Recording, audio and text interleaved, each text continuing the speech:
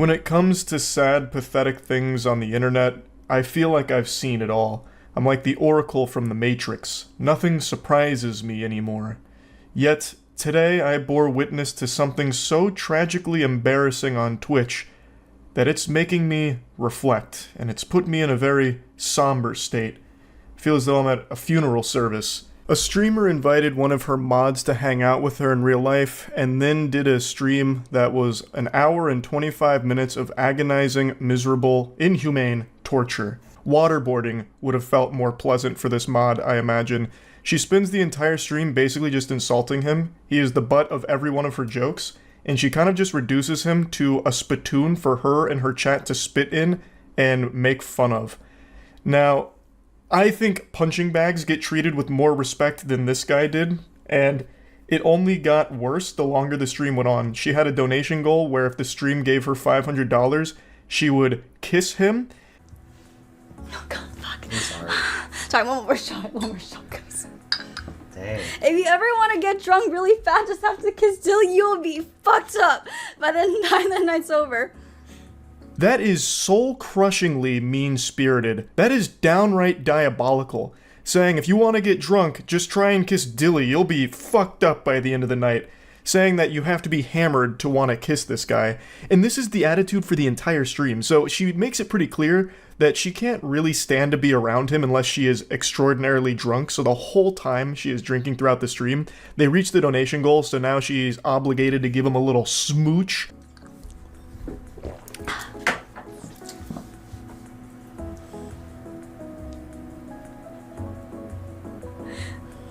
Can't do it. Sorry. It's okay. Can you come closer? Okay, this close? Okay. Yes! Okay. Whenever you're ready. Can you pucker up? Pucker up! This is I have small lips. You just snotted on me. You just snotted on me. This is why allergies. You went, and the little snots went on my leg. It did? Yes. I'm so sorry. It's okay. Oh my god. Alright, come on. Okay. Sorry. I need to wash my mouth. If I was watching a hostage video where someone had kidnapped my grandmother, threatening to slit her throat unless I paid the ransom, I would honestly find that video to be less cruel and more humane than this Twitch stream I just watched. This is absolutely brutal. My heart breaks for this guy. I don't know who he is. I don't know what he's done to deserve this, but this is like a divine punishment here. This whole thing was her idea. This was her donation incentive. And now she's acting like it was the worst thing that ever happened to her. It's so bad, she's got to go rinse her mouth out. She's got to fucking brush her teeth and scrub it all down with soap and bleach just to try and erase the stain that his lips put upon hers. It's just evil. This whole stream is her basically just bullying this guy. Well. Jesus Christ. Well. Are you okay? I'm good. Okay. I'm back, guys. Sorry. I'm good. I'm good. She's putting on this big song and dance about how gross and disgusting this was, when it was her idea. She's doing this just to make him feel even worse, and put on a show for her chat at this guy's expense. Like, oh, this loveless loser virgin flew all the way here, and oh, I just had to kiss him. Like, that's so mean. And this should be a wake-up call to her chat that, like, donates money to her under this idea that she's going to like them or something like that, or parasocially donating to her because they think that they're going to be friends or even more than that. This should be the biggest wake-up call. Your third eye should be fucking beaming from your forehead right now with this out there. This is her mod, someone who literally, like, does a ton for her. And this is how he's getting treated in front of everybody. That's what she thinks of you as well. Now, like I said, it's not just this viral moment here. The very beginning of the stream comes out fucking guns blazing, going hog wild about this guy having no shot with her and that she doesn't even really respect him at all. Yeah, Dilly's living the dream. Aren't you so happy to be here? Yeah. It's my dream, y'all. Yeah, I've been posting pictures of Dilly every single day on Discord, and this guy cannot hang. Dilly's eyes are fucked. It's because I have cats and he's allergic, and he has allergy medicine. Doesn't he look like Gru from Despicable Me. Sorry, every time I see Dilly, I just start laughing. This is the very beginning of the stream. This is chapter 1. It's not even chapter 1. This is the prologue. And she immediately comes out of the gate saying that he looks like Gru from Despicable Me, and she can't help but laugh when she sees him. The stream doesn't even make it 5 full minutes without her making sure to insult him in front of everybody. He's just getting publicly flogged immediately. She is flaying him alive throughout most of the stream. Again, this whole hour and 25 minutes is basically just make fun of Dilly, and let the chat make fun of Dilly too. It's so mean-spirited. And this guy, again, I don't know anything about him. He wasn't even creepy or weird or awkward. He seemed like just a very normal guy. He even seems pretty nice and really not weird. Yes, he does come across as like a little lonely and a little socially shy, but there's no like red flags or anything alarming about this guy at all. This must have been hell on earth for him to not only get invited out by the person that he clearly cares about since he mods for her, but to go there and then just be perpetually insulted directly by that person and the community that you mod for, having all these tomatoes thrown at you throughout the whole thing. And on top of all of that, be surrounded by cats which trigger his allergies. The misery must have been indescribable. Like, I'm getting parasocial with it because I actually just really do feel bad for him here. Like, brother, come on. Have some more self-respect. Have some more confidence. You deserve it. You deserve better than this treatment here. That was just so mean. Now, I already know the cope. I know what the excuse is going to be. Oh, she's clearly just pushing his buttons. They're just joshing around. They're very close friends, obviously.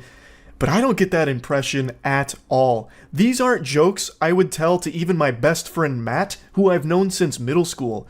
A lot of what she says to and about Dilly is just downright nasty. I would never say to Matt, like, the only reason, you know, your wife ever kissed you is because she must have been blackout drunk and forgot what you looked like or something. That's just so fucked up. And, like, she makes statements like that pretty often throughout this stream. These aren't really jokes. She is just insulting this guy as much as possible to make him a laughingstock for her stream. Cute couple, baby, you're not dating. I did not claim this. Yo. Sorry, that's so mean, but don't claim it. So yeah, 1 hour stream, so every minute counts. I made a donation goal, $500. I will kiss Dilly. So we hit it. But hopefully, I will be drunk for that. Let's take the first shot of the night, yeah? Is it too early? No. Cheers. The way she responded to the cute couple statement seemed like she was genuinely offended anyone would even say something like that. Now, keep in mind, she's still sober right here, so this is still her insulting him with the training wheels on. She hasn't even taken the gloves off yet. It gets really bad shortly after. I made all the boys go with Dilly to help change his pants. So I think Dilly threw away his chunky throat pants in the trash. Dilly had the same size hands. No, oh my god. God. You have baby hands. No way. Yeah, we have the same size hands. That means you have a small dick. The astute observers out there will have noticed that I put the stream to 2x speed during her story times, and I'll openly admit to it.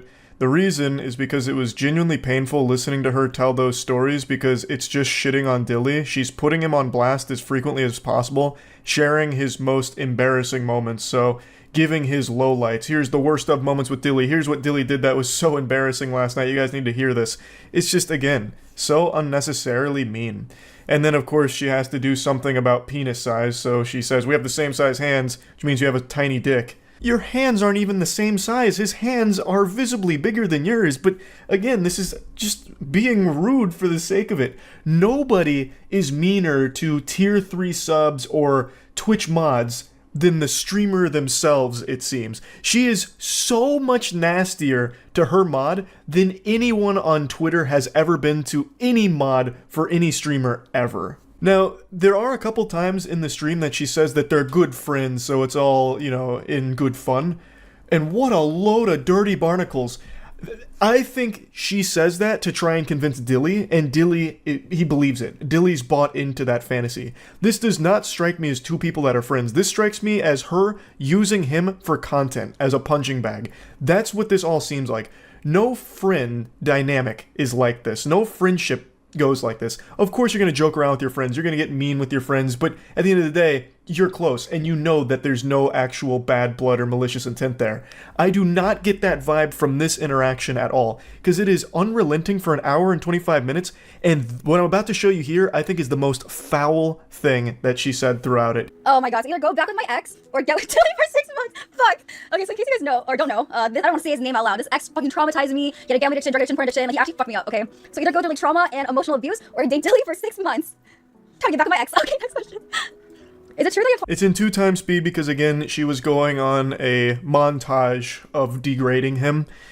And then it got to that question. Would you rather get back with your ex, who apparently traumatized her, or date Dilly for 6 months? And she chooses her ex.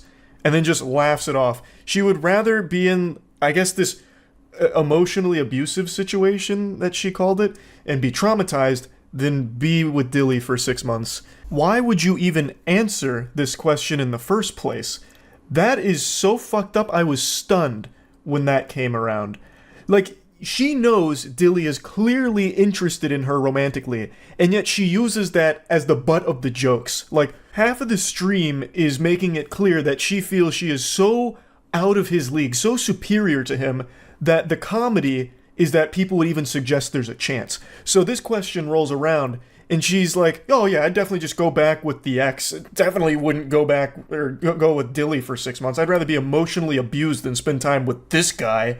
In front of his face, too. The guy who basically does work for you on your streams by modding, who has also now gone out of his way to hang out with you in real life, and on your stream for your content. And now he has to sit there and hear that you would rather be emotionally abused and traumatized than date him for 6 months. This guy who obviously cares about you. I can't even imagine what a statement like that must feel like to hear. And he has to keep himself composed because she's broadcasting all of this to her audience publicly. I've never met anyone that I've had any kind of relationship with, a friend or even an acquaintance, that has said something that even teeters on as mean as what she just did right there. And she did it right to the face of someone who very clearly cares a lot about her. Now, she laughs it off and moves on to the next question, and I think Dilly has been brainwashed by her into thinking that he's a good friend of hers. But Dilly, I'm just going to hit you with the cold water. Friends don't treat each other this way. She is treating you like a subhuman pile of garbage. Me personally, I would not hit. So, yeah, there is a right or wrong answer. Well, me personally... How about you rate me first? 10 out of 10. Oh, fuck, you know, I'm not ready to rate. I'm just gonna drink. That means I'm a 6. It's okay. If it was a 6, I would have said that out loud. Oh. Anyways.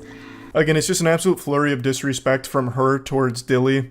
But I wanted to show this clip here at the end because I think this is a great summation of how this whole experience went, where he rates her a 10 out of 10, and then she refuses to rate him, so he playfully is like, oh, okay, that must mean like I'm a 6. And then she didn't have to say anything. She could have just moved on to the next question, but she went out of her way to let him know that that's not the case. So she says, if it was a 6, I would have said it out loud. Anyway, just trying to take another little stab, drive the dagger deep inside of his heart here to let him know that he is beneath her. He's not a 6 to her, and he needs to know it. It's so unnecessarily mean. It's just being an asshole and nothing more. She puts him down every chance she can find. She attacks every single one of his perceived weaknesses in her eyes, and is doing everything in her power to publicly humiliate and degrade him. It is not friendly. There is nothing jovial about this whole stream at all. It is mean-spirited and just really fucking sad. Like I mentioned, there was a couple of times she tried to cushion the blows, like, oh, we're such good friends, this is all okay. And then when one of the questions during Truth or Drink is, what was your favorite thing about Dilly? She says that he's nice, and that he's like just super nice and not awkward. Those are the only couple of instances where she wasn't just shitting on him. And I think she did that because she could see from the chat that people were dogpiling onto Dilly, and it is just a really uncomfortable stream entirely. How likely is it for him to pick up a girl tonight? I'm gonna answer this honestly. Honestly, you're not getting shit. I think maybe a girl be down to dance with you, you know? That's a win. But there's no way. I don't think you're getting any girls' numbers or going home with. I'm gonna say it's a 0 out of 10. Well, obviously, I wouldn't bring anyone back here, but I would let you. I'm a good friend, so if you wanted to bring a girl back here, you can. Wow. But I'm just being honest. I don't see it. Prove me wrong, though. You know, prove me wrong. I was perfectly content to not show you any more clips from the stream. I was just about to end the video, but then I remembered this moment, and I just had to showcase it. Even if it's not directly about her, she won't even let him think he has a chance with any girl, for that matter. None. Like, he's not even allowed to go into the club with a good mindset. They're going to a club later this evening, and they were getting hype for it. Like, chat was asking, hey, do you think he has a chance with a girl? And this was her response to it. He's not even allowed to have a good mentality going into it because she's already shitting on him beforehand to bring his self-esteem down. It's just bullying. Like, she is just a bully to this guy. It just doesn't end. He's not allowed to breathe for a second, A, because of the allergies that he's subjected to, but B, because she is constantly this miasma of hate to him. Like, it's just so negative. If this was actually any semblance of a friend, she would have lifted him up like, yeah, you're gonna get some pussy tonight, let's go, you know, let's have a good time out there tonight. That's not what she's doing. She's immediately putting him down. Again, for the millionth time this stream. Who's better looking, Dilly or your ex? My ex. Next question. Do you ever have any feelings for any of your mods, including him? Hell no. That's why they're my mods. Last clip from this stream, I promise, but I thought this was an important one. I have for a long time preached about how awful parasocial relationships are and how prevalent it is in streaming. I think hearing her say this should have snapped a ton of people out of that mentality that just by donating to somebody or modding for somebody in this case, that all of a sudden they're going to somehow develop feelings for you or something. Doesn't happen. It won't happen. And that is not a healthy mindset for you as a viewer to be in. I wanted to put this here because she just says it with her whole chest right in front of Dilly. Again, per usual here for this stream. But this is actually an important lesson to learn. Just because you mod for somebody or donate to somebody, if you're a tier 3 sub to somebody, if you've been sub to somebody for years, they are not all of a sudden your best friend, and they are not obligated to fall in love with you or have feelings for you.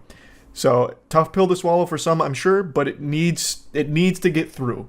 Now, all that being said, what Dilly was subjected to here is nothing shy of heinous. Nobody deserves this level of public humiliation, and I feel extremely bad for him, and I'm just genuinely wishing him the best going forward. I just had to talk about this because it is one of the downright meanest and saddest streams I've ever seen on Twitch. What's up, everybody? It's Critical. I've finally found the saddest Twitch channel in existence. It's called Serious Gaming. Contrary to what the name will have you believe, there is no serious gaming to be found on this channel. Just serious marriage problems. There's tons of clips of these two in their failed marriage. They play games sometimes, but most of the time they just get drunk together and it leads to a very uncomfortable viewing situation. But I'm just going to show one clip today, and you can really see the disgust on the wife's face for her husband. Now, I truly think that they should be banned from Twitch, and that's only because Twitch is so fucking strict with their rules. If you fart a little too loud on stream, you might be banned from Twitch. So why wouldn't Serious Gaming get banned? This is by far the most deplorable channel on there. It's just a man and his wife constantly fighting on stream and doing anything for donations, and it sets a really bad example because their name is Serious Gaming, so some kids will come on here expecting to see some actual gameplay, but instead all they'll see are these two fucking dumpster dildos arguing. I'm gonna go ahead and play the clip now. You're not gonna make love tonight? No, I'm exhausted. I'm literally gonna go into bed and fall asleep right on my thing. I don't even know if I'm gonna wipe my makeup off my face. Smooth move. It was a good attempt, a very valiant effort. His wife's just a little too tired tonight, and that very much disappoints this man. He looks like a failed cloning experiment of H3H3 Ethan. Like they tried to make their own Ethan Klein, but instead they ended up with this fucking goober. Should I masturbate? No, please don't talk about this on stream. Just let's not do that. Now, I respect this move. He's trying to compromise. You're too tired for sex, that's okay. Well, how about masturbating me with your pussy? Does that work for you? The way he asks and his facial expressions make him seem like a little fucking kid who's asking his teacher an embarrassing question in class. But on a Thursday, Hey, no. you're like, bitch, fuck me. Stop it. Everywhere. Hey, Fuck. stop it. Right. Now, whether or not on a Thursday she really was like, bitch, fuck me all over everywhere, that's left up to the scientists to debate, the professionals. However, all I can say is, this man has the stupidest nipple piercing and Mickey Mouse tattoo on his titty. And the way he asks for sex is just downright pathetic, and it makes me feel very bad for him and her. I'll just wait till tomorrow, I guess. Wow. Alright. Thank you, Vic. Alright. See you guys tomorrow when Vic's ready for me. I appreciate the optimism here with him thinking his wife will be ready for him tomorrow. I'm pretty sure that won't be the case. I don't think she's ever going to be ready for this disgusting human being. But another thing that I'd like to point out here is that this man just looks like some kind of sad puppy dog when it comes to this sex thing. I think he's trying to shame her into having sex with him, make her feel bad. It's just downright uncomfortable to hear, and pitiful to imagine that it's actually happening in real life. This man's a human sidewalk booger, just something you look at and just go, ew, and just feel bad for. Is Vic ready? What's wrong with you? Well, I mean, You're just shaming me on the stream. There it is, roll credits and cue Flight of the Bumblebees, that old song. That song doesn't exactly fit in this situation, but it's a good song. Now, this is truly an awful marriage on display. You can look at more clips if you want. This is a topic that I've talked about on the podcast occasionally and sometimes on stream, but overall I feel the entire lore and situation around Boogie2988 over the last 5 or 6 years has just been incredibly sad. But there was a documentary just released about him, which had Boogie's stamp of approval, his blessing. A documentary filmmaker by the name of Mike Klum spent the better part of 9 months filming Boogie and going over cataloging his life. I've watched a lot of documentaries throughout my 29 years on this space rock, and I feel like until the moon falls out of orbit crashing into the Earth just as Roland Emmerich predicted in the classic Moonfall movie, I feel like this will remain one of the most perplexing documentaries I've ever watched, because I don't know why Boogie would agree to it. It makes him look so bad.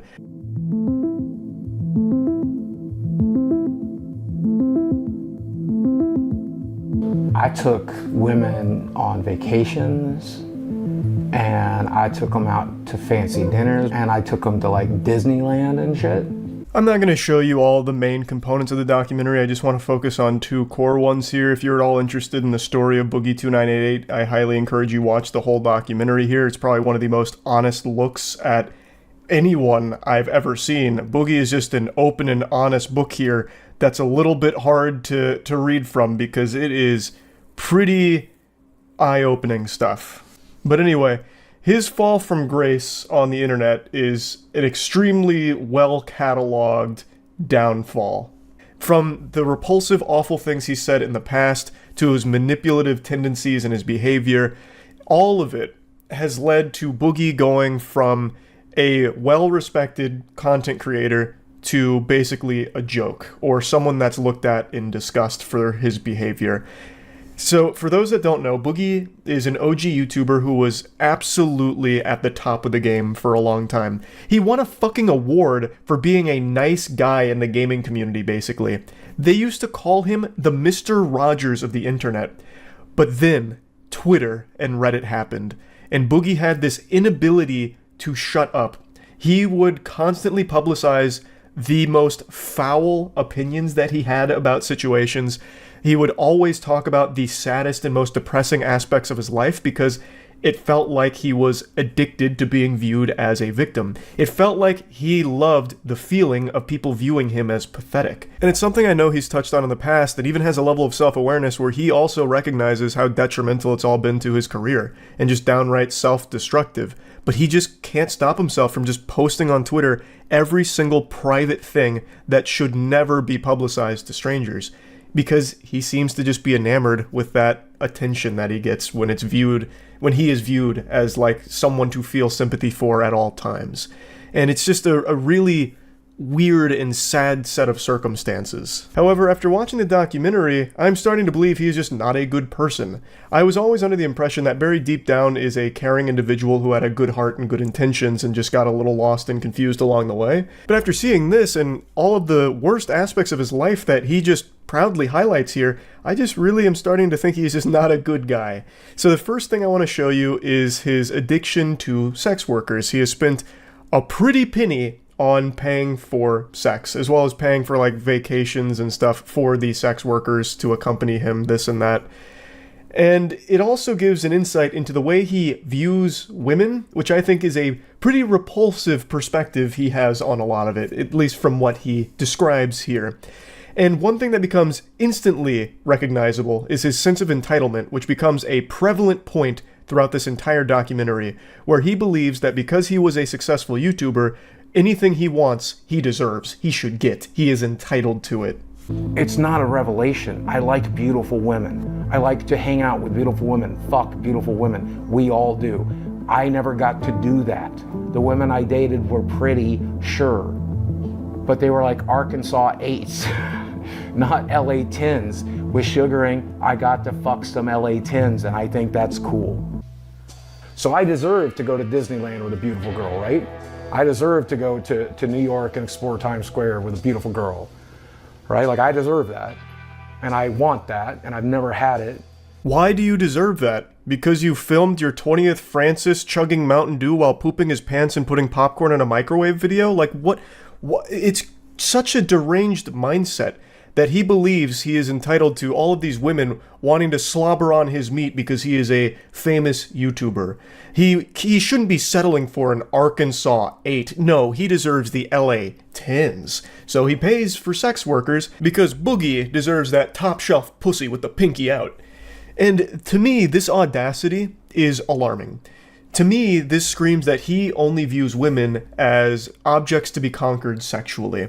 He shouldn't be settling for something that's an Arkansas 8. That's beneath him. Have they looked at his subscriber count? No. What he deserves is the LA 10s. So he gets into the sugar baby community. She's definitely a little thicker than I necessarily would always go for, but there's nothing wrong with that. I'm a 48-year-old man. I never got to fuck a model. This let me fuck a couple of models. Is that wrong? A very important lesson to learn is nobody is entitled to anything other than a knuckle sandwich if you start calling me short. I'm kidding. You'd probably still beat my ass. But the point is, you don't deserve anything. To speak here like you deserve these women, you are entitled to these women because of your online success, is so delusional. And speaking of delusion, him criticizing the lady for being thicker than he would normally go for is just downright ridiculous and absurd. It just really seems like with the way he speaks about women throughout the documentary, he just views them as sexual props for his own pleasure. Really, that's the most important thing when it comes to women for him. He doesn't want to be caught dead with an Arkansas 8. Instead, it's all about the LA 10s, so that way he can fuck them. And that's what he cares about most when it comes to women. That's the impression I get listening to him talk about it. Now, this portion of the video isn't necessarily just focusing on his sex worker spending. It's talking about his reckless spending in general. At the height of Boogie's career, he was making so much money. Tons and tons, oodles of doubloons. And now, fast forward to today, he is fundamentally broke. He doesn't have any money to his name left. So it's going over where all of it went, and a large chunk went to paying for sex workers, as well as like gift cards that he would give them, which is crazy. When they broke down the financial spending, $500 was allocated for gift cards, which is a weird gift to give someone, and like $1,000 for a purse. So I guess he'd give them like a purse with like a GameStop gift card in there, like, hey, go get yourself something nice, toots. Maybe a couple Pokemon card packs, huh? Yeah, maybe a new video game or two. Like the whole thing is just all about his spending habits, which has left him in a financial crisis. All of which is his own fault, which he also recognizes. His entire career's spiral into the shitter is entirely his own fault. From not being able to stop saying the most awful things you can imagine during streams, to not being able to stop himself from posting the most private things about his life online, to not being able to stop himself from spending money on collectibles, a bunch of luxury items, terrible investments in like crypto, which he lost like $600,000 in. All of it is his own fucking fault. And when he talks about himself and like his health struggles and a lot of the other things that are personal to his like day-to-day life, he speaks as though it's already kaput. Andrew really summed it up best. When Boogie talks about himself, he talks about himself as if he's been dead for 30 years. When he speaks, he's speaking as if he's already 6 feet under in the grave, and he's like communicating as a force ghost, like, man, I wish I took better care of my body. That's something he speaks about in the documentary with his girlfriend, who's 29 years younger than him, and he starts to recognize that in 10 years, she's only going to be 30, and he might just be dead because of all the health problems he has from not taking care of himself.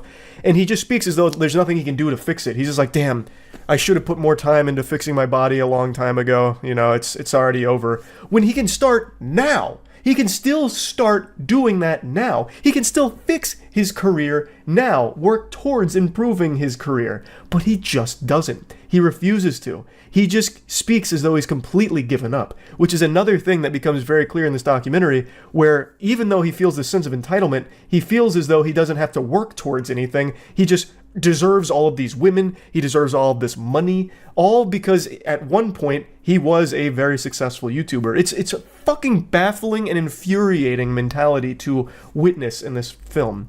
Now the next thing I want to showcase here, and the last thing that I'm going to focus on in the video, is him getting another job, because YouTube has been collapsing on him, and the documentary filmmaker suggested maybe getting another job. It's also something everyone else in the world has suggested to him, getting a real job. And so he finally decides to go through with it and do like a mock interview to see if maybe he can find a position somewhere in the working world. This is Dawn. Dawn, I'm Boogie, or Steve. Okay, what do you prefer to be called? Honestly, probably Steve. Let's go with Steve. Okay, Steve, no problem. Whatever you prefer. And so you are here today because you are seeking employment. Yeah. I did work at a small gaming store back in 2006, 2007. I am disabled, recognized by the state of Arkansas, but also the United States government. There's that. Now, the downside of that is I am extremely depressed. So there's some mental health issues that we bring to the table. And then physically, I am morbidly obese. I have no references, no work history, and no education. And when you Google my name, you might see rumors that I beat my ex-wife and I'm also a pedophile. Should mention I'm also a felon. When I first saw this clip, it wasn't in the documentary, it was floated around on Twitter. I thought it was just part of a skit. I was blown away. I was like, damn, Boogie's got some real acting chops now. He's really been hitting the thespian troupe out there training. I was like, damn, kind of a fire, comedy sketch. No. This is real. This is authentic. This is more real than my 3-point jump shot. This is actually how he conducted himself during this interview. Now, of course, this isn't a job interview per se. It's to try and help find him work. But he goes in here and just intentionally sabotages it. This is not as though he's really taking it seriously. He's taking the piss here, if you ask me. And that becomes extremely clear because after the fact, he says that he can't just get a real job or anything. He has 4 million YouTube subscribers. A job is beneath him. So I feel as though he went in here and just intentionally wasted her time and his time. It's in the time of the documentary filmmakers. Because this is just, no one would do this. To go in there and say shit like this, talking about if you Googled his name, you'd find out that he has rumors that he beat his wife or that he's a pedophile. Like, what the fuck? Okay. What's the nature of your felony? Aggravated assault. How old is it? About 2 years. Okay. So I think there are some avenues you could explore. I definitely don't think it's impossible, but you have some challenges. Yeah. Lots of things in life are about your mindset. And you're using weight and disability. I can't. If that is the attitude that you're going to have when you approach everything, then you can't. And you won't. I did work in the porn industry for the better part of 7 years. So, I mean... Be real with me. Do you really think it would be a good idea to go to a real interview and reference porn? It depended on the job, I would think. I love that she immediately picked up on what everyone else on the internet has also picked up on over the years. She nails it immediately. His mentality is, I can't, just giving up on everything.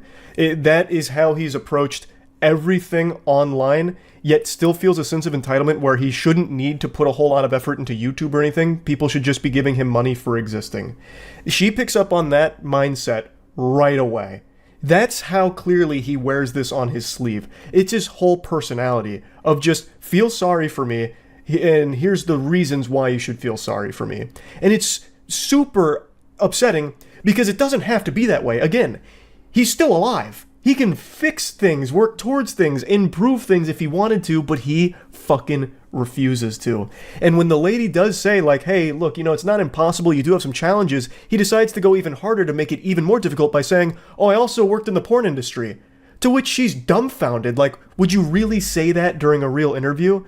Because he's clearly just trying to ruin this. He doesn't want a real working job outside of YouTube or anything. And he makes that super clear with this phone call that with this message he leaves the documentary filmmaker. Violent crimes or sexual crimes have to be... Hey, Mike. Listen, dude. I know we're making this documentary and everything, and I know you think I need to get a real job, but I just want to let you know I'm not going to. I'm not going to walk into some job when I have 4 million subscribers on YouTube. I'm one of the original YouTubers. What I'm going to do instead is go back to making content. Go lay down. Go lay down. Go lay down. Good job. Yeah, so I mean, things aren't great. People are still mad at me on YouTube. That fucking ego is infuriating. One of the OG YouTubers, I can't just get a fucking job, this is ridiculous. 4 million subscribers on YouTube. That's for plebeians, not for Boogie. At one point in this documentary, he mentions that he must have, like, covert narcissism or something, and he absolutely is a narcissist. 100%. Like, I'm not a medical professional or anything, like, I can't actually diagnose it, but everything that is showcased in this documentary feels like it's narcissistic personality disorder. What's crazy is I haven't even touched on the saddest parts of the documentary. The bits and pieces I've loosely touched on in this video here don't even make up what I believe is the hardest to stomach portions of the documentary. Mike Klum and the team really did an incredible job with this piece. So again, if you're at all interested, check it out. No part of him that seems to actually want to change for the better. He just views it as he's already defeated. So he's just going to continue being self-destructive, I guess. When I don't understand it. There is still so much opportunity and time for him to actually improve his life. And over the last 5 or 6 years, he's talked about that a lot, about how he's going to do this, that, and get better at this and that. And he just doesn't. He just refuses to. So yeah, I just wanted to talk about this because I just finished the documentary. We also talked about it on the podcast. That'll be up on the official YouTube channel sometime in the next couple days. It's just sad. It's just fucking unbelievably sad. Like many others, I was a fan of Boogie2988 years ago. And to see the mask fully come off and you get to actually see who he is. This is one of those heavy situations I don't usually like to talk about. I usually aim for the goofier stories where we just kind of point and laugh at some clownery and some general dog shittery that's going on around the internet. But the situation that's happening with Amouranth is an extremely serious one, and it is one that I'd like to talk about since I've seen some of the worst takes all of humanity's ever concocted surrounding this. Now, for those that don't know, if you haven't been on Twitter today, a lot of clips have been surfacing from Amouranth's stream from last night where she went live, well, she was already live, but she unmuted during an argument with her husband over the phone. And this troglodyte sounds like an absolutely unhinged maniac. I watched the entire VOD to get the full context surrounding this entire situation, and I can say with a high level of confidence that this is an actual abusive lunatic. Now, before getting into the clips, I want to make it known that I'm basing that on more than just the phone call argument. Obviously, anyone with ears is going to reach the same conclusion because he comes across extremely abusive in the phone calls as well. But she goes further, showing some of the damage he's done to the house in fits of rage. For instance, she said she locked herself in her room one time, and in response, he kicked the door in and shows the damage to the door, how it's all fucked up, it's now missing like the hinge and everything, and then shows damage to a nearby wall, and then also shows text messages that she received from him, threatening to financially ruin them because she wasn't replying to him fast enough. Now, last quick note before getting into the clips, I'm not Amouranth's PR manager. I'm not here to change your mind if you don't like her or her content, but you need to accept that just because you don't like someone's content that doesn't mean that they're deserving of treatment like this. Abuse isn't okay in any circumstance. Just because you might not be a fan of her doesn't mean that you can like wiggle your finger and celebrate that she's miserable or something. That's so fucked up. I've already seen a ton of disgusting worms blaming her for all of this and being happy that she's being abused because they're not a fan of her streams or the fact she has an OnlyFans. It's absolutely fucking despicable shit. Exactly. Because I'm gonna let you say what you think you heard. But then I'm gonna say what I thought I said. But you cannot interrupt mine because I'm not gonna interrupt you. What are you saying? Why did you say you were gonna kill my dogs? Leave the house. Okay, I can leave the. You know what? Actually, I shouldn't leave the house because my dogs are here. We'll take the dogs and leave. The man's voice you're hearing on the phone that sounds like a 9-year-old getting his balls squeezed at the doctor during a physical with that helium-high, screaming, screeching voice, that's her husband, and he's melting down over an argument they had earlier. And I'm going to tell you what it's about, but you're not going to believe me. I watched the whole VOD and I can confirm, based on everything I've seen here, this argument was because she didn't hear something he said. That simple. So he had asked her a question, she didn't hear it, and said, I didn't know you asked a question, basically. She said that, oh, you didn't ask me that question, but he believed he did. So her saying, you didn't ask me that, he took as a personal insult, and it led to this massive blow-up. That's what started this whole thing. Because she didn't fully hear the question, so didn't know what was asked. And in response to that, in order to prove a point, he threatened to kill her dogs. Totally reasonable thing from a rational person. I'll go ahead and play his side of that statement. Why are you pausing? You didn't ask a question. You said a statement. Did you say that? No? I tried to tell you what I heard. Did not say that? Are you saying you did not say that? I tried to tell you what I heard from you. And then you called me a liar. Then you tell me, what did you say? No, I did. I said it on purpose. I said it to show you how easily distracted you are. Your workout condition. You're lying. You're literally lying to me. I said this. Stop. I said, you're going to tell me what you said? And if you lie or interrupt my part, I'm carrying dogs. That's exactly what I said. So Big Bang Theory over here hatched the genius idea, a galaxy brain scheme, to prove that she wasn't hearing everything he said. He then threatened her dog's life. His whole chess master checkmating move here was, I'm going to threaten your dogs because I know you're going to focus on that as opposed to the other stuff I've said. You know, the same response everyone would have, right? Oh, you're not listening to me? I'm going to go kill your dogs. Oh, well, you heard that? Weird. You know, like, how dumb can you be? This man is just an actual psychopath. Obviously, she's going to focus on the thing where you're threatening her dog's life out of nowhere. He was upset because she didn't hear the question and then instead said you didn't ask it. If he ever even asked it in the first place, you know, there's no telling for sure. I wasn't fucking there. I wasn't a fly on the wall. But he's mad because she didn't hear the question. And then in order to prove his point that she just didn't hear the question, he threatens her dog's life to show her that she focuses on emotionally distressing things more than his other statements. That's, you fucking dummy. Everyone's going to be focusing on emotionally distressing things when it's a goddamn threat. And I said that because I knew when I say that, instantly you don't forget what you said and what I said. Both. Why do you have to say you're going to kill my dog? What does that help anything? Because, stop. Zoom out. Because you weren't understanding my point. What? What are you even talking about? You brought up the dogs out of nowhere. Exactly. So what point is it improving? See? You're proving my point right now. What? I'm asking you. I don't even understand what you're saying to me. I know. That's my point. This man really thinks he's smart. You can tell just by the way he carries himself in this conversation. He really thinks he's some intellectually enlightened being who just found atheism for the first time on Reddit or something.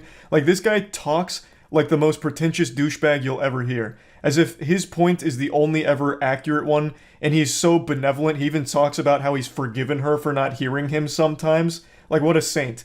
But I want to quickly address something a lot of people keep bringing up, the sub 5 IQ take of, well, she shouldn't have aired this publicly.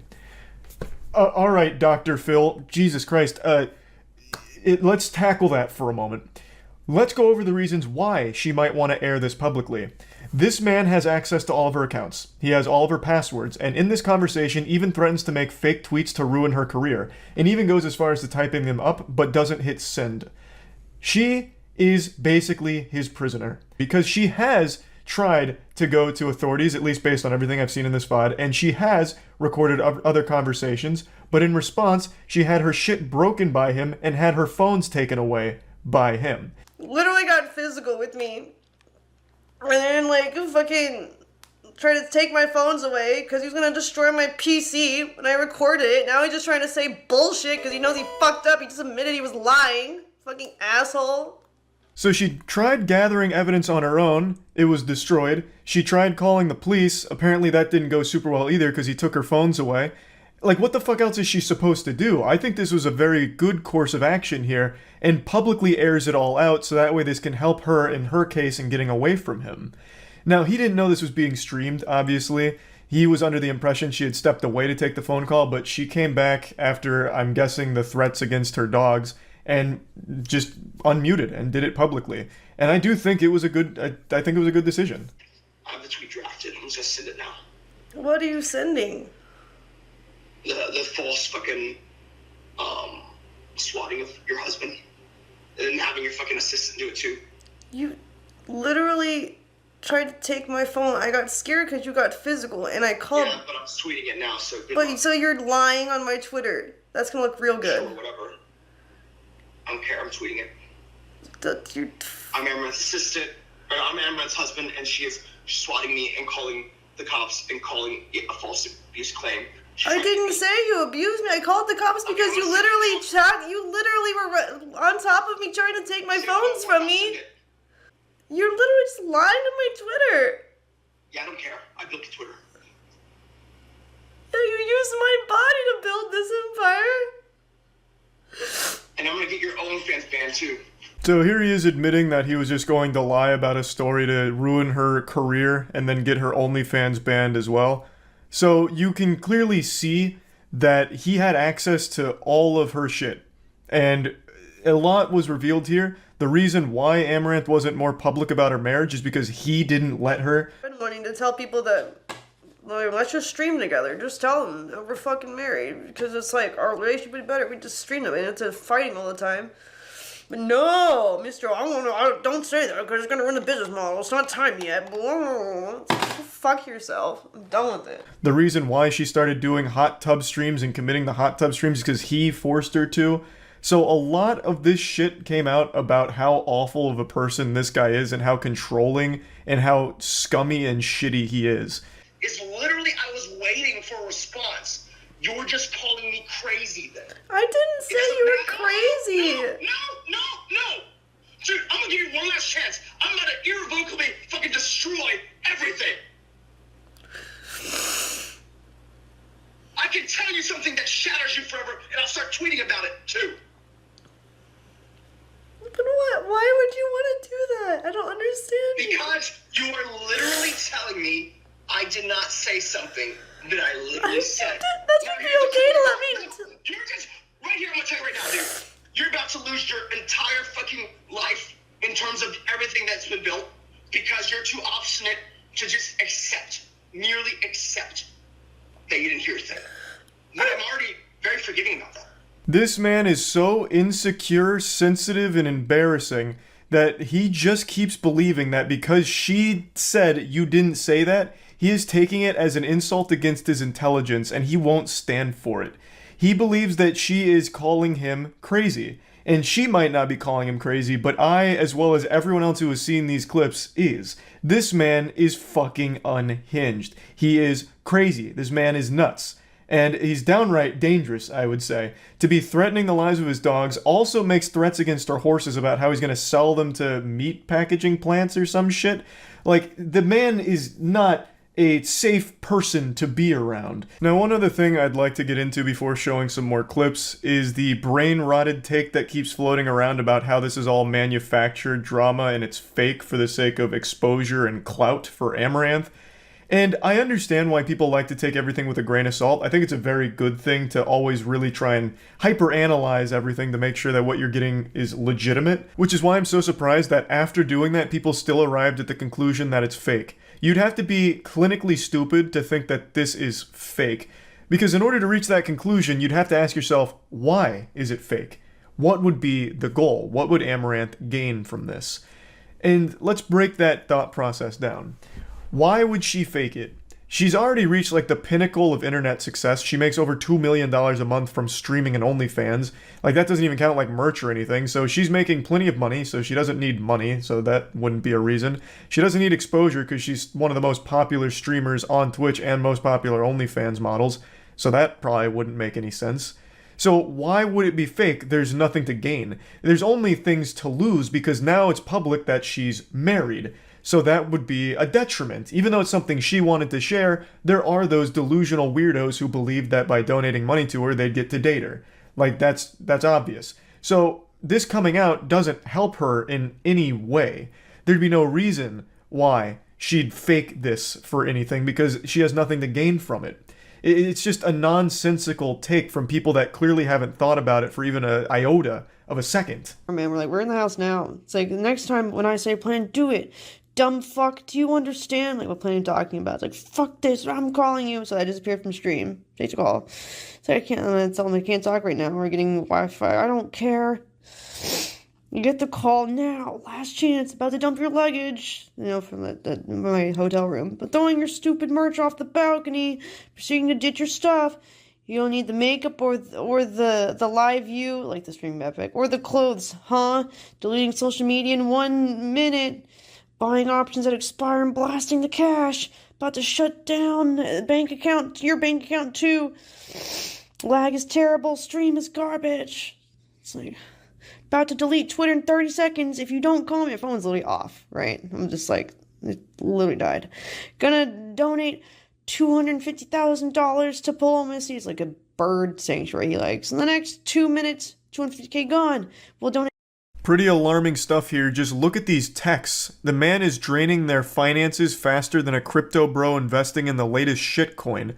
Just blasting all their money down the drain. Just fucking shitting it away. Because she wasn't replying to him in a reasonable time. It should be obvious that this isn't healthy behavior from a sane individual. But if you need more evidence of that, let's go later into her stream where she starts showing some of the house itself and some of the damage that he's caused. Script of HelloUTH. You know what you are. I would lock my door, but he broke that too.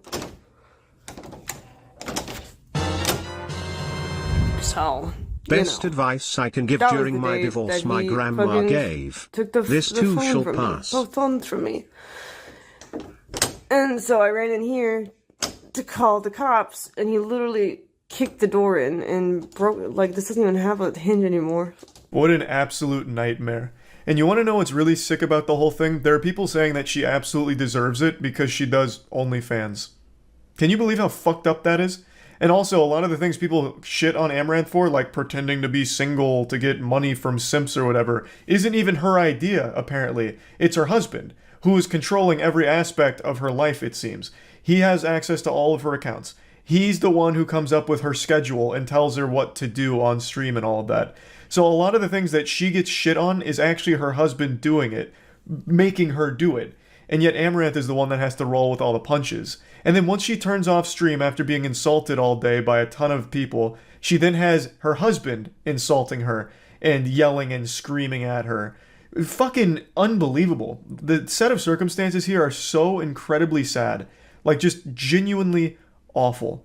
And the stream ends in a really concerning way. I'll go ahead and play the ending of the stream to you. Hello? Hey.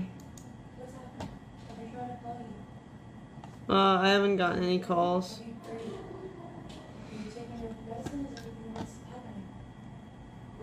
What are you talking about?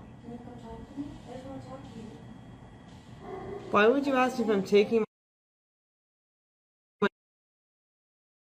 This is a scene right out of a horror movie. The doors slowly opening up behind her, someone off camera asking if she's taken her medication. I believe it's her assistant.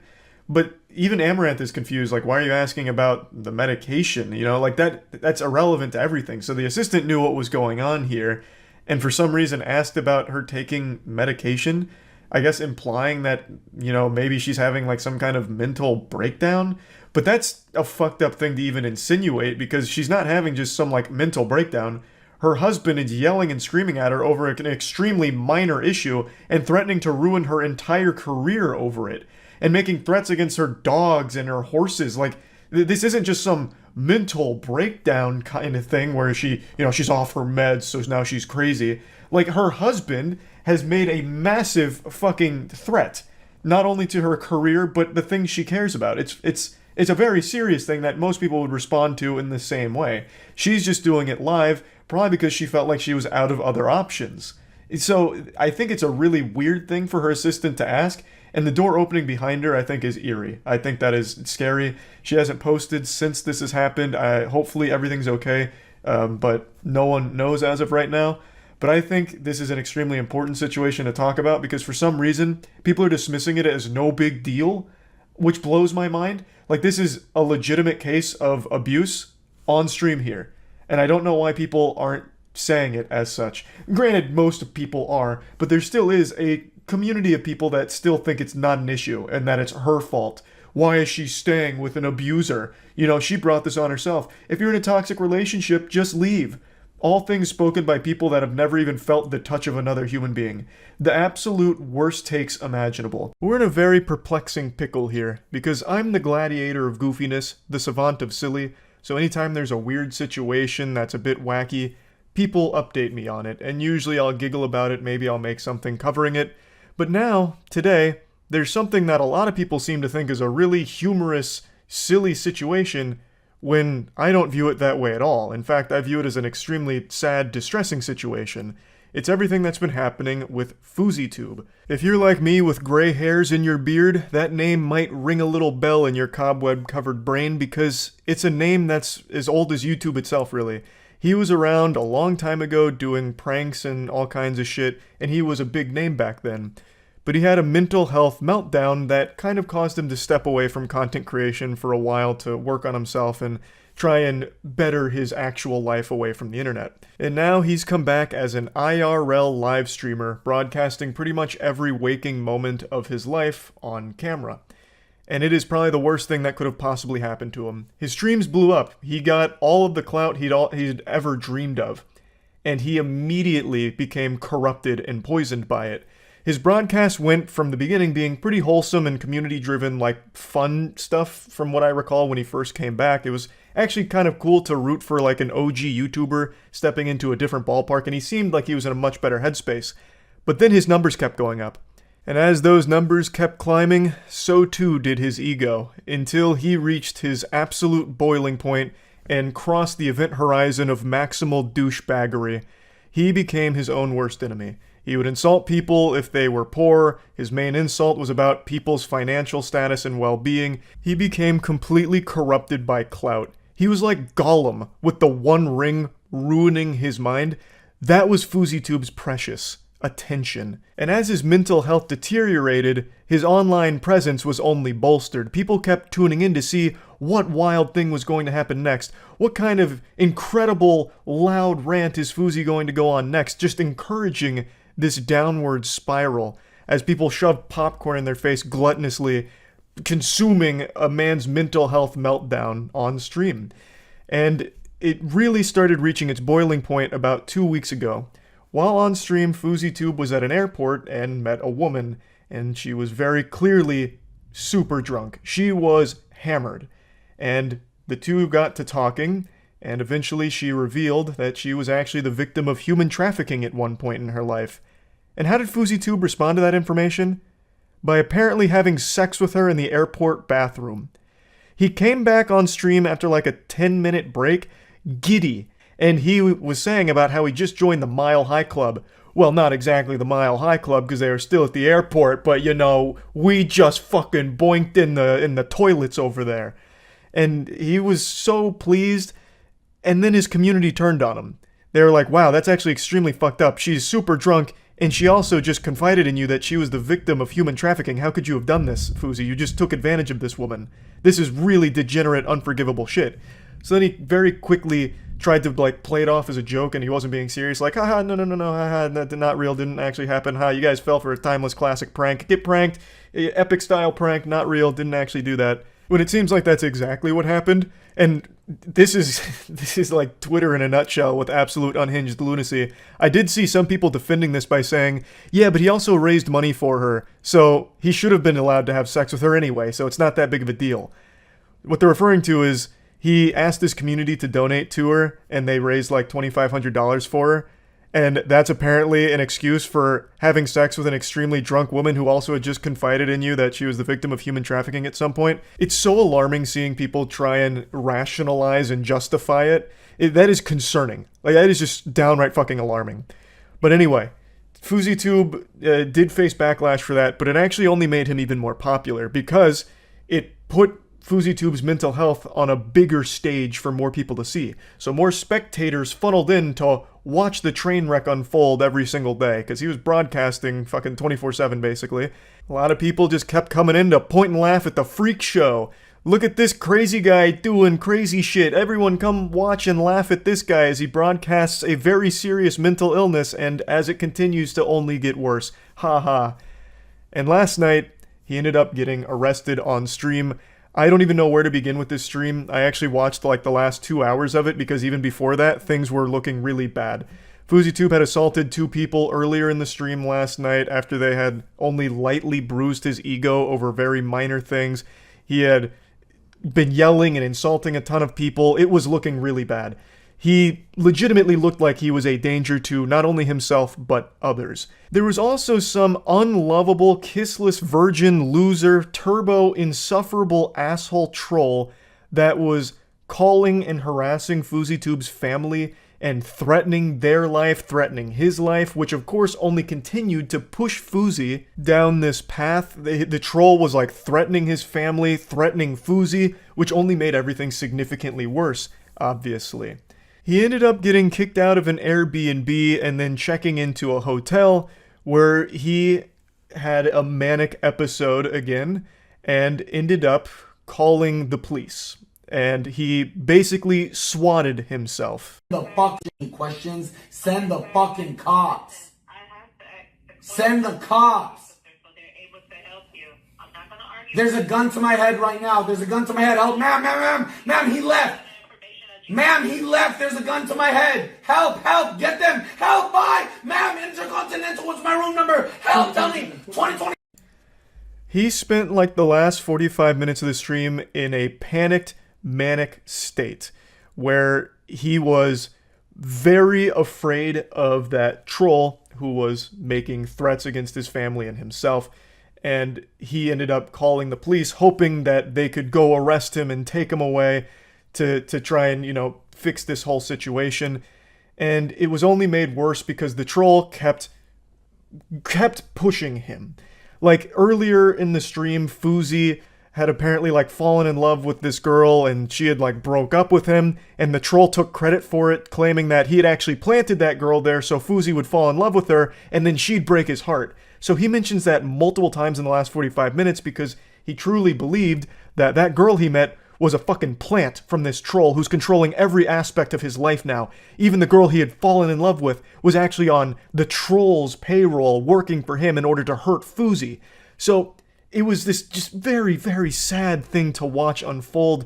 And the police respond, obviously. He called them and said that, you know, his life was in danger. There was a fucking gun to his head. So the police do actually show up. He's a stalker. Okay, and who is this guy? I don't fucking know. So how do you want us to look for him if you don't know where he is? I have his address. What is his address? I said grab my security 20 minutes ago.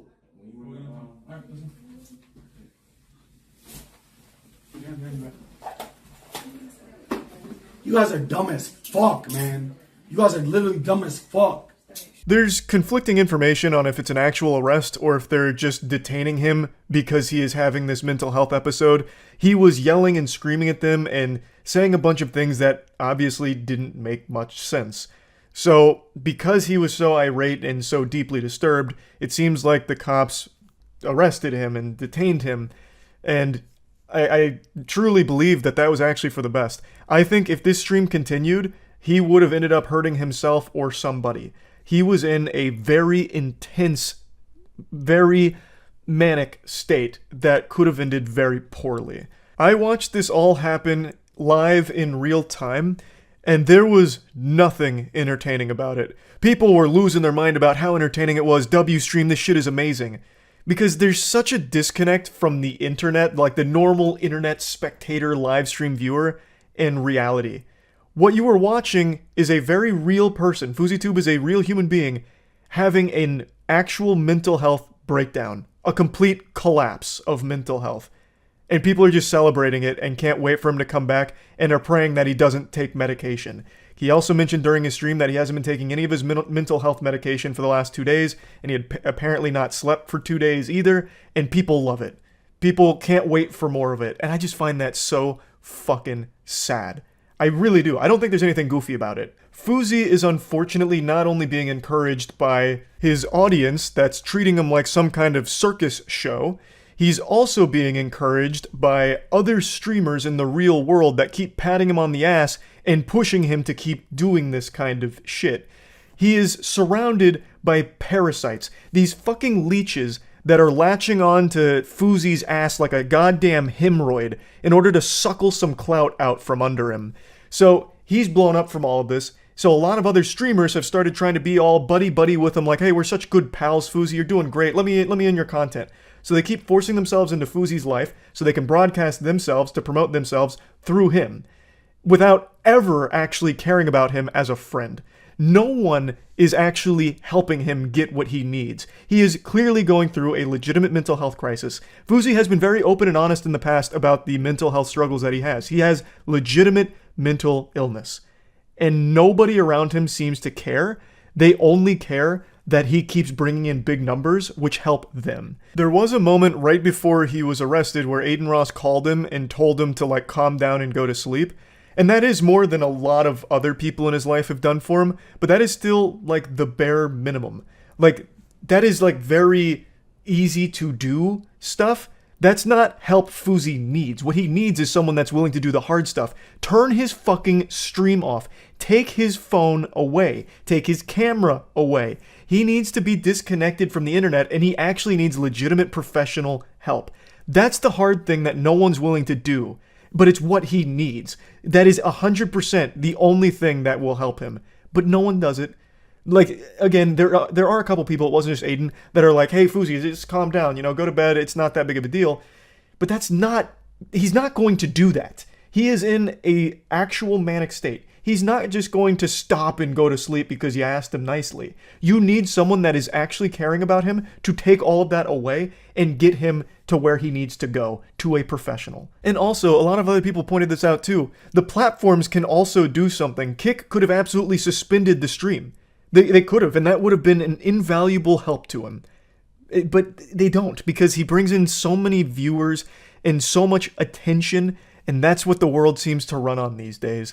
So all the people in his life and everything and everyone around him is just a yes man that encourages this destructive behavior. And it's only going to get worse if he's allowed to keep doing this without anyone actually stepping up to help him. I think it is fucking tragic.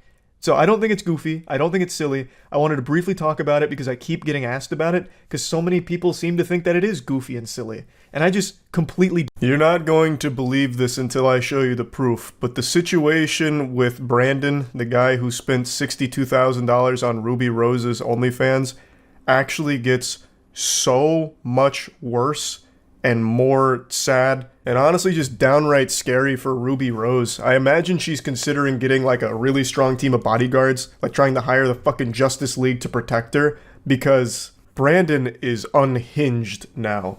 And in the last video I made about this, he had met her in person and Ruby Rose chalked it up to being like, oh, what a coincidence, I bumped into my #1 spender on OnlyFans. Meanwhile, I'm quite sure Brandon cold calculated, tracked her down in order to just spontaneously run into her. So he's already showcased that he will find her in the real world if given the opportunity, I believe.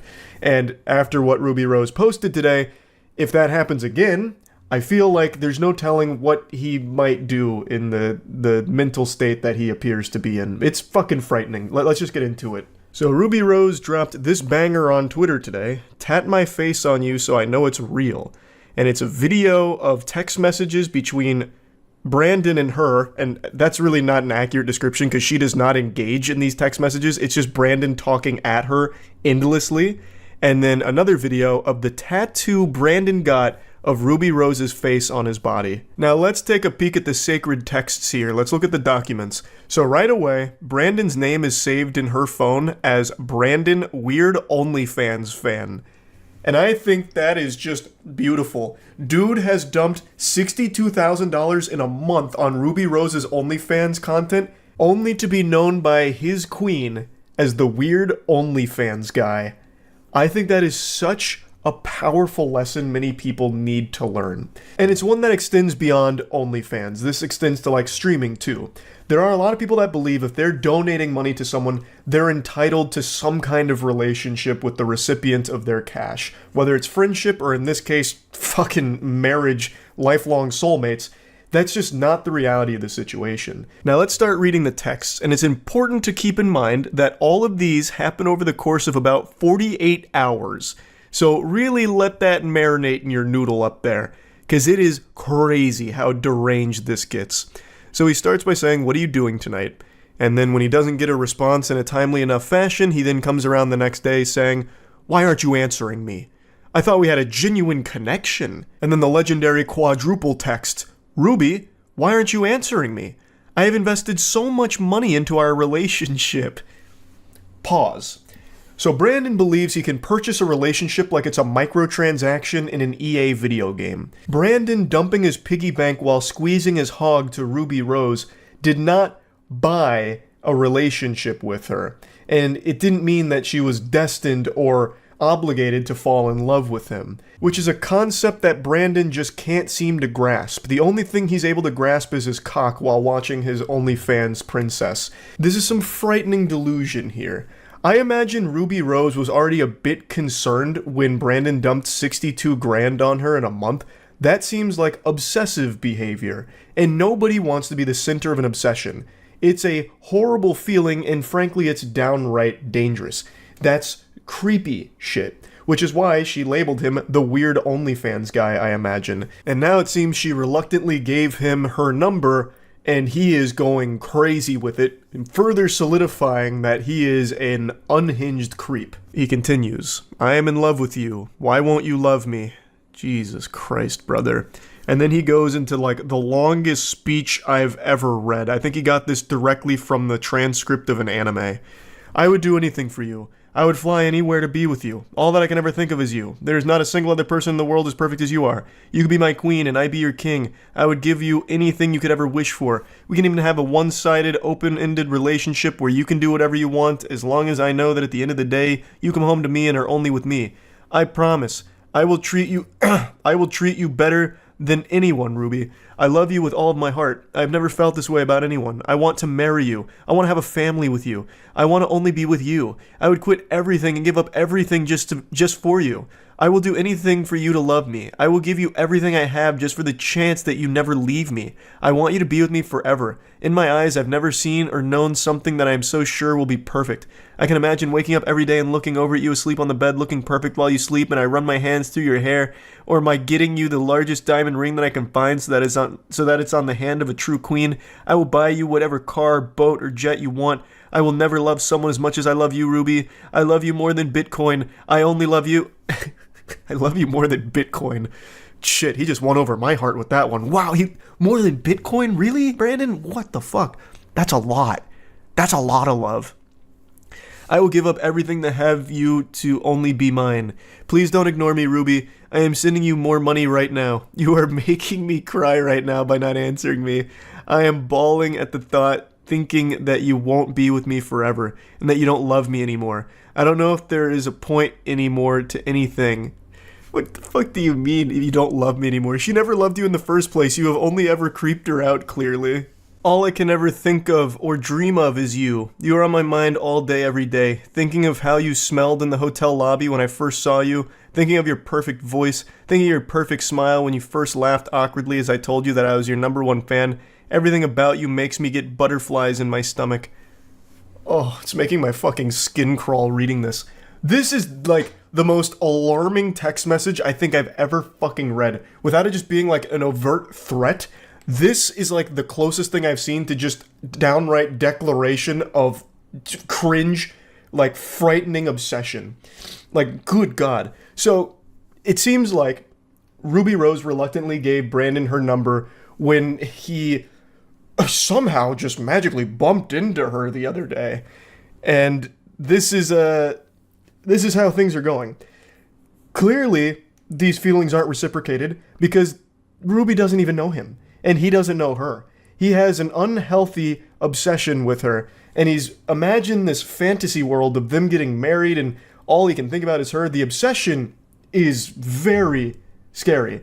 As I mentioned in the last video, Brandon is a porn addict. He was on an entire TV show dedicated to his porn addiction. And it's clear he is still addicted to porn. And now he is obsessed with her. He actually has a mental illness that needs professional help, clearly. And this is just terrifying. Please tell me you're just very busy and not seeing my texts right now, princess. Please? I cherished every second I was with you. I adore you. You are the reason I wake up every morning. I have no purpose without you. You are my rock. Ruby? Ruby, stop ignoring me!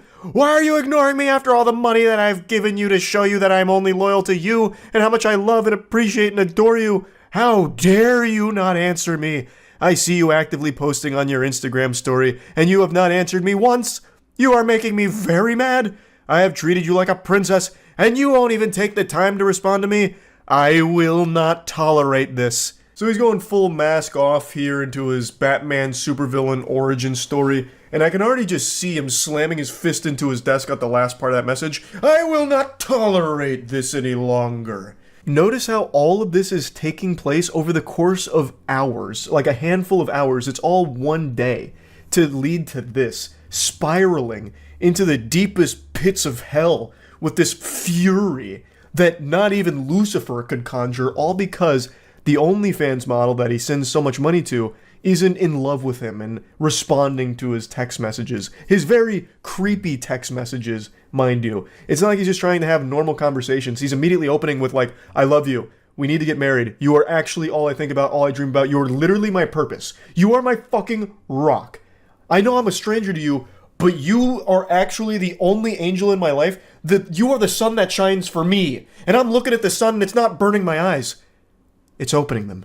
Luckily, Jekyll comes back out and he puts Mr. Hyde away, and, you know, he's very apologetic for his outburst. It was highly unprofessional and ridiculous, actually.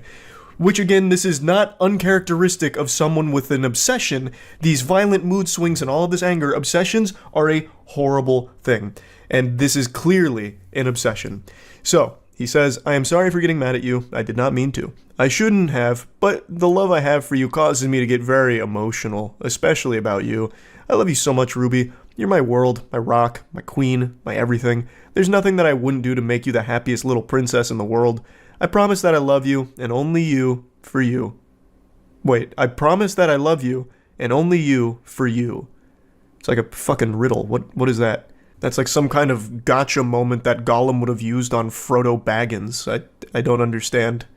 But anyway, I don't care about your followers, your fans, your money. I only want you. Oh, wait, I get it. He's saying, I only love you for you, as in, like, her personality. Like, I don't care about any of the other stuff. I love you for you, babe. Oh, my goodness, that's so sweet. Oh, and they say chivalry's dead. Wow. What a heart melter. You're the best thing that ever has happened to me. I know that we only met for 5 minutes and that you had to leave, but I have cherished it so much I cannot stop thinking about it and you. You were magnificent. It was almost like it was out of a movie when I first saw you come down the elevator with your perfect smooth hair, your perfect clear skin, your beautiful smile and eyes. I would never change a thing about you. I only want you forever, my queen. You'll be the only thing and all that I need to be happy. You become my sole purpose in life. Baby. It's so over the top that it almost seems satirical, like it's supposed to be a parody of an obsessed stalker for an OnlyFans model. But I really think this is genuine, not only because he gets a tattoo, and I'm pretty sure it's a real tattoo, but also just knowing Brandon's history, where he is legitimately a porn addict, and even had a whole, show episode dedicated to it. So I really do think this is all genuine here, and that is very alarming. But for just a moment, let's go ahead and play with the idea that this is all fake. What would be the purpose? I suppose if this is all like a coordinated effort between Ruby Rose and Brandon, it could be used to try and drive traffic to Ruby Rose's OnlyFans, perhaps?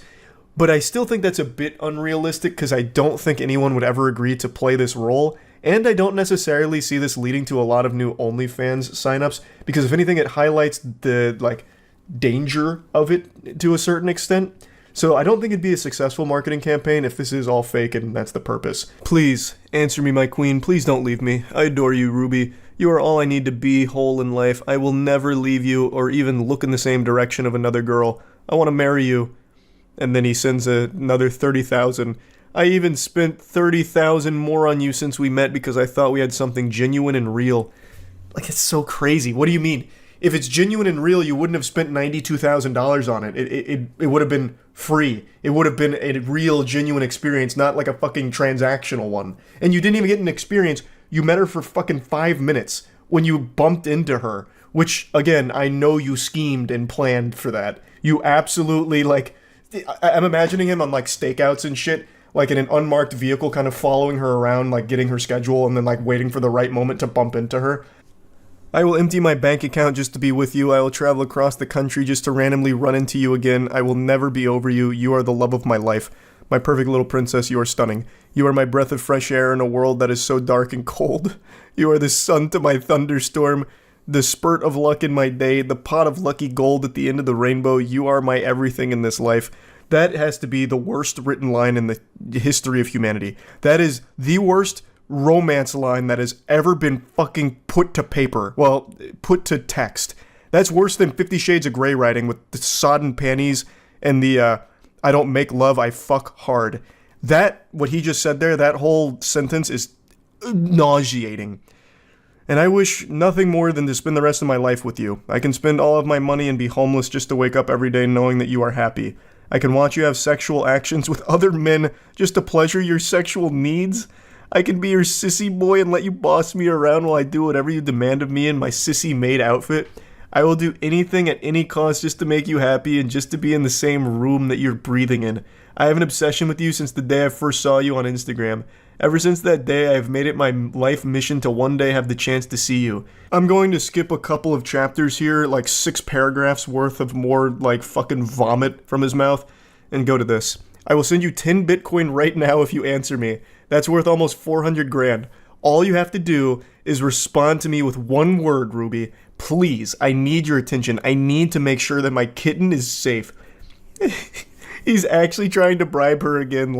Look, 400 grand for you to say anything to me. And actually, doesn't even need to say anything. He goes down and says, all you have to do is just react to one of my messages. Please, I beg you, I cannot think of life without you. So all she has to do for 400 grand is just react to one of them. It could be the laughing crying emoji or something, how cringe all of it is. And he would then give her 400 grand. Holy shit. That is so fucking pathetic. Now I'm skipping around again here, but then he sends her pictures that he's in a tattoo parlor saying he has a surprise for her, and then sends pictures of the tattoo being done and then the finished work as well. That to me does seem like a real tattoo. I don't think that's one of the fake temporary ones, but it's kind of hard to confirm beyond a shadow of a doubt, 100% it's real. In the pictures, it seems like there's not a lot of redness there, which every tattoo I've ever had quite a bit of redness around there and some blood still oozing out. In the pictures, I can't really see that, but it's also possible that it's just been wiped away. And in the videos showing the process, it does seem like he's actually getting a real tattoo. So I'm leaning more on the side of this all being true and not just fake or some kind of scam or anything. And that's scary. This whole situation is fucking frightening to see the inner workings of an obsession. And his behavior isn't even unusual for obsessed people. Like, this is why it's so dangerous. These fucking violent mood swings, this outrage, it's a terrible situation. It's a legitimate mental illness. It's really sad. It's actually sad, and he needs to get professional help for it. He has a porn addiction, and has had a porn addiction since at least 2009, and now an obsession with Ruby Rose and her OnlyFans content. This is an individual who needs legitimate professional help, and Ruby Rose needs to actually make sure that she is as far away from this guy as possible. Like, she's going to probably need security to ensure that Brandon doesn't get anywhere near the premises that she's around, because this guy does not seem to be in his right mind. So, just want...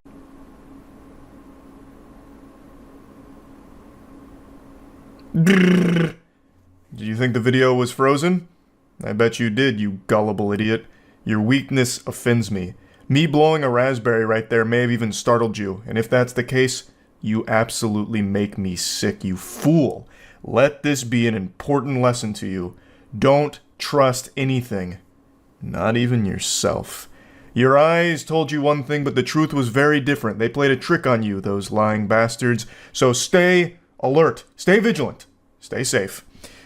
But anyway, the video might not be frozen, but I certainly was frozen in disbelief at the picture I looked at earlier today, and that disbelief soon turned to disgust as I cannonballed into a never-ending rabbit hole of degeneracy.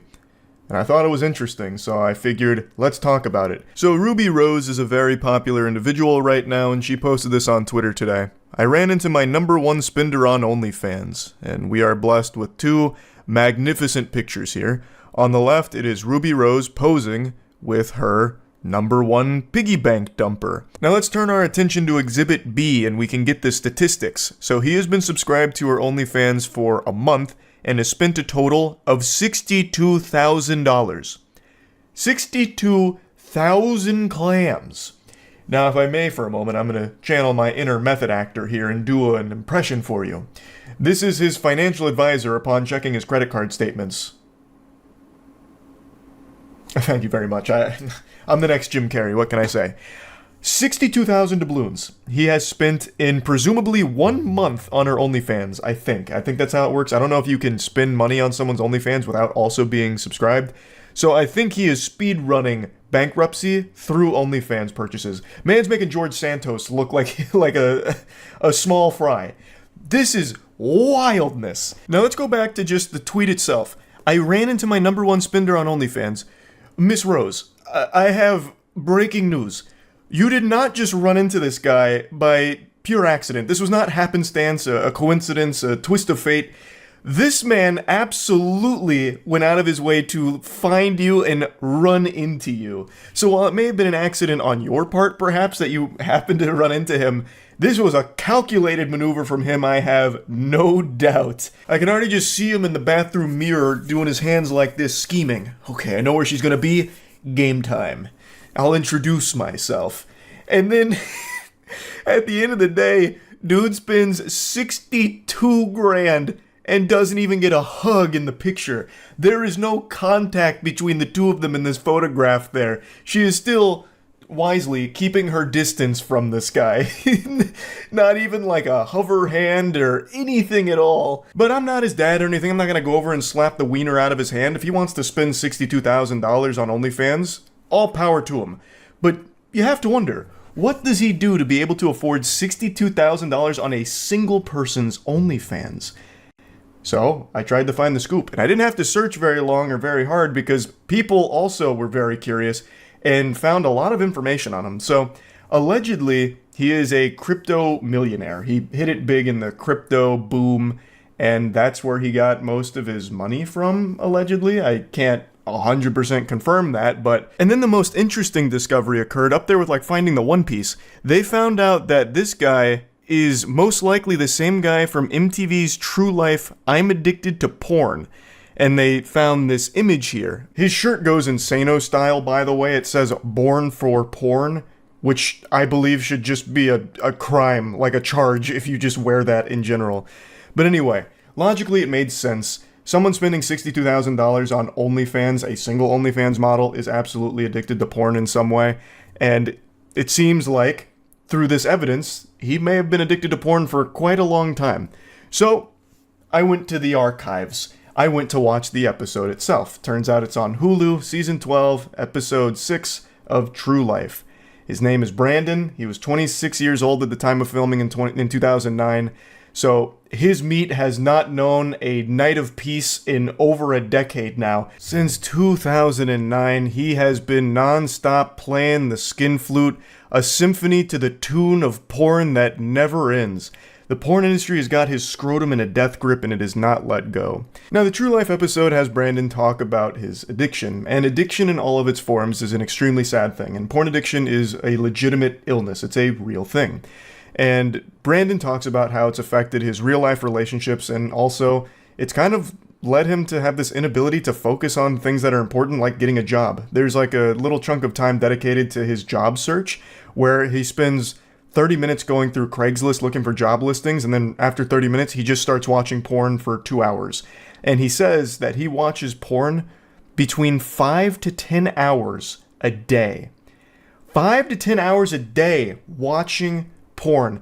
That is an incomprehensibly outrageous amount of time to be dedicated to watching anything at all. It's so sad.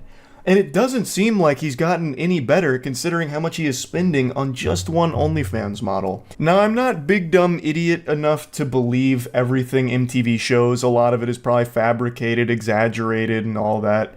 But it's worth mentioning at the end of the episode, things are looking up for Brandon. There's the big come to Jesus moment where he's like, you know what? Porn is a problem. It's gotta go. Time to scram. Get out of town. No more porn. Time to get my life together. And the episode ends with him getting a part-time job working at a bar. And I don't know if any of that was real or not, but it doesn't seem like a whole lot has changed when it comes to Brandon's relationship with pornography, considering how much money he is currently spending on one OnlyFans model. It seems like the only thing that has improved for Brandon since that episode in 2009 is his financial situation. He was struggling to get a job then. I don't know if he has a job now, but he certainly does have a lot of disposable income, it appears. But anyway, as I mentioned, addiction in any of its forms is a horrible thing, so I do legitimately feel bad for him. And also, this isn't even where the rabbit hole ends on this guy. It also seems like he was friends with Juice WRLD. He recorded at least 2 videos like this, and it seems like they must have known each other, unless Brandon happened to have broken into Juice WRLD's place and then filmed these TikToks. I think they're TikToks. Obviously, this has nothing to do with the OnlyFans spending, but just another really weird tidbit of lore around this guy. But anyway, I think the important takeaway here is don't be like Brandon. Yes, he may have potentially hit it big with crypto, but it seems like the only things he's spending that money on is OnlyFans and I would assume other porn avenues. Like, that seems to be where all of that goes towards. I really don't know how long he can do that for. He is very much a porn addict. Even the shirt he's wearing in the picture with Ruby Rose says, "If I die, delete browser history." Porn has become his entire personality. Like, it's like his whole being. And that's just not healthy at all. But you know what is healthy? Helping others. So this holiday season, we're doing what we did last year at Mana, where we're raising money for the Brain and Behavior Research Foundation.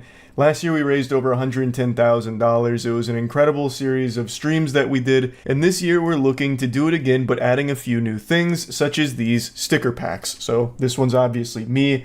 This one is Jimmy here, and this is, of course, GB. So, myself, GB, and Jimmy are doing Mana Impact and raising money for the Brain and Behavior Research Foundation, which is an organization that aims to alleviate the suffering caused from mental illnesses through awarding grants that will help lead to breakthrough research. And it's just an overall great organization. So again, if you're looking to help support in any way, there's a link in the description below, and $10 or more gets you the cute stickers. I know I'm tardy to the party with this subject, and I'm sure you've already seen it by now since it happened a few days ago, but just like Game of Thrones Season 8, it just keeps getting worse. It's the Act Man situation, Act Man vs. YouTube. The Act Man is a large YouTuber who recently posted an hour-long video, basically an ESPN 30 for 30 documentary, on another YouTube channel going over all the awful things that they've done or said in their time on the internet. And as a result of posting this video, he received a strike. YouTube took it down due to nudity and sexual content because of a poorly photoshopped cucumber next to the person's mouth who the video was about. That seems like a pretty drastic over-enforcement of the rule. If they really found it to be highly sexual, it should have just resulted in limited ads as opposed to a full strike on the channel. Like, I've eaten a banana in a video before, and now I'm starting to sweat. Like, what might happen to me? It just really felt like one of those moments that was a full-blown mistake, and we've seen it a million times in the past, where the YouTube bots controlled by Skynet malfunction and issue a strike at random by accident, and then it's overturned shortly thereafter. However, the appeal was rejected within, I believe, 30 minutes of the Act Man submitting it. A manual rejection, which means someone with a pulse supposedly looked at it and still said, yep, that shit's staying off the platform. We're putting the kibosh on it right now. So then it became a little bit fishier. Why? The reasoning just doesn't make any sense. It's not like he uploaded Mr. Hands or 2 Girls 1 Cup in his video. It's a tiny, tiny, tiny piece of an hour-long video that had something that is slightly sexual and by all definitions pretty inoffensive. Almost no one's gonna look at that and be like, holy shit, cover your eyes. Oh my lord, he's going too hard. He's going hog wild out there. It's just not the most sexually explicit thing in the world.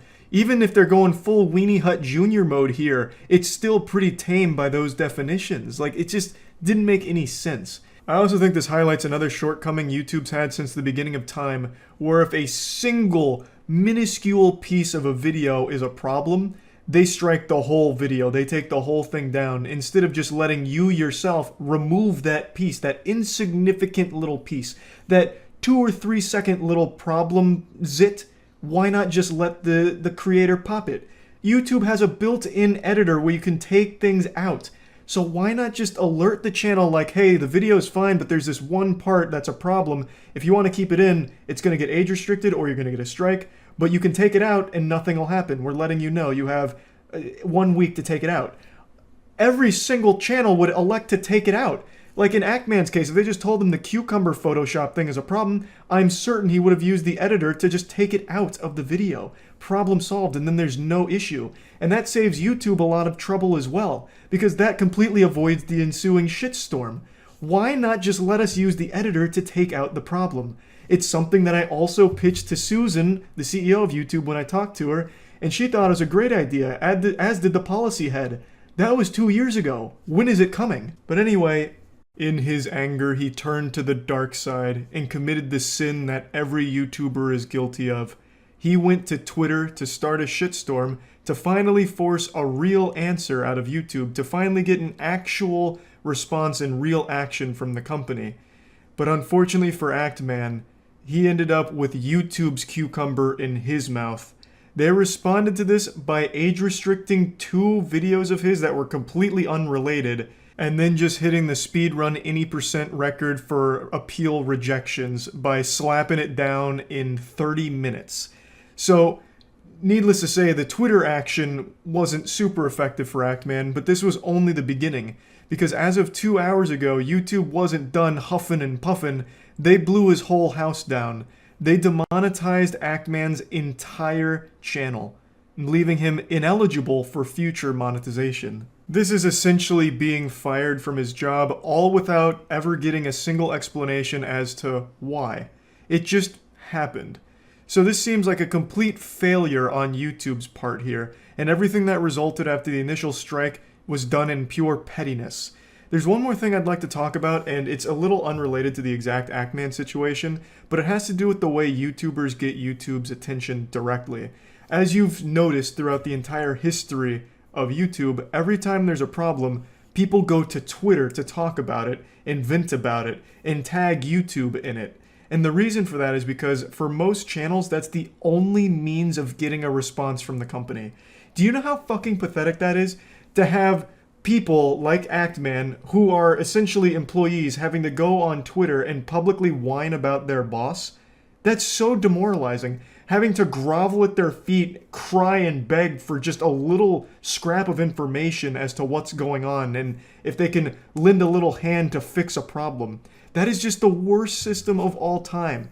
But that's the only way most YouTubers have any access to the company, and it seems to be the only efficient way of getting things solved. And I'm guilty of doing it too. I've gone on Twitter to take a fat dump Baruski on YouTube for something they fucked up on, because I try every other alternative going through all of the proper YouTube channels, but it never leads to solutions. The only thing that does is by making a big hubbub on Twitter about it. It's just so pathetic. No YouTuber or anyone wants to be publicly whining on Twitter about a problem. They want it to be fixed behind the scenes, and YouTube shouldn't want it to be a big problem on Twitter either. The Act Man shit has been trending for like 12 hours now. It's like the #1 trend in the world. And it's bad for YouTube, but he's tried everything else. He's been talking to his partner manager, whom I'm just going to say seems like has no power in this situation, which is about par for the course because a lot of times partner managers have absolutely no ability to solve problems. They're fundamentally just hall monitors for the principal, but don't actually have any level of power, unfortunately, though I do believe they should, because every partner manager I've ever known at YouTube is a great person, really on the side of creators, but their hands are tied with what they're given from the company and how to handle problems. So the only thing YouTubers can do is once they exhaust their partner manager, if they even have one, and once they exhaust all the official channels, all they can do, the only thing left, is to make a big deal about it on Twitter. And it sucks. It sucks for YouTube because they look like shit, per usual. And it sucks for the creator because no one wants to just be publicly, making a big scene about shit that should be private. It's just so frustrating that it's been like this for years with no signs of changing. They need to improve the communication. When I had a conversation with Susan, this was one of the things I brought up, and I was told that they're working on making that better. That's been 2 years now, and it's still the same. And unfortunately, in Act Man's case, it backfired on him because YouTube got upset about it and started really blasting his whole channel over the issue. Even though they only had a problem with one video, for some reason they extended it to his entire channel, which seems to be purely done out of spite. Regardless of how you feel about Act Man or Act Man's video that started all of this, I believe everyone can agree that the strike is utter bullshit. There is no grounds for nudity and sexual content strike here. And there's even less reasonable explanation for why 2 completely unrelated videos got age restricted shortly after this problem was brought to Twitter. And there's absolutely zero reason for why his whole channel was then demonetized afterward. All of this completely unrelated from that first video. It seems like a complete fuck up from YouTube and an utter failure to enforce their policies properly. And I'm pretty confident they will overturn this. I really do think they will. I think at some point it'll go up the right chain and the right people and they'll realize that all of this was a big mistake and they'll overturn it. But they need to not only accept responsibility, but improve the system that keeps failing the platform. There's no reason, again, why YouTubers have only one course of action, which is to go to Twitter. Partner managers need more power to fix things. There's just no downsides to giving partner managers more power. Legitimately, only good things can come from that. It's not like it's gonna birth Dr. Doom. There's not gonna be some rogue YouTube employee partner manager who just becomes a supervillain and, uploads Goatsy on everyone's channel or some shit. If a partner manager has more power and can actually solve problems like Actman's here, which would only take a couple of seconds to recognize that this is an over-enforcement of their policy and a mistake, then that whole problem gets shut down immediately, and it never makes it as far as this one has in the public eye, where now it's a huge thing on Twitter and YouTube and Twitch. A lot of people talking about it on Twitch too because it's such a big, wide-ranging issue. None of that happens if a partner manager can just solve it themselves. But unfortunately, we don't live in that utopia. We're fucking condemned to this dystopian Narnia where YouTube has this archaic, awful system in place that nothing ever gets solved unless there's an absolutely massive public backlash against the company. So now everyone sees how stupid YouTube looks and how mismanaged and dysfunctional these systems are, and it's a bad look for the platform. It's bad for creators, and it's bad for the platform that there is no actual way of solving problems privately. It has to be done publicly in the public eye on Twitter in order for things to get solved on YouTube. That's so silly. Give YouTube partner managers more power to fix problems, and you solve a lot of reputational damage to YouTube. They can avoid so much conflict in the future if they just give those partner managers the ability to fix things. Everything that's happened to the Act-Man this week is absolutely terrible. It's awful, but I am confident it's going to get overturned and fixed. But it's still extremely embarrassing for the platform as a whole that the only way these things get fixed is when there's a big enough public backlash for it. There just needs to be a better system in place, or this is going to keep happening forever, as it has been for the last decade. Just fucking fix the problem. Partner managers really do everything they can to help their partners on the platform, but they just don't have many tools of helping. Give them those tools.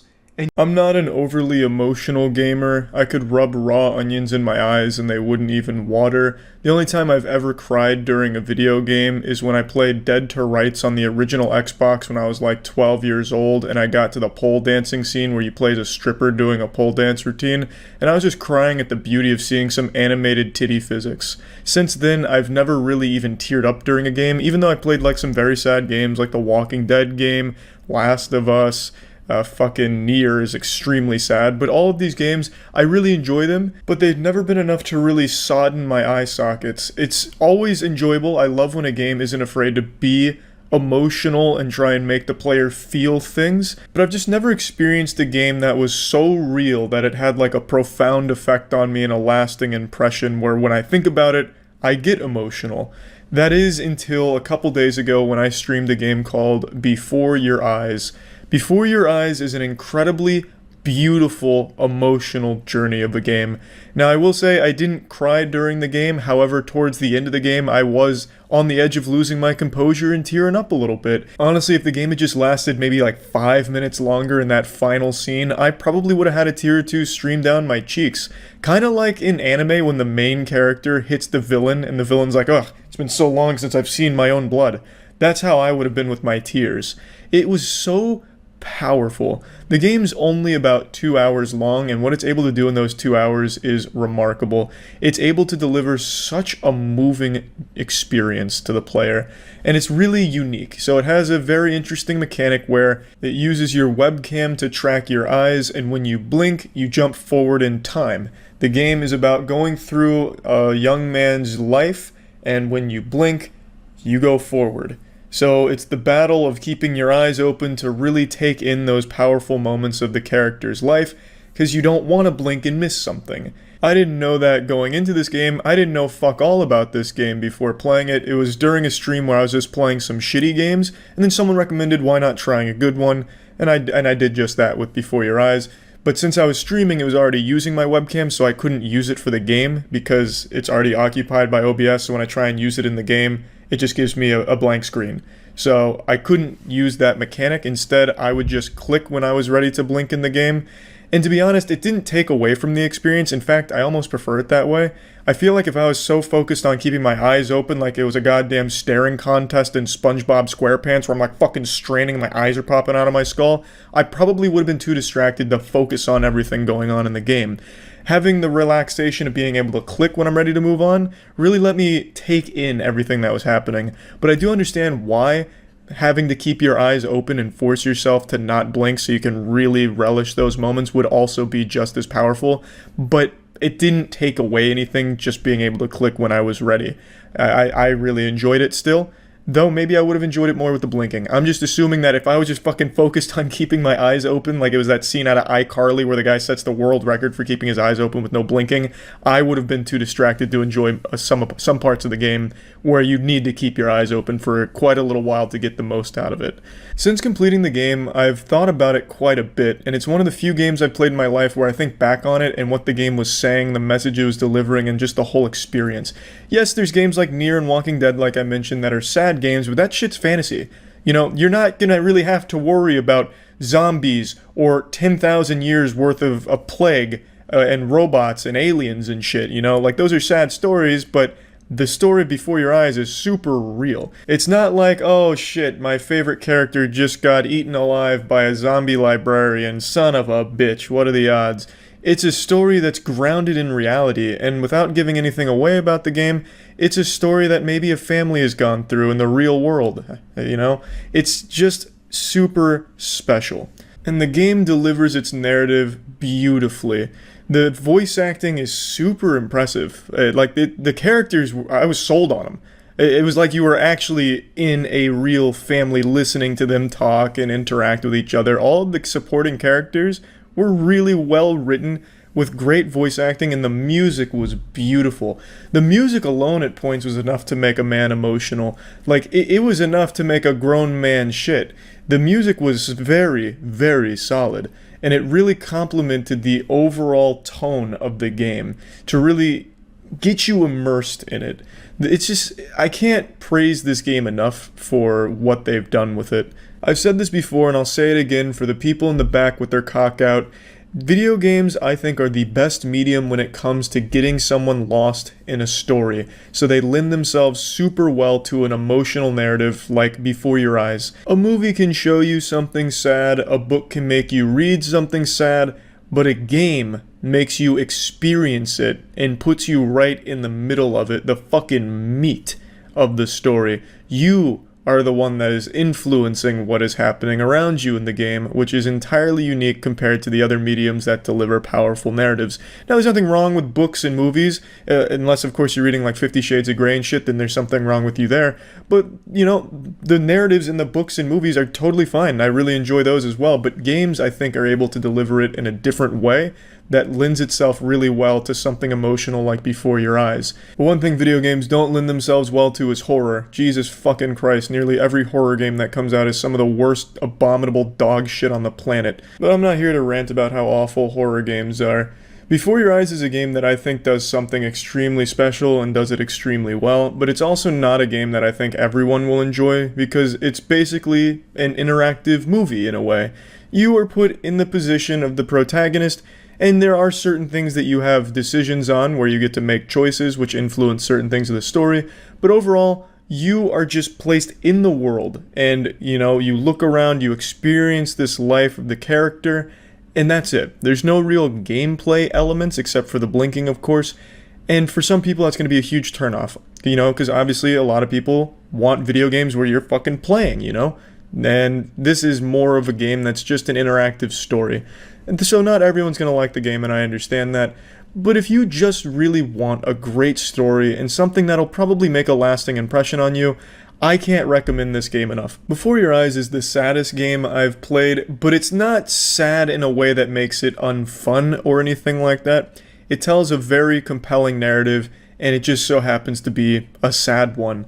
And I just really think the game is very, very well made, very well done. And like I said, it's the closest I've come to crying at a video game. Like, this shit was so good.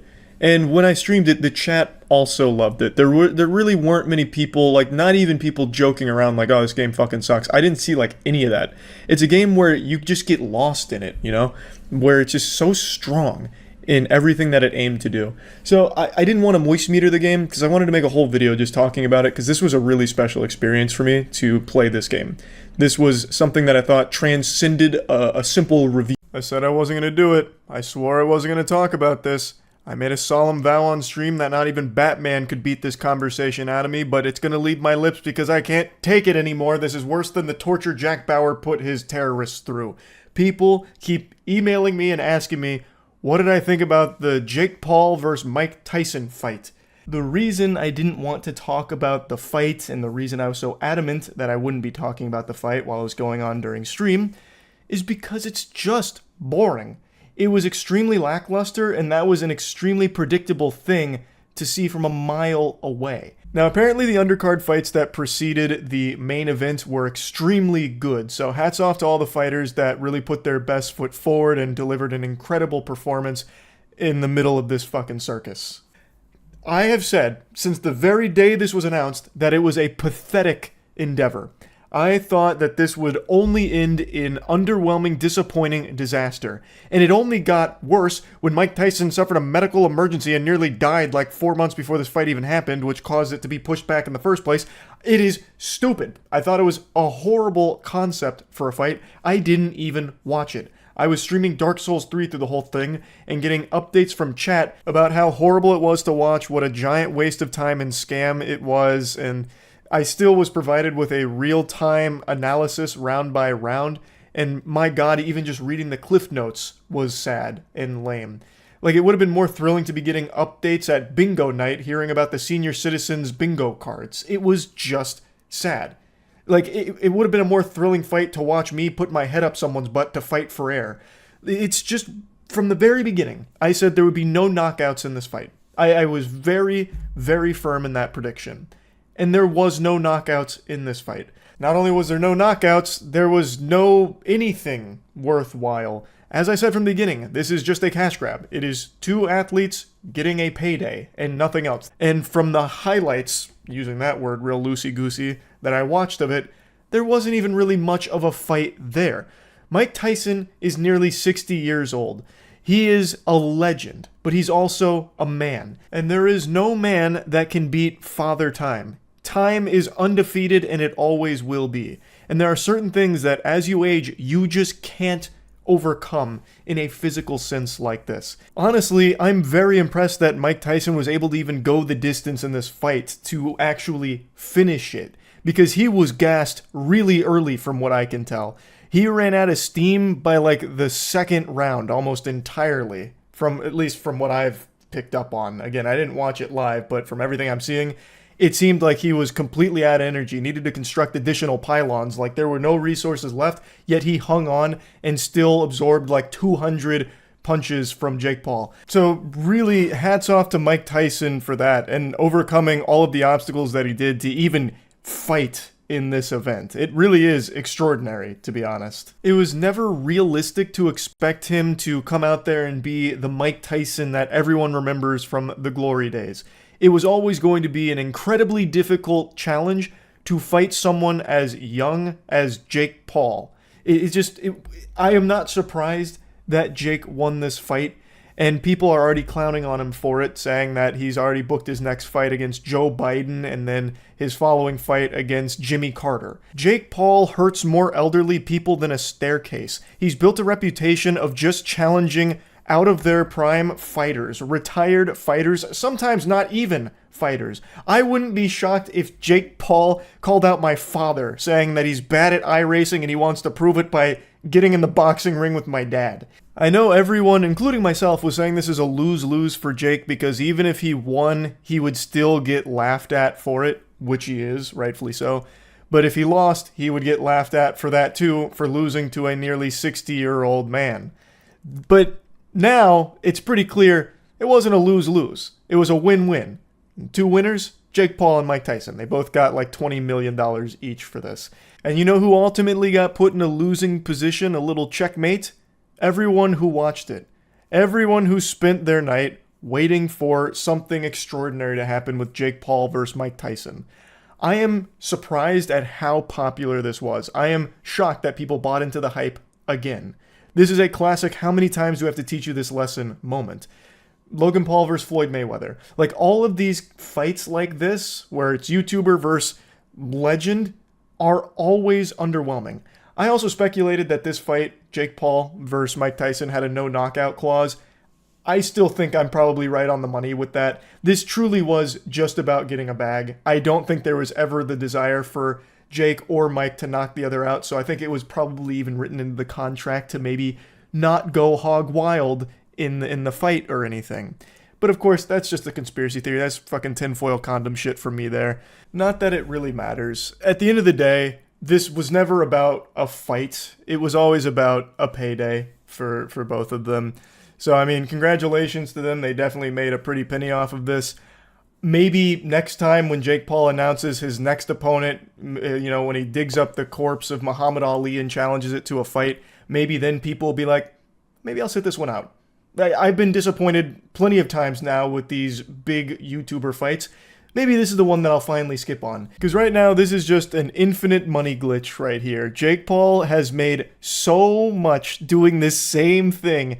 And you think he gives a shit that people make fun of him for challenging retired fighters? Absolutely not. He doesn't care at all because it draws a crowd every time. And even if you hate him for it, you're still watching. And that's putting tons of doubloons in his pockets. And he knows that playing the villain is extremely lucrative because it gets people invested. They want to see him get knocked out, and he plays with that, and he makes a lot of money off that.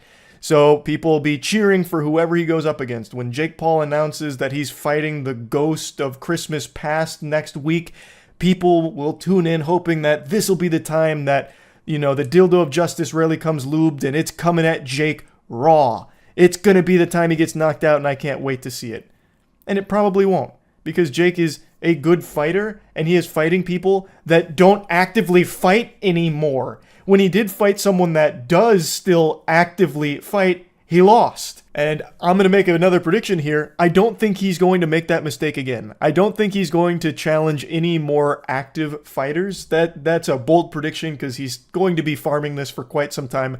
I think he will continue to choose huge names and nothing else. Huge names that people will recognize to draw a crowd to tune in to the latest fucking wet fart of a fight that he puts on. So there you go. There's the whole enchilada on my thoughts of Jake Paul versus Mike Tyson. I'm very happy I didn't watch it live. That would have made me actually mad, especially considering how bad the broadcast apparently was. That's a totally separate subject. So I was reading some of the complaints from people. Like after I watched the highlights, I was reading from like some articles that were posted about like the Netflix issues that they were experiencing. How do you fuck that up so bad? This was a massive event for Netflix, and they definitely fumbled it in a big way. But maybe that could be spun as a blessing in disguise, because maybe there's people that were watching it, but the broadcast was so bad they turned it off. You saved yourself a headache. You saved yourself some time, because you didn't miss anything by turning the fight off. Maybe you went to bed a little early because of that. You got some extra slumber and you're feeling a lot more recharged today. So Netflix's blunder may have been to your benefit, at least some viewers out there. Though I do think Netflix should probably get that shit together for the next time they try and do a massive streamed broadcast. Because hooey, from what I've read, that was not smooth. Last night, everyone's worst nightmares came true. The holiest of events was ruined live in front of tens of millions of viewers who all watched in horror. The Game Awards got trolled. All of us had to sit there, covering our eyes, cowering, trying to escape the pain from the epic super-style swag prank that was just executed. It was like watching a beheading video. It was painful, traumatic even. It reminds me of that Janet Jackson nip slip during the Super Bowl in 2004, except this time I'm an adult and I'm not aroused. To desecrate the Game Awards is to like deface and vandalize the Mona Lisa. Have you no respect, have you no shame at all? I'm sure all of you have seen this by now. I got to witness this live and it was something pretty baffling. I'll go ahead and give a little context to what this is all about. The Game Awards is an annual show that's hosted by Jeff Keighley, and it celebrates the best games that came out that year and gives out awards, premieres, trailers for upcoming projects, and it's something that just a lot of gamers look forward to and have a good time watching.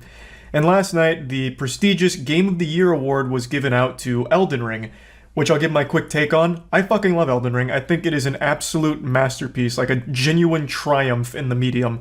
It's the culmination of everything From Software has learned through the last 10 years of Souls games, all combined into one beautiful package. So I was pretty hyped to see it win. I love God of War Ragnarok, but I really was rooting for Elden Ring. The creators went up on stage, gave their acceptance speech, and at the end of it, a kid gave a speech of his own, and it was peculiar. Let's fucking go. Congrats. Yep. Well deserved. Well deserved. Hey, Matan. Real quick, I want to thank everybody and say that I think I want to nominate this award to my Reformed Orthodox Rabbi, Bill Clinton. Thank you, everybody. What the fuck was that? I don't know what that was. Was that like a... I don't... Was that like some kind of... Did no one know that he was on the stage? I thought he was like part of the production team. It's been such a special night, and I can't believe I don't know what the fuck that was. 2023 marks the 10th annual Game Awards, so we are lucky. Pretty weird moment. This was like the gamers' equivalent to the Will Smith slap at the Academy Awards, except this time it was the spectators being slapped by cringe. But memorable cringe. This was all off the dome, completely off script, no teleprompter. In case you didn't really hear what he said, I'll say it again. He said, "I'd like to nominate this award to my Reformed Orthodox Rabbi Bill Clinton." It's just like an XD random statement, I think. I'm not really sure. But he was then escorted off the stage and, according to Jeff Keighley, even arrested after the show. Now, I don't know if he actually spent time in prison, like went to county jail, like behind bars in the Slammer, but if he did, he's been released since, because he's a 15-year-old kid that did this. He's been interviewed, and it seems like the motivation was a prank. Now, I'd like to show you what all went into this mastermind's scheme here, and how difficult it was to plan and execute this prank. So here's the Elden Ring team going around giving high fives on their way to the stage, and then there's the kid, coming in there like it's a secret boss encounter. Just walks down the aisle, no questions asked. He doesn't even go up at the same time as the team. He just comes from a different aisle. Then he just greets them on the way up, pats them on the back, and then stands behind them, waiting for his opportunity to strike. At least the kid let them finish their speech before he went up there to upstage them and try and steal the show. But goddamn, you have to wonder, what the fuck was security doing here? Was there even security on the premises? Like, what, were they asleep? What happened? You know, like, that's what a lot of people are focusing on now. Obviously, this event has steered the conversation away from the actual award winners and has instead put it on this in particular, because it's such a silly thing. The kid was standing behind them for so long. I just feel like as a security team, you would know who's supposed to be where, so when there's something that looks a little out of whack, you'd probably take measures to confirm whether or not that's accurate. I just assumed that kid was part of staff that was on stage to make sure everything was going off without a hiccup or something. But I clearly was wrong. So just a bit of a mistake here from the security team, because this could have been a lot worse. Like, if he didn't just go up there with the intention of saying goofy shit, like if he went up there with the intention of like stealing the award or hurting people, no one was stopping him, which is a pretty scary thought, and hopefully next time they'll take security a little more seriously. But I think another important thing to highlight from this is, with that nomination, Bill Clinton has now won more game awards than Call of Duty Modern Warfare 2. Now, I'll quickly address a pretty dumb take that keeps floating around from people that believe they're intellectually enlightened. Nothing's real, it's all fake, and they know it. They can see right through the scam. This was all a marketing scheme. This was all just a marketing stunt to get more eyes on the Game Awards. And let's dissect that for a moment, because that's not exactly the galaxy brain conspiracy theory you think it is. This would be the worst marketing stunt for the Game Awards, because it highlights a severe lack of security and makes it look irresponsible and put together poorly. By allowing a 15-year-old to casually waltz up on stage, rub the shoulders of the Elden Ring team and stand behind them, stand next to Jeff Keighley and have nobody intervene, like, that's a problem. Like, that could have just been straight up dangerous. Again, it's lucky this wasn't some, like, unhinged lunatic up there with the intention to do harm. This highlights a problem of, like, potential safety issues. Like, that could scare sponsors away. It could scare guests away. Like, this would be a terrible marketing stunt by the Game Awards. It just makes them look bad. This would be the worst idea. Like, that's just a stupid take. This was clearly a random kid who spawned in there like an NPC and then walked down the aisle to do this prank. And the security was lax enough that it actually unfolded the exact way he wanted it to. I just don't think that theory makes any sense at all when you really think about it for more than just 2 seconds. I know everyone loves to be the person who saw through the lie. Like, no, I knew it was fake the whole time. But in this case, I think it's as simple as it gets.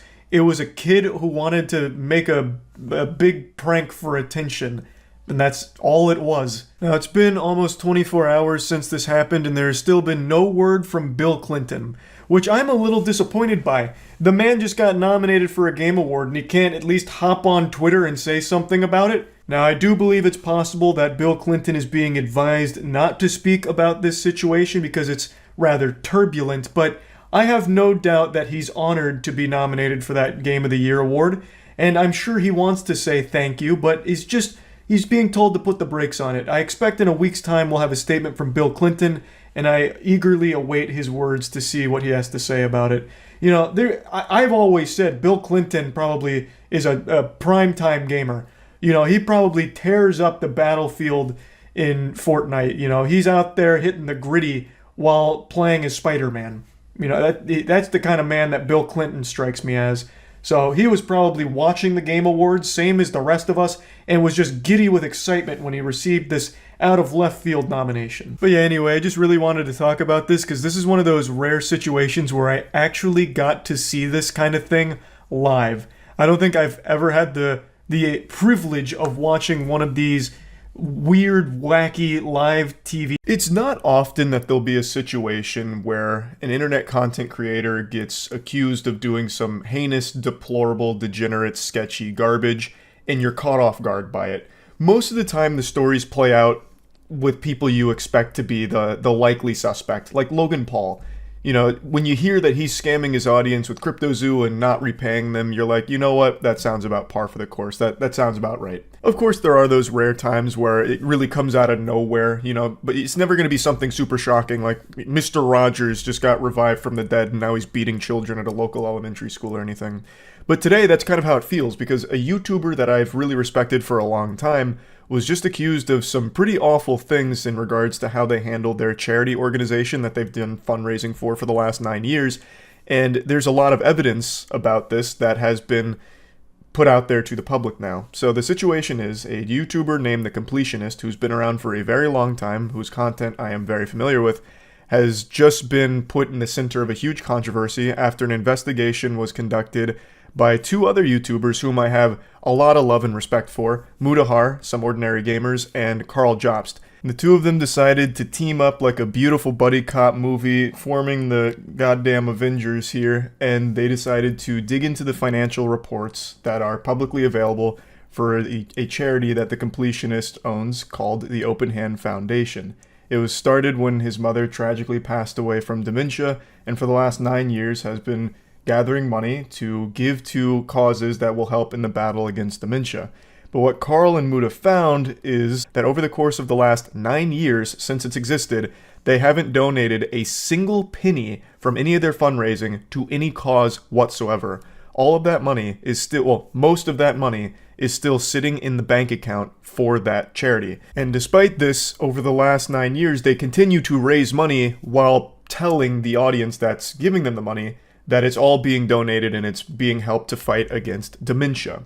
Even though the reality is none of that money has been sent anywhere. It is still in that account. Aside from some operating expenses that they've incurred, which they don't specify anything on, which is extremely fishy. And there's just so many things about this that have raised the alarm for many people internally here who have reviewed everything that Mutahar and Carl have presented and taken elsewhere. It's just, there's a ton of red flags. And they even do talk to the Completionist directly during these videos. They interviewed him, and he also recognizes the problem. He admits to the problem. He can see how bad it all is, though I will say that his explanations for why it's in the state that it's in and what's happening here with this situation aren't very good. I don't think he does a great job of defending this in any way that makes any real sense. So the whole thing is extremely unfortunate. Now, he hasn't made a full official public statement yet aside from these interviews, but it's not looking very good. There's really not a whole lot of wiggle room for this just to be classified as like, you know, digging up dirt and drama on nothing, making a mountain out of a molehill. No, this is like pretty watertight evidence that they presented, and even the person at like the helm of it, the Completionist, recognizes that, yeah, it's a huge problem, it's bad. So I'll boil this down for a lot of people that may have just seen like a bit of what's going on Twitter. So Mutahar and Carl, they worked together to investigate a YouTuber named The Completionist and his charity foundation. It's called the Open Hand Foundation. And basically, since it's a charity foundation, their records are public. So they can see what money comes in and what money goes out, like to charitable causes. Basically, they're a middleman. They take in donations, the charity that is, and it's all under the pretense that it's going to be donated to a benefactor that's going to fight against dementia, like come up with treatments, maybe a cure, anything to combat dementia. Mutahar and Carl decided to dig through their financials because, again, all of that's public. And what they found is since 2014, They haven't donated a single penny to any causes, anything at all. All of that money, it's like $600,000 and some change, is still just sitting in their account. Despite the completionist doing these charity fundraisers yearly and telling people where, like the money's going here and there and it's being used to help people, this and that. Meanwhile, it has just been sitting in an account. And they interviewed him, and he also recognized, like, this is a problem. And there was a couple things he said that really didn't sit right with me, where he kind of made it seem like his biggest concern was his public image as a result of all of this. So he'd be like, maybe if I have to just take the L here, like, this isn't a take the L situation. If you've been misleading people with a charity's purpose and what it's been doing for all of these years, that's like a very big deal. Very, very big deal. It's not just like a, frivolous internet drama. So that's kind of the situation in a nutshell. He hasn't come forward with like a full statement on his own outside of the interview they did where he does own up to all of it, though he says it's not on purpose. He's just made a mistake.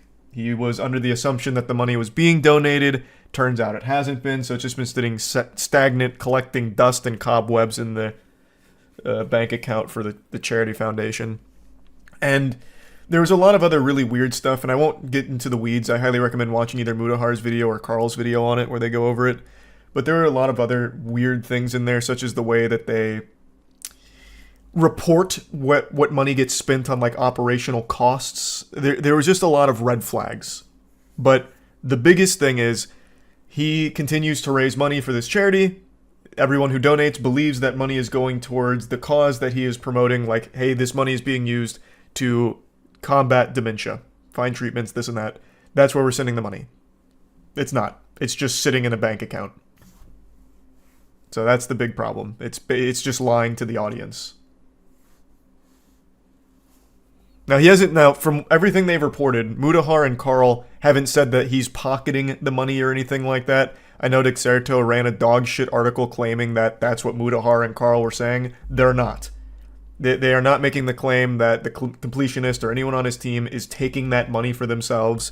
It's just since, again, all of the records are public, you can see that the money is still just in that account.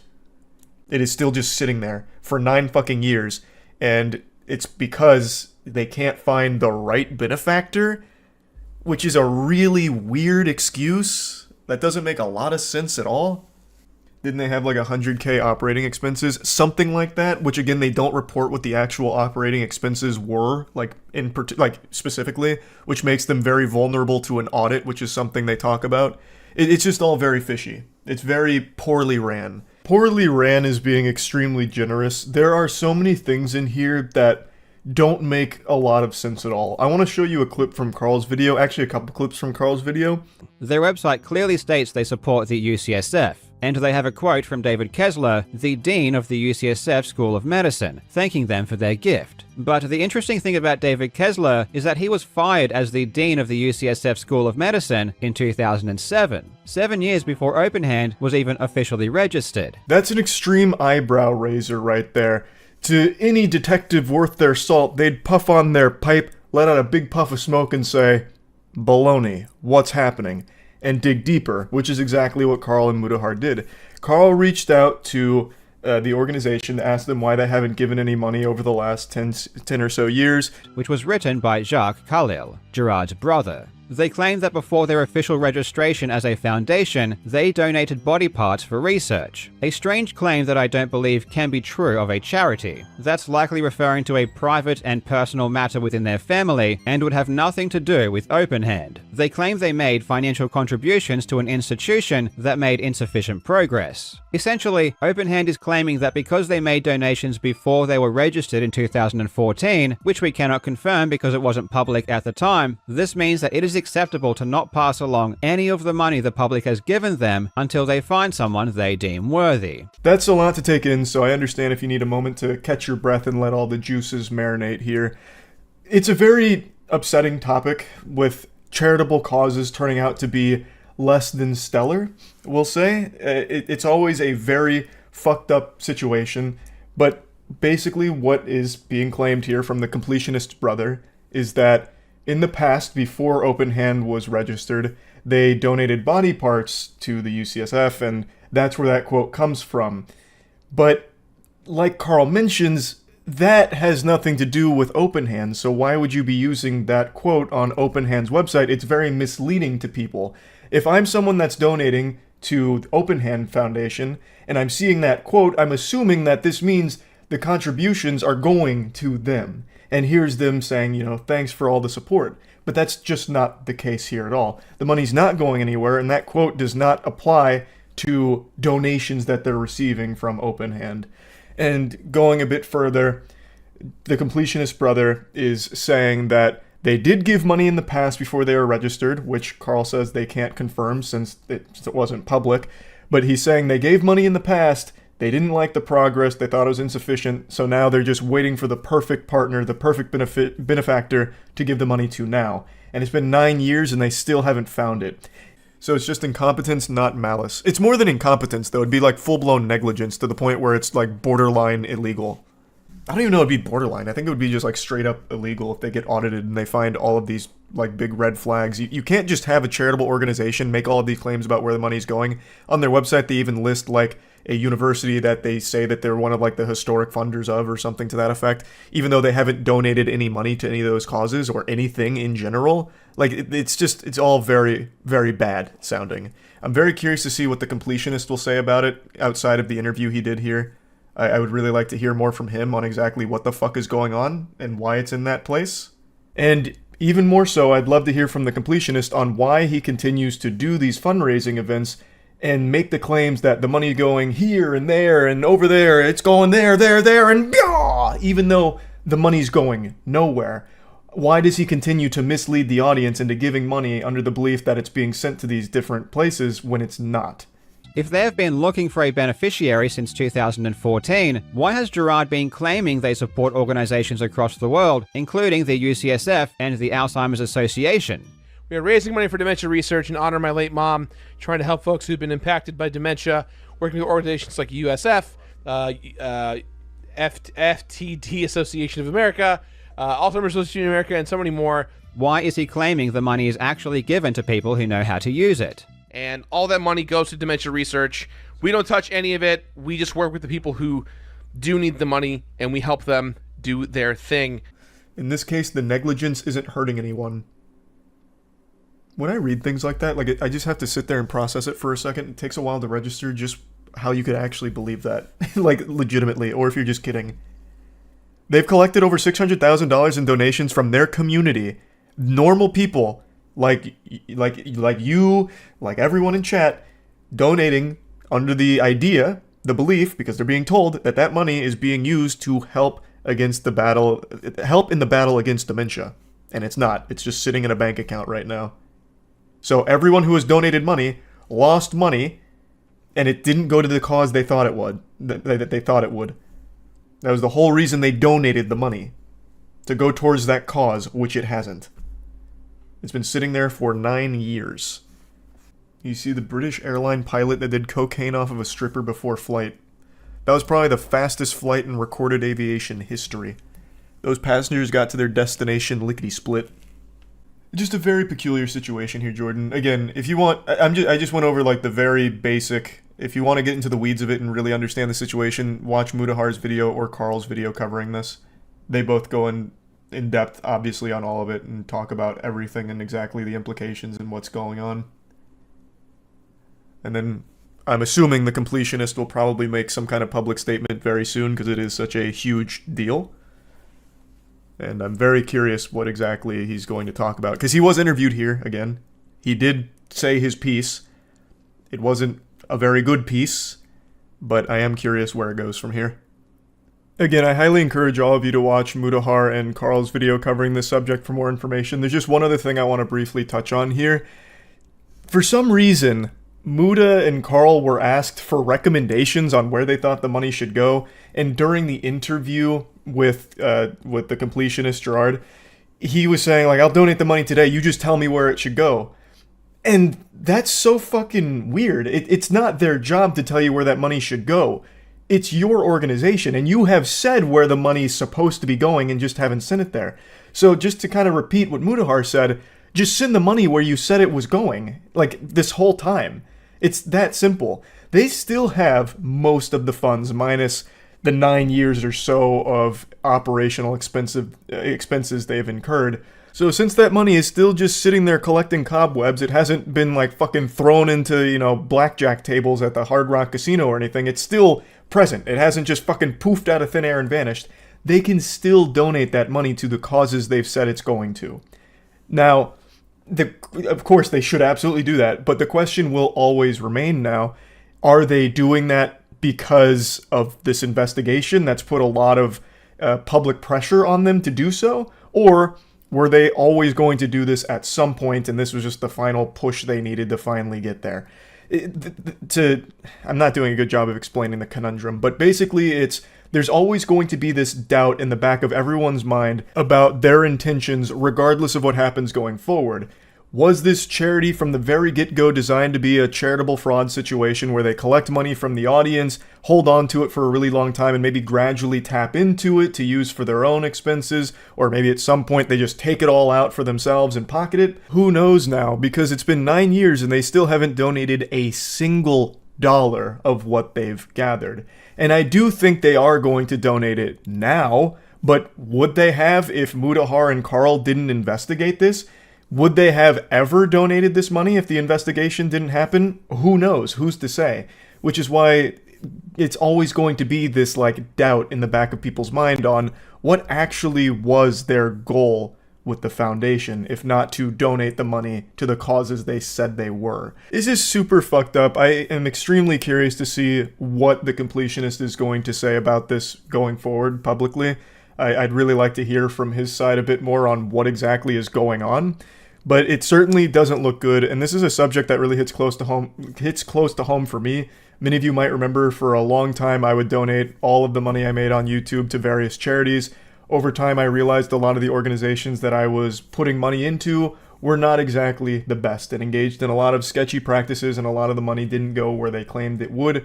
So charitable fraud is always something that I'm pretty passionate about. It's a really disgusting idea to take advantage of people's generosity and people's will to fight against something for the betterment of the people they care about, the rest of the world. Just taking advantage of people and exploiting their generosity is such a foul concept. And I really hope that's not what the goal of this organization was. I'm hoping this actually is just a case of them being not exactly prepared to run an organization with money of this caliber and just didn't know what to do with it or how best it could be used. I don't really know. There's not a whole lot of ways of looking at it positively, but yeah, I just had to go over this. You're gonna watch Sandman? Why do people keep bringing up Sandman? That trailer looked horrible. Did it come out or something? Jealous women. Jealous women, what's that? I have no idea. Men going their own way is what MG Tao stands for. MG Tao Guide to Retiring on 200k in Southeast Asia. Alright, this really piqued my interest. I found your thoughts on the struggle between Alpha, Beta, and Sigma personalities very interesting. Whoa, what a start. Yeah, I don't know. This is interesting. That actually sounds like the Joker. And consistent with my experience. That aside, what are your thoughts on female jealousy towards men? This kind of content is poppin'. Like men motivational shit, and like Alpha, Beta, Sigma, the astrology for men stuff. Like this shit is blowing up. Yes, many women are jealous of the successful independent man. What makes him even more attractive to them in a sick and twisted way is that they're happy for him and jealous of him at the same time. Oh boy. They want to be with him, but they also want to destroy him simultaneously because they're jealous of him. Oh god, they're after If you're us. single, she will see your peace of mind and get jealous that your attention is being given to something other than a woman. Women are also the most logical and rational when they are with a man. You're whole on your own, and she wants to make you unwhole, and in the process, she makes herself whole by getting you in her hole. Many women I've known What have is also seemingly happening? taken great satisfaction. I would wager a guess the women he's known can be counted on one hand. Why is he talking like he's some kind of professor giving a lecture in front of a high school class? I think there's also another part of them that knows they'll never be able to do, experience, or even achieve as much as we do if we're single and not tied down to a woman. A woman could never achieve what I do, talking about women on YouTube, acting like I'm the authority and the expert. A woman couldn't do that. They don't have the brain capabilities that Sandman does. They're just not to his intellectual level. That's why you hear BS statements like, behind every great man is an even greater woman. If we achieve greatness, then we can't even take credit for it, because it's the guy's mother that raised him into the man he is today, or his wife or girlfriend supporting him that made him great to begin with. They can't accept the fact that they didn't actually have part in making something that's great. Of course, a guy that goes his own way for many years and sees one success multiply on top of another, when women aren't in his life, will figure out that behind every strong, successful man is free time away from women. Oh, I see. Okay. So the lesson is get away from women, because they'll drag you down. They'll hinder you from reaching your optimal efficiency. Oh, okay. Okay, that makes... I don't even... Why even make a video on that lesson? The whole audience is people that don't have women around them. Is it like reaffirmation that it's good? Like, hey, it's good to be alone. I guess. But let me first tell everyone about today's sponsor, the MGTOW Book Collection Part 2. Whether you're getting camel toe in Cambodia, banging babes in burqas in Turkey, or taking Polaroids of ladyboys in Thailand, Luca Vendetti has a series of books to make you live the dream. In addition to his classic, How to Retire on 200K in Southeast Asia. This is so fucking sad. Oh my god, what did the comments say? I mean, hey, it's a good hustle. Good for Sandman. 200K just appealing to the sad guys down here. Good on him. Though I don't know if I'd ever call him a bro. This guy sounds like he's the leader of the anime club. Like, he wouldn't be my definition of, like, a bro, just by the sound of him. Sponsor link is down below. Anyways, now back to spiteful, jealous women putting up roadblocks in your life because you don't have a wife. He sounds like this guy. Do you guys remember the old Jelly Belly guy? Jelly Belly. That guy? What was it? The Jelly Rat guy. What the fuck was Jelly Rat? I think it was. Yeah, Jelly Belly Pet Rat. Hello, nice is room for the QB. So I'm guessing this guy went from this to talking about why it's good to not be around women. Like, it was your decision. You don't want women, which is why you don't have women, I guess. That men, simply because they are men, have things like old boys clubs and other secret support networks to help them make it in life. Instead of being just... this is to all the men in the secret support networks. If you're paying to be a part of that network, it's a bad network. Like, that's not a network. That you got scammed. Yeah, if your support network is charging you for being single books or whatever, you fucked up. Time to leave that network. No such thing. Back in early 2014, when my channel was growing quickly and would become the biggest channel in MGTOW, people attacked me, even though for the majority of men I was providing some value. Jealousy also has a lot to do with dominance hierarchies. People are like crabs in the bucket. They always want to bring others down to their level. Why do you think that women are against every group of men in the manosphere seeking out freedom from women? They want us in relationships or chasing relationships. That's so cute. Which would be the equivalent of a crab that's free looking for a bucket to fall into, where he would be held down. They attack us through things like demonetization, throttling, and shaming language. Again, it's not just women, but also gamma males that infest the tech companies. Ooh, wait, what is a gamma male? That's a new one. I haven't kept up with the astrological signs in the men going their own way community for a little bit. What's the gamma male? What do they do? Give me a rundown of that species. The Hulk? No, the way he used it, it wouldn't be about the Hulk. It'd be like I guess like a tech guy? A nerd, perhaps? I don't know. Suck their own dick on a daily basis? Well, wouldn't Sandman be a gamma then, if that's the definition? He literally just sucked his own cock, talking about how he was providing value and didn't understand why he was getting hate. Gamma male is one step down from the omega male. Oh, okay. So it's like a pre-digi evolution of the omega male. Okay, I gotcha.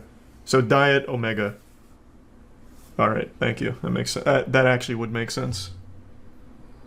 That's wrong? Oh, that's not right? When was there an Omega Male? Omega Male was introduced like 2 seasons ago. That was like 2021, early 2021. It's below Alpha and Beta, but above Delta. I don't know the Delta males. Now I think you're making terms up. Sandman's the expert, so he used Gamma. It must be an established scientific kingdom for some men to fall into. From what I understand, Gamma males are bottom feeders who don't try and improve their life. You know what? I'm going to accept that definition. I don't know if it's correct, but I'm going to work under that assumption. It would fit into the context he used it here. That look at men out there that are successful and more happy than they are, and they basically think they need to be humbled and beaten down in life, the way they have. Even the alpha, betas, and deltas are jealous because sigma males are free to do whatever they want with zero sense of self-consciousness. So they will try and take you down a few pegs so they feel better about themselves.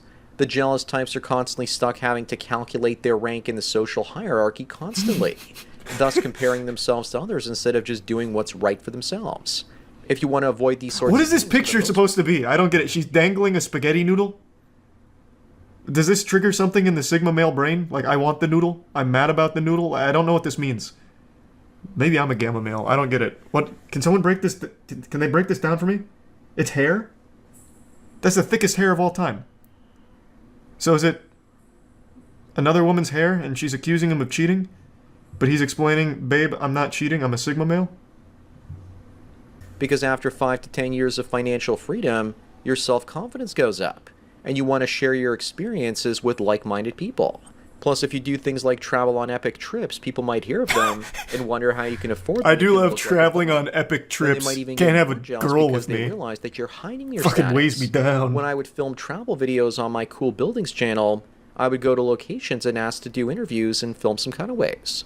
First women they didn't care when the channel was brand new, and not so. God damn it, now I have to see that channel. He has his own channel travel for Cool Buildings? What does that even mean? Wow, for someone that's all about, like, you don't need women, it's all about being big man, he follows Dua Lipa immediately. That's not alpha stuff. I like Dua Lipa, but I'm not an alpha. Where's your travel channel?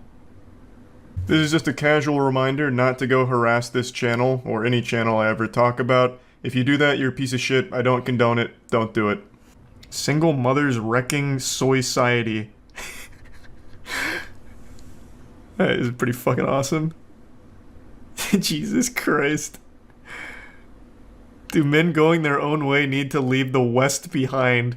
The great exodus of the gamma males and sigmas. Oh boy. Oh goodness. The Bible foretold of that. Oh, here we go. Sandman 2.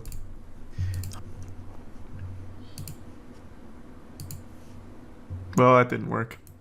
But once the channel was up and running and filled with dozens of locations, and they saw the places I traveled to in the past, they started becoming less accommodating. Unless it was one of the ones they were doing it because they were either desperate for their location needing publicity, or they were just attention whores. Many of the younger women I asked at such locations, they were seemingly jealous of the places I visited because they were usually working second or third rate tourist attractions and were probably not thrilled that I was free to travel about and they weren't. What is that thought process? They were jealous of my epic travels. So when they saw how much I traveled, they started treating me like shit because they were jealous of my epic travels. Good lord. I want to see that channel. What? How epic are these travels? Did you go to the moon? Like, how cool could it possibly be? I'm just going to go ahead and squash this theory right now, Sandman. I can't find your channel after desperately searching for it because you didn't even link it properly. I don't think the women or anyone else around you is that jealous. I don't think they've seen it.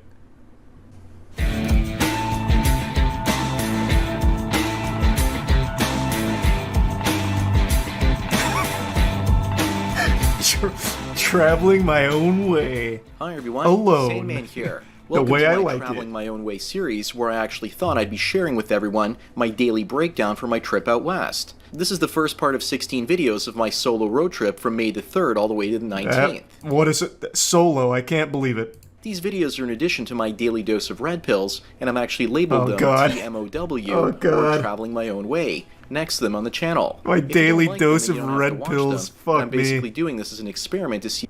I see why they'd be jealous now. That was fucking nuts. So I'm they jealous. basically put up passive-aggressive roadblocks. Jealous women will try and sabotage your business, Mhm. and once you've dealt with enough of them, you start to learn how to act. And you've just dealt with accept too it many, I'd and say. work around them. Women just Some can't people stop. are jealous that I haven't had a real technical job in my entire life, and have basically made my own way. They don't see the triumph and victory snatched away by some snatch on YouTube demonetizing my channel. Right. I've shown women my travel course. videos, and they look at me and think I'm poor. And then they ask me how can I afford to travel because I don't have a full-time job. Let me pump the brakes a little bit. You show women your travel videos. Hey, harlot, come here. Look at my phone. This is my Traveling My Own Way series. Look, I went to Las Vegas here. Nobody does this. Nobody does this. This is my way. This was a solo trip to... Look at this. I stayed at the, this resort with a pool.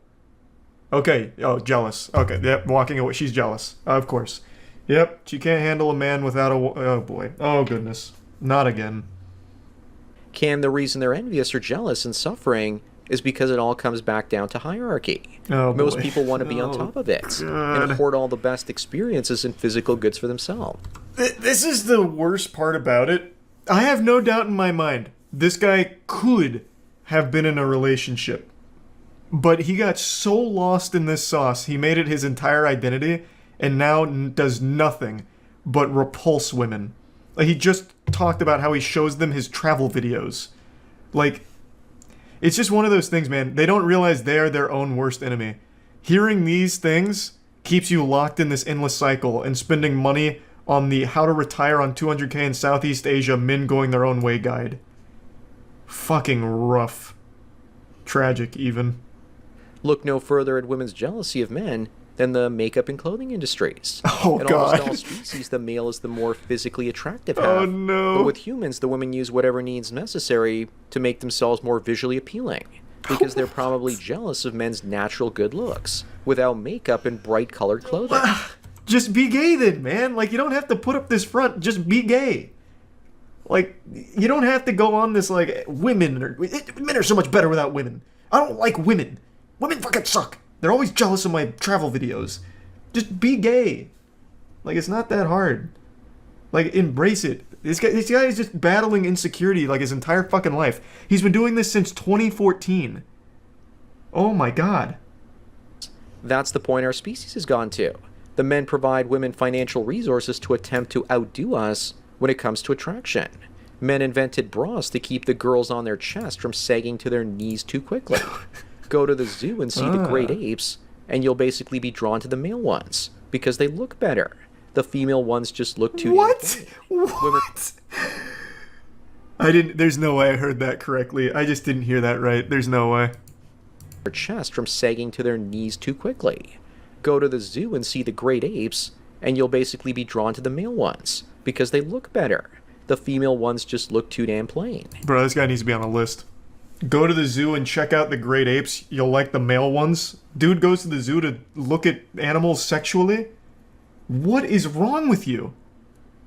That they want to turn themselves into men with their actions, careers, and experiences. Is that jealousy coming out, or is it just part of the female chameleon routine? I'll let you decide. They also want to compete with the men at the top of the male hierarchy, and only really want the alpha males and their lieutenants to partner with. Most of the deltas, gammas, and omegas are of no interest to them. They also want the sigmas because they're... I owe an apology to the guy in chat who brought up delta males earlier. I thought you were making the term up. I guess it's a real one. Sorry. You were right. I guess I might be too behind on the times here. I didn't know delta males got brought into the equation. Jealous of our independence and lack of dependence from the validation of others. Thanks again to Cam for the donation as well as topic. Don't forget to smash the like button the way that women love when you smash them, because it means You'll also smash your hopes and dreams to smithereens. Bang the bell and check out the mystery link. Follow me on BitChute, Twitter, and Facebook to get tomorrow's video today. Subscribe to me on Minds. I have to be mishearing this guy. To get the video for the day after tomorrow. Description. Or you can do an hour-long coaching chat with the Sandman for $45 US. An hour-long coaching session. Oh my god. 40. Oh boy. Oh my fucking god. Oh, that's painful just to listen to.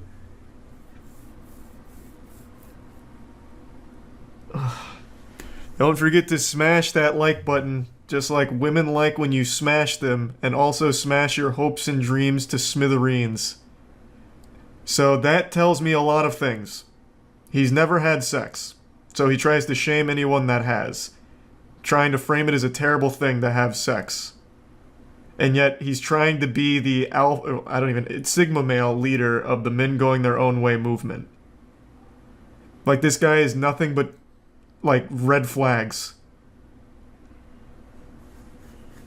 Wow. I am not booking a fucking coaching session with this guy. That'd be the worst $45 I ever spent in my life. It wouldn't even be entertaining. I'd just feel bad. I would legitimately feel bad. At the end of the day, it's not like I hate this guy. I don't. I feel fucking bad for him. My heart breaks for people like this. This is clearly a guy who was a young man back in 2013, 2014, and found this men going their own way movement, which was big back then in the R red pill section, and being lonely and desperate really bought into it and has paid hand over fist for the books and now just regurgitates everything that he thought was the truth. So he's caught in this endless loop of being a perpetually miserable, sad, lonely guy. Like, I just think it's fucking sad. This has been one of the most pathetic men going their own way lectures I've ever seen. I'll give him credit, though. He's using his actual voice as opposed to text-to-speech like all the other ones, so. Thanks for taking your daily dose of red pills, and remember, a red pill a day keeps the women that hate successful men so much that they want to take away that success by sleeping with them and having sex with them away. So enjoy the rest of your day. Oh my god. And cheers. Again, that tells me he's never had sex, so he continues to vilify it. Is he like a public virgin? Like, he publicly has mentioned being a virgin? I imagine he has. Like, there's no way he hasn't, right? Because it's pretty obvious. I'm not using it as an insult. Like, he is very obviously making it clear that he has not had sex. So that is why he continues to shame those that have. Dear Sandman, this donation is a big thank you for your video called The Cock Carousel. Your video gave me an argument to throw in the faces of people. The thing is, almost no man cares about that. And why do females shame me all the time for not jumping around in the haystack? What's your thought about this? And that immediately tells me he wrote this. What lady is going to say, jumping around in the haystack? That's in men going their own way term. He absolutely wrote this himself. I don't have any children, but if I had a daughter, and it was you, Lady D, then this is what I would tell you. At this point in your life, you've been with maybe 1 or 2 men tops, and you still have the ability to bond with a man. Those women that are telling you to be promiscuous have lost that ability in themselves, it's gone. most likely. Yeah, it's gone. And they're emotionally damaged beyond repair. And now they're shaming you for being a virgin. You're probably laughing to yourself and thinking, that's absolutely impossible. But it's not true, because I'm living proof that guys like that exist. Every woman that I've ever slept with ended up pressuring me to be with her because she probably felt insecure about herself in the first place. No, they fucking didn't. Okay, so he's not even being honest with his subscribers. Okay. I was hoping this was going to be like a heart-to-heart, like, well, Lady D, I myself am a virgin, but he's very clearly still putting up this front. Okay. As you can no doubt tell, I've left my normal setup, ventured out into the great outdoors, God's country. I've left my domain expansion, I've been kidnapped by Austin Powers here, But my little adventure has the added benefit of serving a second purpose, which is being witness protection, so Mike Tyson doesn't track me down and, wiggle his way down my chimney and beat my ass in the middle of the night, because I'm about to sling a few insults here at this absolutely awful event that he's agreed to. I've said since day one, the genesis, that the Jake Paul vs. Mike Tyson fight is a pathetic embarrassment of an event. Just from a conceptual standpoint, it is so dog shit. And somehow it just keeps finding a way to get even worse. It's an absolute circus show. So, Mike Tyson recently just had a medical emergency on a flight. He had an ulcer flare up, and it's postponed the event even further. I'll dive into that a bit more, but I just want to start, it's not even just the more recent stuff that's happening with the embarrassing press conference where Mike Tyson made the baffling statement about how when Jake Paul was 16 and dancing, it gave him a boner. That's a level of trash talk I've never seen before right there. I don't know what the plan was, but it fell flat on its face. I tried to figure out what the play might have been there, the strategy on stream. The only thing I could come up with was that he was trying to, belittle him as a fighter. It's oh, this guy, he's not a fighter. No, I don't even want to fight this guy. I just want to fuck him. Yeah, he dances around and stuff, and I just want to get over there and fucking squeeze on his little cheeks and twist on his nipples. Maybe make him uncomfortable with statements like that. I don't know. But it was a shocking display at the press conference. Everything about that was awful. They weren't taking it seriously. How could anyone take the fight seriously? I speculated from the beginning that there's probably a no knockout clause. On paper, Jake Paul should have no chance against Mike Tyson, but he's 60 years old and he is turning to dust, as every human being will as they get later on in life. It's the way of the world. Mike Tyson is one of the best to ever fight. By all definitions, he is a certified legend at the top of the food chain. But he's pushing 60 years old. He's not in his prime anymore. And real life isn't like anime. Very rarely will you have the ancient geriatric master with a graying beard be able to stand toe-to-toe with the youth. He's not Master Roshi, right? It's not how that works. Seems like a mod from GTA or something where you just spawn in two characters and have them fight because it's silly. But to have it happen in real life is just kind of sad. This is a lose-lose situation for Jake Paul, by the way. Jake Paul has a reputation for only fighting retired ex-fighters, not even boxers most of the time. He's fought one boxer and lost, and now he's once again just going back to just fighting an old guy who has retired. So if he wins this fight, no one's going to give him respect because he beat a nearly 60-year-old Mike Tyson, once again continuing Jake Paul's reign as the fucking tyrannical boogeyman of the retirement homes. And if he loses to Mike Tyson, he's going to get clowned on endlessly for losing to a nearly 60-year-old man. It's fucking stupid. It's just the most blatant cash grab off of two names, because Jake Paul still has somewhat of an audience, and Mike Tyson is still one of the biggest names in sports history, so he's obviously going to bring in a big crowd that just likes to watch him fight or do anything, really. But beyond that, this isn't a you paid for the whole seat but you only need the edge type of situation, You're not going to be biting at your nails, jumping out of the chair at every thrown jab or anything, because it's just kind of like a pathetic little whimper of a cash grab, really. Mike Tyson has fought legends. Jake Paul fights to get out of his brother's shadow. They're not the same. This isn't a real match, no matter how hard they try and market it as such. The press conference really set the tone of the whole thing where they're both laughing back and forth. This isn't a real thing. They're just both getting paid a bag to do it. And that's it. Anyway, I'll talk about the most recent blemish on this event. Mike Tyson had a medical emergency while on a flight. It was identified as an ulcer flare-up, and he's been advised to avoid heavy training for a few weeks. So, in response to this, the event has been postponed to later on in the year. People who had previously purchased tickets are still going to be able to have those tickets honored for the new date and all of that. Or if you can't make it, you get a refund. I don't even know why I'm bothering to cover that component of it. I don't fucking work for SeatGeek, but I figured I'll just give you the entire kit and caboodle here of the situation. So it's been postponed because of Mike Tyson's ulcer flare-up. And if Jake Paul had any level of shame, he would just call off the fight in response to that. Just be like, hey, Mike Tyson, you got nothing to prove. But unfortunately, he's a pathetic little worm who would never do that because to him, he does have something to prove. That he's a real fighter. And to prove that, he fights retired boxers and sometimes not even boxers. If your grandfather's in a nursing home, you might want to give him a wellness check because Jake Paul might have come into the middle of the night and given him a contract to take Mike Tyson's place in the fight. Doesn't matter if your grandfather's a retired plumber. That man's going to get his shit pushed in by Jake Paul and he's going to be talking about it for months about how he's like the ultimate fighter.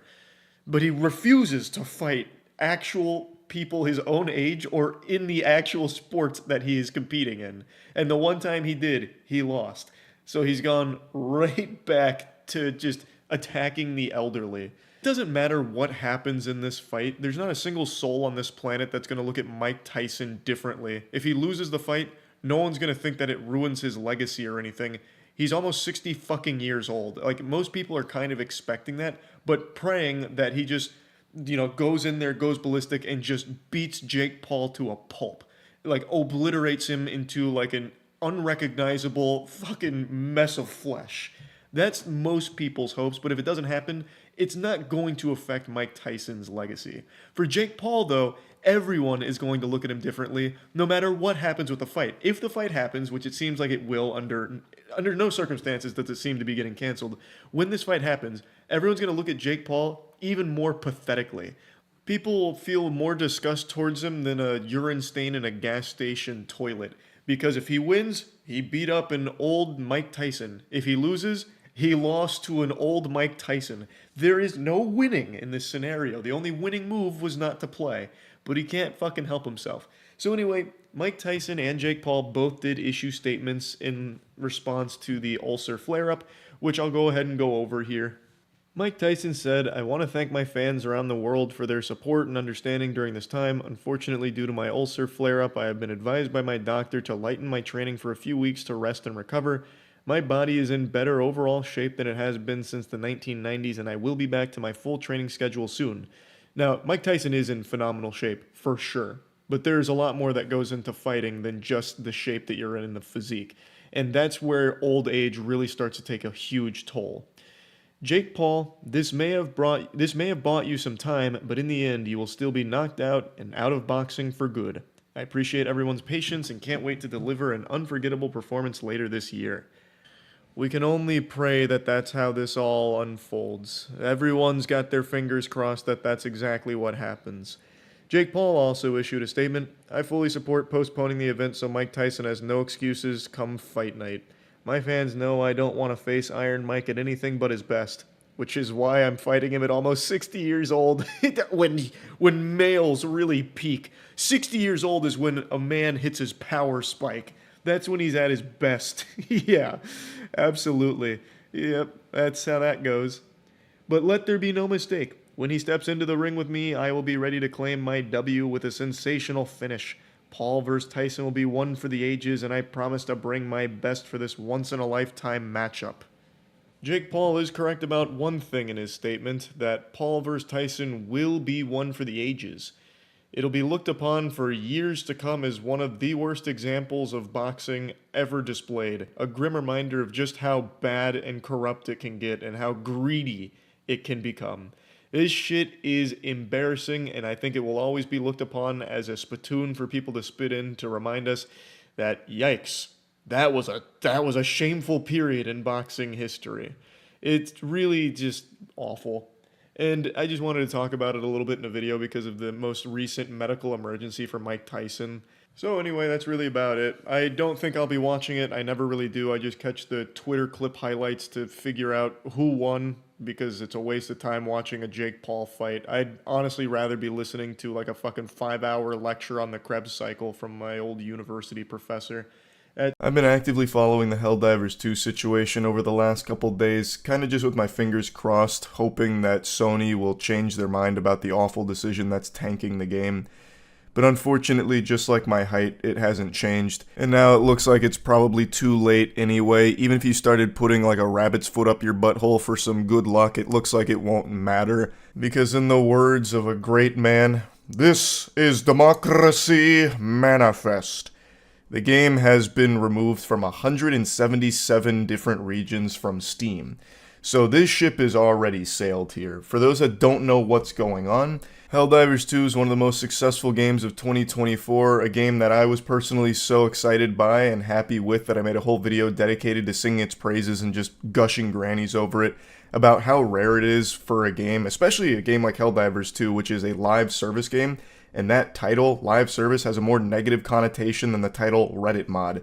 And yet Helldivers 2 went on to buck every dogshit trend that the gaming industry has been shoving down people's throats and found immense success. A massive, passionate community and a huge player base. It's an incredible game and they do everything right with it in terms of how they deliver new content. It's just so good. It was positioned to just be an extremely popular game that had a very strong community forever, as long as they kept up this momentum.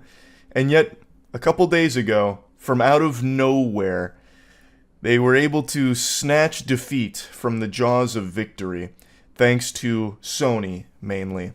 There was an announcement that all PC players that were playing Helldivers 2 through Steam would now need to link their Steam account to a PSN account in order to continue to have access to the game.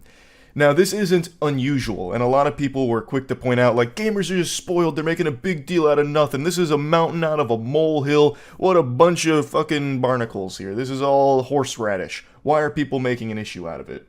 And while they're right that it's easy to link an account and it's not unusual, it's more common than the cold. If you play a game on Steam, sometimes you'll be forced to link to like a Microsoft account or, God forbid, a Ubisoft account. Like, this does happen a lot, but what they're not understanding about this case in particular is when Helldivers 2 launched, you did not have to do that. Now, we're going to get into the nitty-gritty because there were statements on the official page where you should link a PSN account, but they made it optional. Like, you didn't have to, you weren't forced to, which led to plenty of people from a ton of different regions buying Helldivers 2 who do not have access to the PlayStation Network, thus they can't link their Steam account to a PSN account, meaning they won't be able to play this game going forward. And now we're reaching the point where we're at today where it's been removed from 177 different regions on Steam. So it's a massive fucking mess, and it is a headache. Like, there's no reason to tiptoe around this. No one likes having to link their account to other services. It just creates a lot more hoops to jump through. Yes, it's not a huge time investment, but it is a fucking nuisance. Especially Sony. Like, they're claiming that the reason behind this is for security.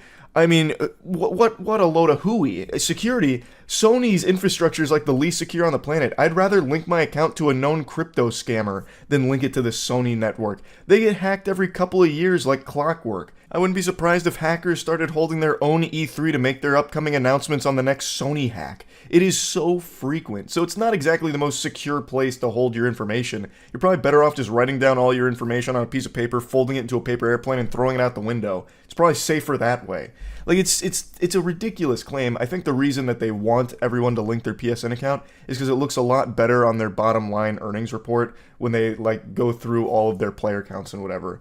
I think that's probably the reason behind it. Of course, I'm not 100% sure why, but they seem to really be adamant about needing these accounts linked, which has completely ruined the reputation of Helldivers 2 because it's made everyone mad. So it's been review bombed to shit. That got straight banished to the shadow realm. It used to have mostly positive reviews, like literally one of the video game industry's darlings. Now it's got negative reviews thanks to this change, and a lot of people are going to lose access to the game that they paid for, which is a problem. Now, there is refunds that are being offered, which a lot of people are taking, and it's just been a disaster for a game that is truly special. Helldivers 2 is such a good game, and it's now been completely tainted forever because of this decision from Sony. A fucking classic Sony L here. So let's dive into a bit more of the weeds. I actually think Ludwig did a great job covering the broad strokes of this, so I'm going to play a couple clips from his video. To the defense of Helldivers 2, this was on their Steam page since their launch 3 months ago. This is actually my screenshot. It says right here, requires third-party account, PlayStation Network, supports linking to Steam account.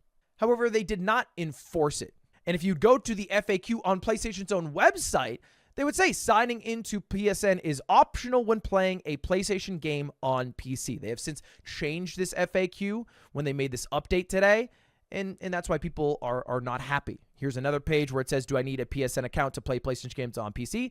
No, you do not currently. Now, they have changed this policy, and they're now saying you got to do it with certain games, including Helldivers 2, which has millions and millions of players. So as you can see, it was clearly posted that you would need a PlayStation account to play the game. However, it wasn't a rule that they were enforcing, and if you did any level of like digging on your own, you'd find that on their own official FAQs for Sony, they said that signing into it is optional. Thus, you would start to connect dots in your noodle like, oh, okay, so I downloaded Helldivers 2 on Steam. I'm not being forced to make a PSN account, thus, this must be one of those games where it's optional to make one. I think I'll avoid doing that. I think I'll go ahead and press skip, which is something you can do or could do with Helldivers 2.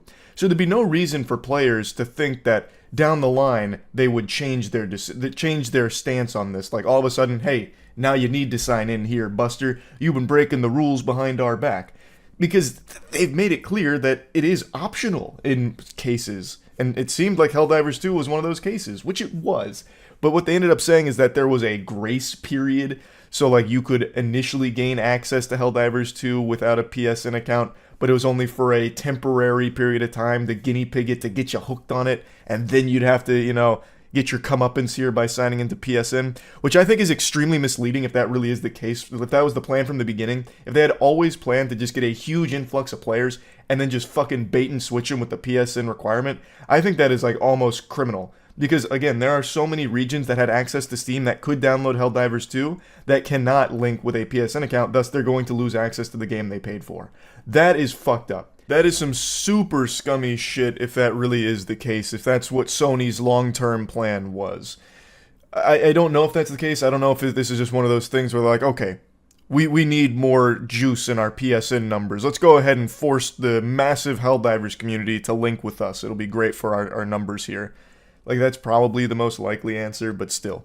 It is a problem. Like, it's not so much, again, the concept of needing to link an account from Steam to another service. That's been here prevalent for many, many years. It's the fact that so many people could do it without that step, and now they're retroactively adding that requirement, and that makes it impossible for a lot of players to play the game going forward.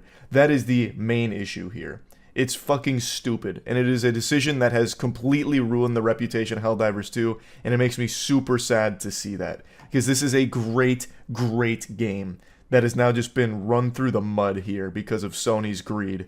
These are the current available countries where you can make a PlayStation account. There's a lot of users who play this game who cannot make a PlayStation account, thus cannot play the game legally. Now you might think, well, how about you just make up an account? But if you look at PlayStation's own rules, they say, well, hey, you have to make an account in the country that you reside in. That's the rule here. And if you don't, we may request identifying documents to prove that you were in that country. And if we suspect that you are not following our terms of service, we might remove or compromise your account. We might ban it altogether. You might lose access to be able to play the game that you paid for altogether.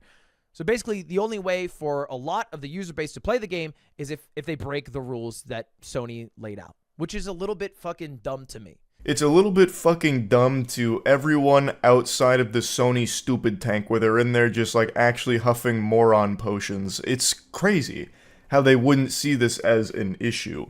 So, as Ludwig states, there is a list of every country that can have a PSN account, and there's a lot of places absent from that list that have access to Steam, have a lot of players for Helldivers 2, and will not be able to make this PSN account. The only way around it is to make a fraudulent PlayStation account, flub it a bit, which breaks Sony's rules, and you could lose your account because of that. So they have no options except to stop playing the game that they love. It's a problem, and it's an entirely avoidable one that didn't need to happen in the first place. Sony could have just continued to ride this cash cow into the sunset. Helldivers 2 is a smashing fucking success. It is a colossal achievement, and they have found a way to wipe their ass with it. And my heart absolutely breaks for the passionate team behind Helldivers 2.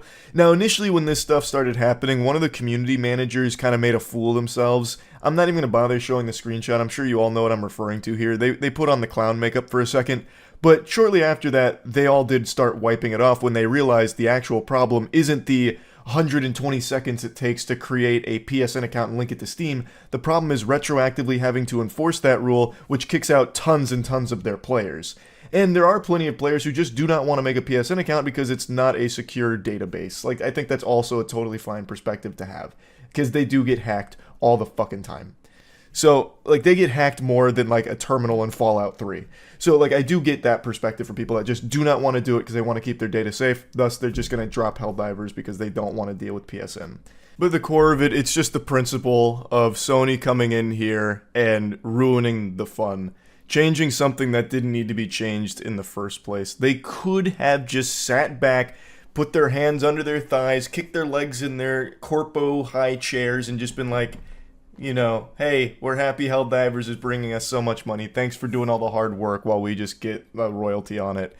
Like, it could have been so easy. It was so easy. And now they've made it really hard for themselves, and in the process, they have tanked an incredible game's reputation. But anyway, that's kind of the gist of this situation here. I don't think Sony's going to walk back these changes. I think it is too late for that since it's now been removed from Steam in so many places.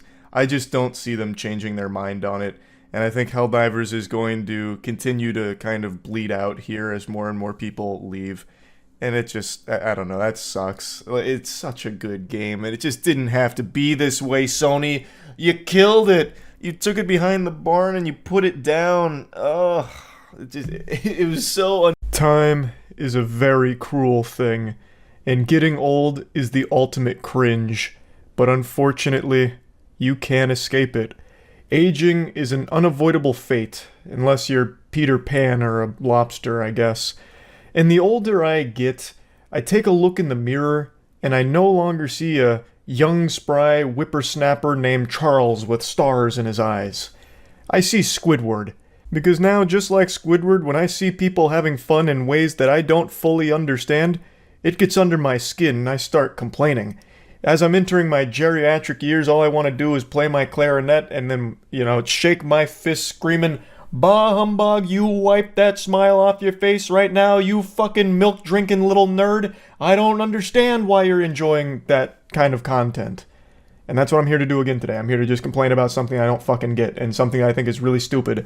It's the entire Baby Gronk stuff going on right now. This shit has been contaminating my Twitter timeline for the last 3 days. Basically, is Baby Gronk the new Drip King, or is he just getting rizzed up by Livy? I'm bilingual, I speak fluent English and gamer, and neither one of those help explain what I just read there.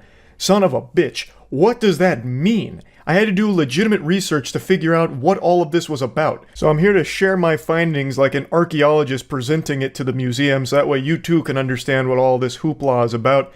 And I'll just boil it down to the basics. Baby Gronk is like a 9-year-old kid who's, I guess, like a football prodigy, but it's his dad that's kind of the puppet master behind this whole operation of viral fame, where the dad keeps pathetically messaging every outlet ever to keep reporting on his son to keep the memes alive, so that way his son can have a bigger online presence, like on Instagram, TikTok, and all of that. So it's his dad trying to pump up these online numbers.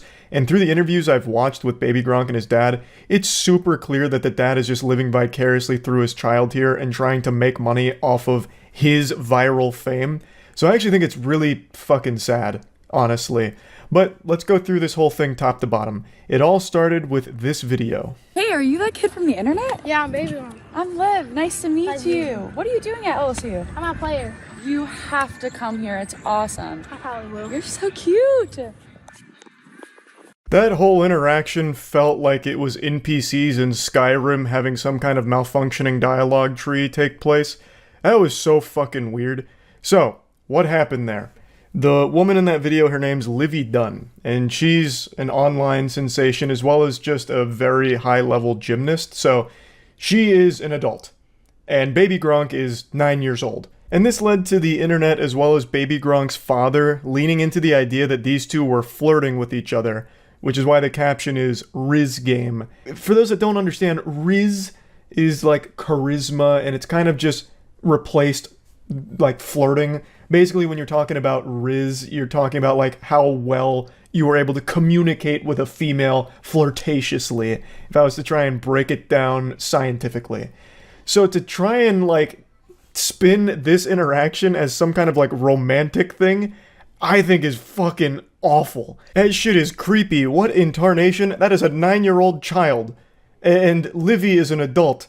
That is so weird, especially for the dad to be leaning into that shit. Here's an interview he did about it from TMZ. Everyone's wondering if you're the new Drip King. We got to ask Baby Gronk himself, are you the new Drip King? Yeah. Oh, so another new wild name enters into the Thunderdome. Drip King is the name of a guy who was previously dating Livy. He called himself the Drip King. It sounds like a title that you would earn, like in the Fast and Furious universe, how they have the Drift King. But it's not. It's just some goofball on the internet called Drip King. And now, since the Livy and Baby Gronk had that meetup and people spun it as like a romantic thing, people are saying Baby Gronk's the new Drip King. And if you pay attention in this interview here, the dad walks away and you can literally hear him tell Baby Gronk to flex on them. I'll play it again just in case you missed it. Yeah. To me, it seems pretty clear that this is a father who was unable to achieve anything of note in his own life and is now trying to do everything possible to control his child's life to fulfill his dreams. You see this a lot in the modern landscape of things where parents use their children as props in their videos or as vessels for their own clout hunger. There is no shortage of examples for parents that try and live vicariously through their kids or try and use their kids to make money for themselves. That's something that's been happening for a long time now, and this really seems like another one of those sad cases. So Livy, wasn't just rizzing you up for clout then? No, I told him, if whenever you turn 18 years old, maybe you and Livy can get together and y'all can be the richest couple on the internet. That just sounds so creepy. This is a child. Bro, your kid is a kid. There are Fortnite skins almost as old as your son. Why are you even talking like this? Livy just convinced Baby Gronk to commit to LSU. Baby Gronk is the #1 college football prospect in the country. He averages 300 yards and 5 touchdowns a game. On his visit to LSU, Livy rizzed him up. Livy even hugged Baby Gronk. He might be the new Riz King. Do you think Baby Gronk will lead LSU to a national championship? This is what really made the whole thing go viral. This video got posted everywhere talking about how uncomfortable it made them, saying the video made them feel schizophrenic because the dude in it is so concerningly robotic. He's like an animatronic from fucking Five Nights at Freddy's. It's just a weird video, but it's clearly by design. The guy behind it, I think, is pretty obviously making a joke out of it, like it's supposed to be satirical. But it is still an odd thing to catch on as a meme about a child and an adult like flirting with each other and convincing this kid to go to that college to play sports. Now, the stats that he vomits out there, like the 300 yards and 5 touchdowns a game, I'm pretty sure that's all just made up and baloney, just made to be silly and over the top. But even still, the dad does keep getting these celebrities and college campuses to like meet up with his son or take his son on a tour of the campus, and he makes content around that. So a lot of people really did believe that he was like getting recruited to these colleges and committing to like LSU like off rip. But that just doesn't make any sense. Just because a kid's dominating the Pee Wee football league, if he actually is, that doesn't mean that he's a good college recruit. He's 9 fucking years old. He just graduated from diapers a few years ago. There are so many things that could change on his journey through life. He could stop wanting to play football. He could stop growing. He could just, decide to play with Legos for the rest of his life. Like, that would be a really awful start for recruiting. I highly doubt colleges are legitimately looking at a 9-year-old as a potential prospect. Usually they'd look at, like, high school, and I guess maybe, like, middle school if there's some absolute, like, mutant football-playing god there. But that's just not even the case here. He's not even in middle school. So I think it's all just a bunch of, mumbo jumbo in order to increase the virality of the Baby Gronk brand. It's all calculated from the father, and it's all really fucking embarrassing from the dad.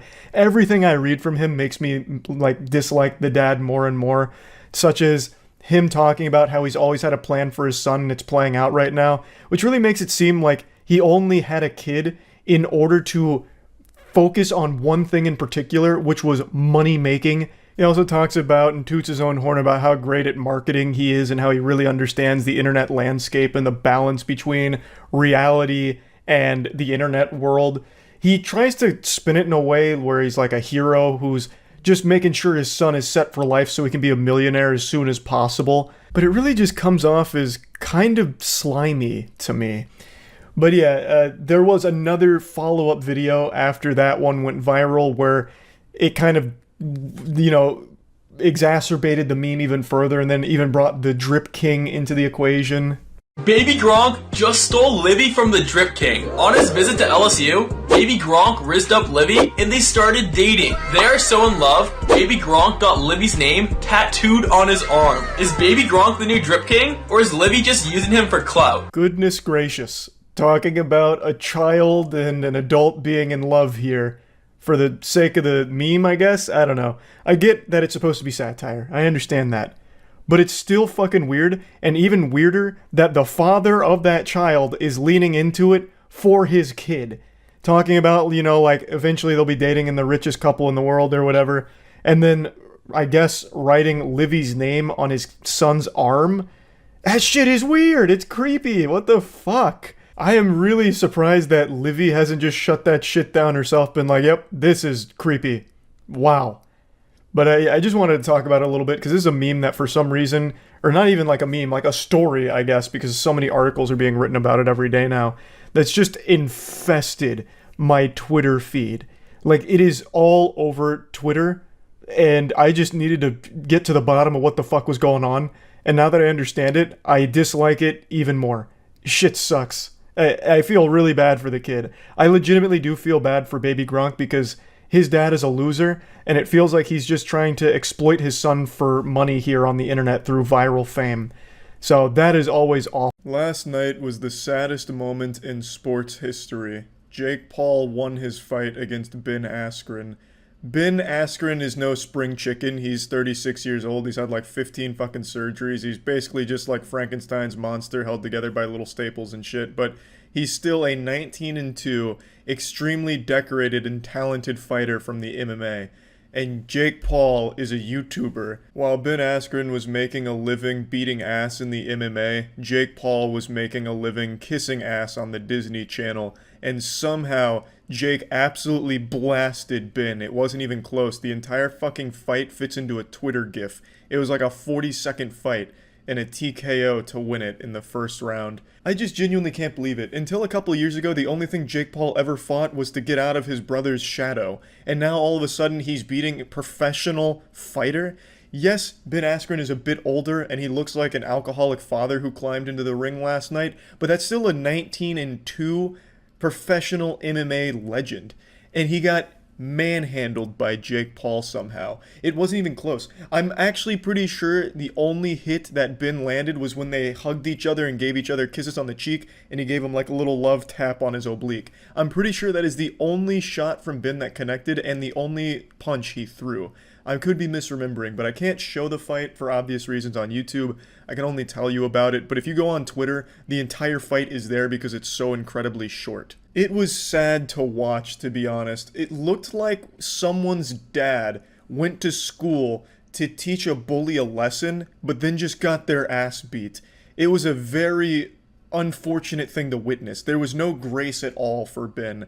When he got knocked out, it was cartoony. He got, like, hit on the temple, and he like fucking threw his arms up and fell backwards. It looked like someone trying to sell a move in the WWE, which is why there's some conspiracy theories about it being rigged. I mean, it really did look weird. It looked like in Power Rangers when they get hit and the sparks fly out and they just do like one of these and fly backwards doing a backflip. It looked really over the top, trying to like sell that this is a huge hit. I'll get into those conspiracy theories in a minute. I personally don't think it was rigged, although it is a little weird how Ben was able to take so much abuse throughout his MMA career and still go on to win most of those matches, but a single fucking connecting blow from Jake Paul kills him. I mean, I watched and everyone's watched now, the Ben Askren vs. Lawler, where he's just getting pounded, absolutely fucking annihilated, his cheeks getting spread, his face getting bukkakied with punches, and he went on to win that fight. But a single punch from Jake Paul is apparently more devastating than like that 50 fucking thousand furious punch combination from Lawler. Like, it doesn't make a whole lot of sense. But I just don't really think mini sporting events are rigged anymore. I think that's kind of an old-fashioned thing, because it always gets found out, and it always leads to a huge problem. So I would just be surprised if he risked his entire legacy to be this humiliating laughingstock just for like a little extra money. I would be very surprised if that was the truth. I'll get into that a little bit deeper in a minute, but I just want to talk a bit more about the fight itself.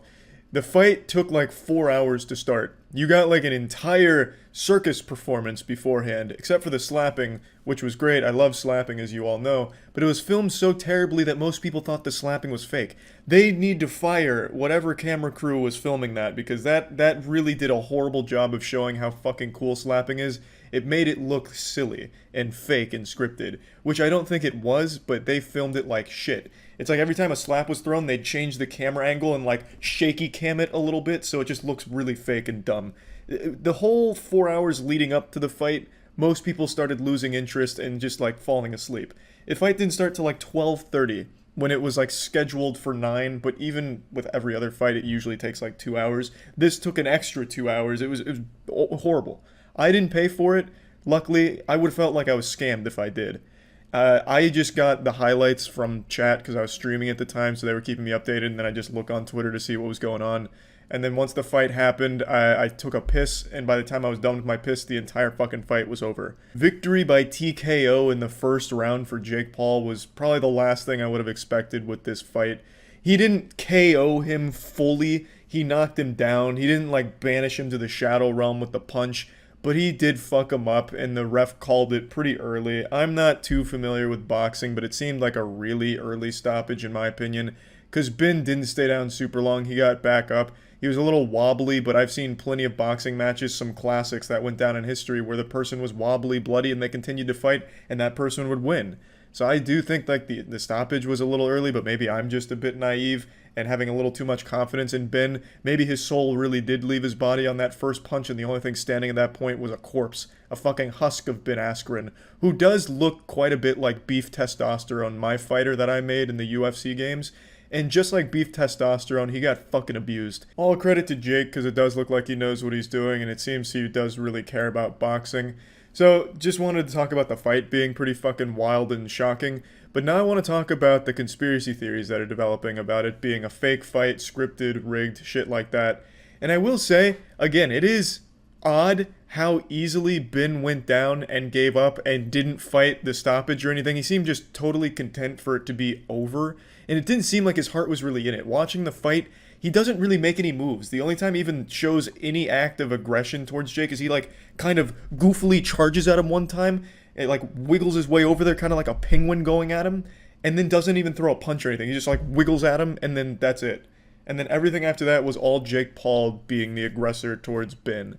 And then after the knockout, the TKO, after it's all over, Ben was leaving with his wife, and they were both smiling ear to ear. As they were leaving the tunnel, Ben, his team, everyone around him just looks jubilant. They don't look like a team that just lost. It looks like they had a great night at the casino after just getting embarrassed in front of the whole world. Which is odd. Looking at old Ben Askren highlights and shit, when he loses, he doesn't seem that happy about it. Especially not with a fucking TKO.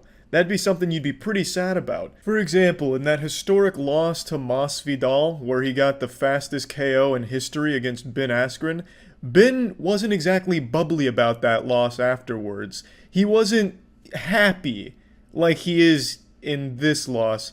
And the loss against Masvidal, I don't think is nearly as embarrassing as this one. Though it is still embarrassing because it is now the record for the fastest UFC KO in history. And now this is the most embarrassing loss in fucking sports history, so Ben is holding 2 very prestigious titles. He wasn't happy when Masvidal kneed him in the face and fucking blasted his consciousness to a different plane, but he is happy here, for some reason. He's smiling, leaving, like he just went downstairs on Christmas morning and saw that new bike he always wanted. It's a very different response to an even more embarrassing loss.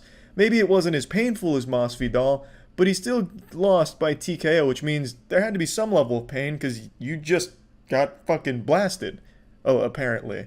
So it is weird to see such wildly different responses to equally bad, well, not equally bad knockouts. Masvidal's, I thought for sure he took Ben's fucking head off, but equally as embarrassing losses, I suppose, is a better way of saying it.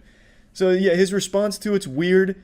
His lack of drive to win seems weird because it didn't really seem like he was even really going for it. The whole thing did come across odd, but I don't think it was scripted or faked.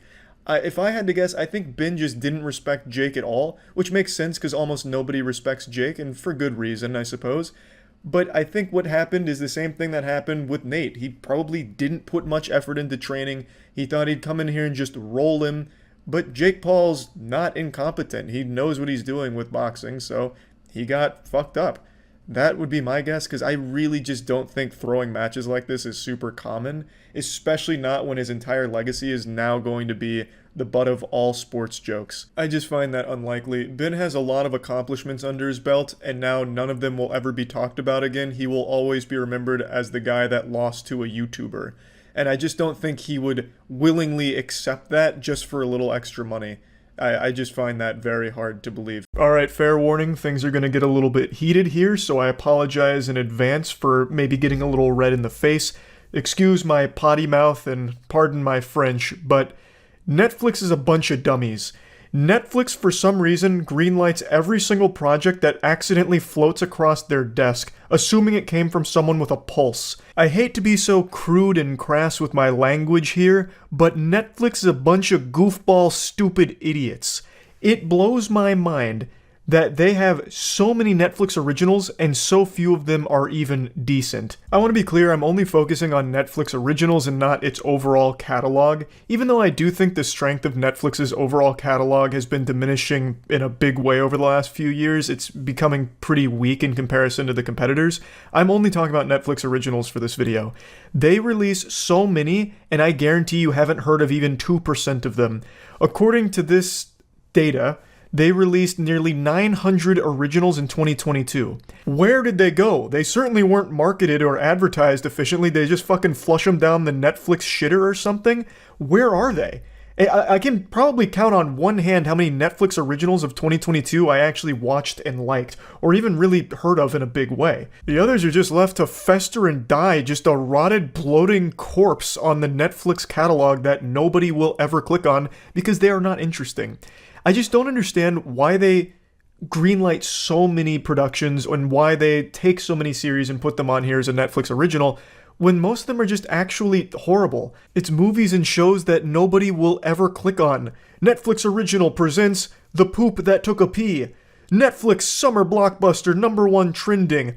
Taking My Dog Bill to Get Neutered. A 3-part docuseries. Netflix original. Huge, yeah. Like, no one wants any of these things. I just don't get it.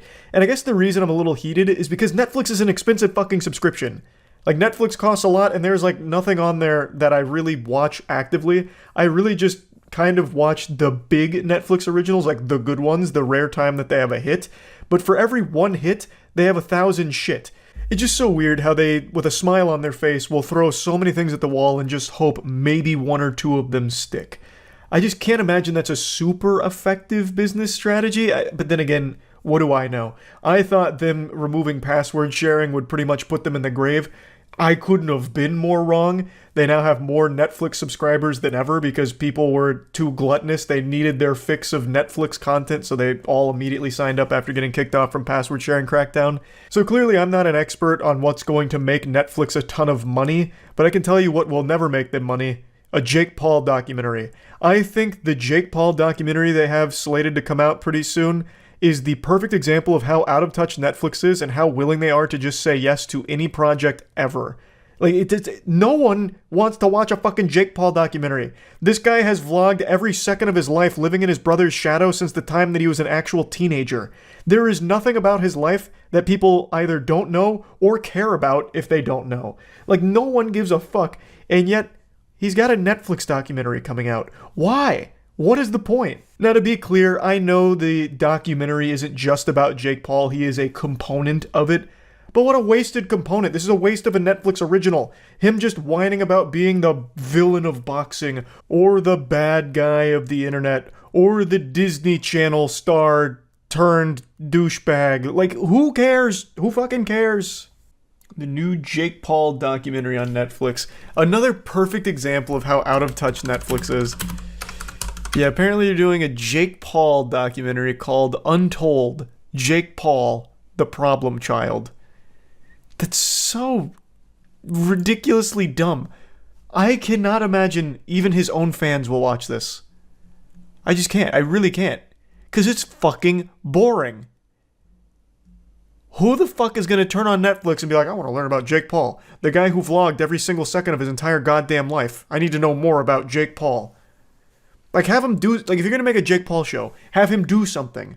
Fucking send him to an underground fight club arena. The guy is a psychopath. Like, have him do crazy shit.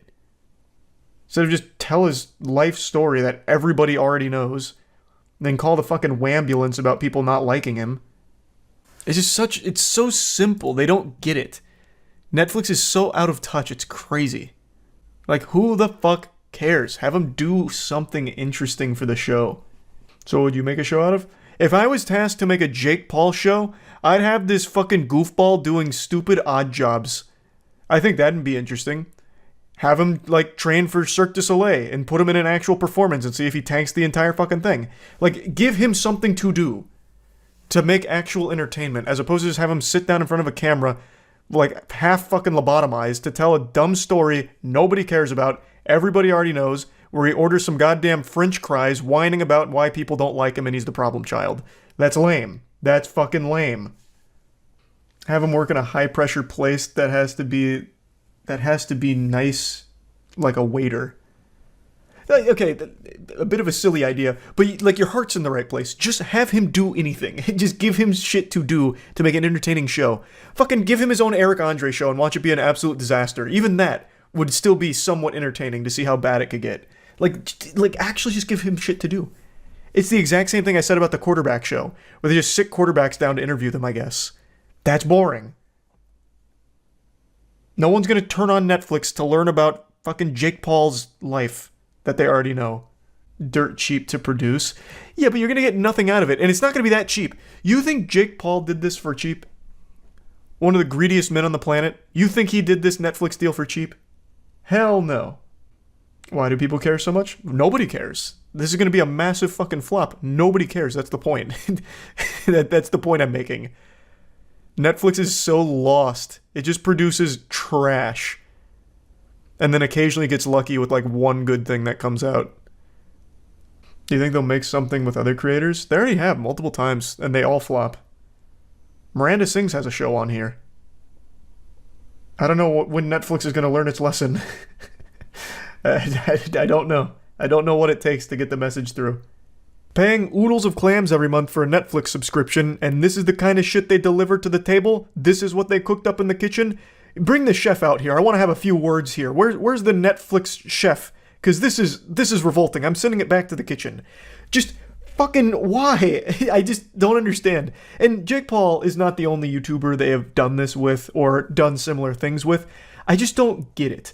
Again, I don't think this is something even his fans care to see. I just don't even know who the audience is even supposed to be for this. Like, what's the target demographic? Brain rot zombies that just doom scroll Netflix forever watching everything that pops up? Because I feel like that's the only people who will actually even bother having this on for a split second. Jake Paul is not an interesting person to make a series out of about his untold story. And his brother became a superstar, and he rode his coattails, and then he himself became a superstar. End of story. Like, sure, there's probably some nuance throughout there, and I'm sure he's gone through some difficult times in his life. Everybody has. But that doesn't mean that it makes for an interesting show that people are going to want to sit down and fucking watch. Like I said, if you wanted to make something with Jake Paul, that's totally fine. But just have him do something that'll make it entertaining other than just telling his story. Have him fucking ramp the Batmobile off of a turbo Omega ramp over 12 flaming school buses, and then when he lands on the other side, have him do a no-holds-barred 2-minute keg stand till he pisses himself. Like, I don't know. Just have him do anything. There's just no reason he should even be a part of, like, the untold story of Jake Paul. Jake Paul, untold. Again, I know it's not all about him, but like, why even have him in it? It doesn't make any sense. It's just, it really feels like some kind of desperation from either Netflix or whoever was producing the Untold series itself to try and get some kind of cheesy, cheap clicks on the production. Like, Jake Paul's name would be enough of an attention grabber to have people come in. But I just don't think that's the case for this, because no one gives a fuck about the Jake Paul story about, you know, his transition into being a boxer and being labeled a bad boxer and being labeled a villain and all of that. It's just not interesting.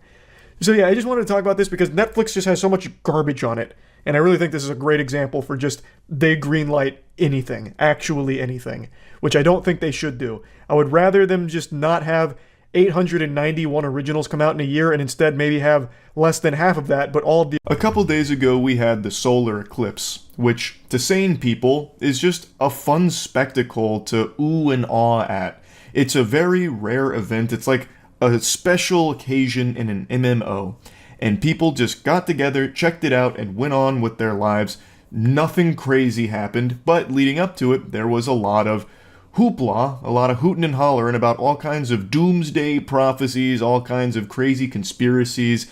But when it actually came down to the brass tacks here and the eclipse unfolded, nothing happened. I think the worst that would happen to someone is they decide to look at the eclipse raw dog. No eyewear on, so they look up and they blind themselves. Now all of a sudden their vision's all foggy, and anytime they try to look at titties, it's blurry.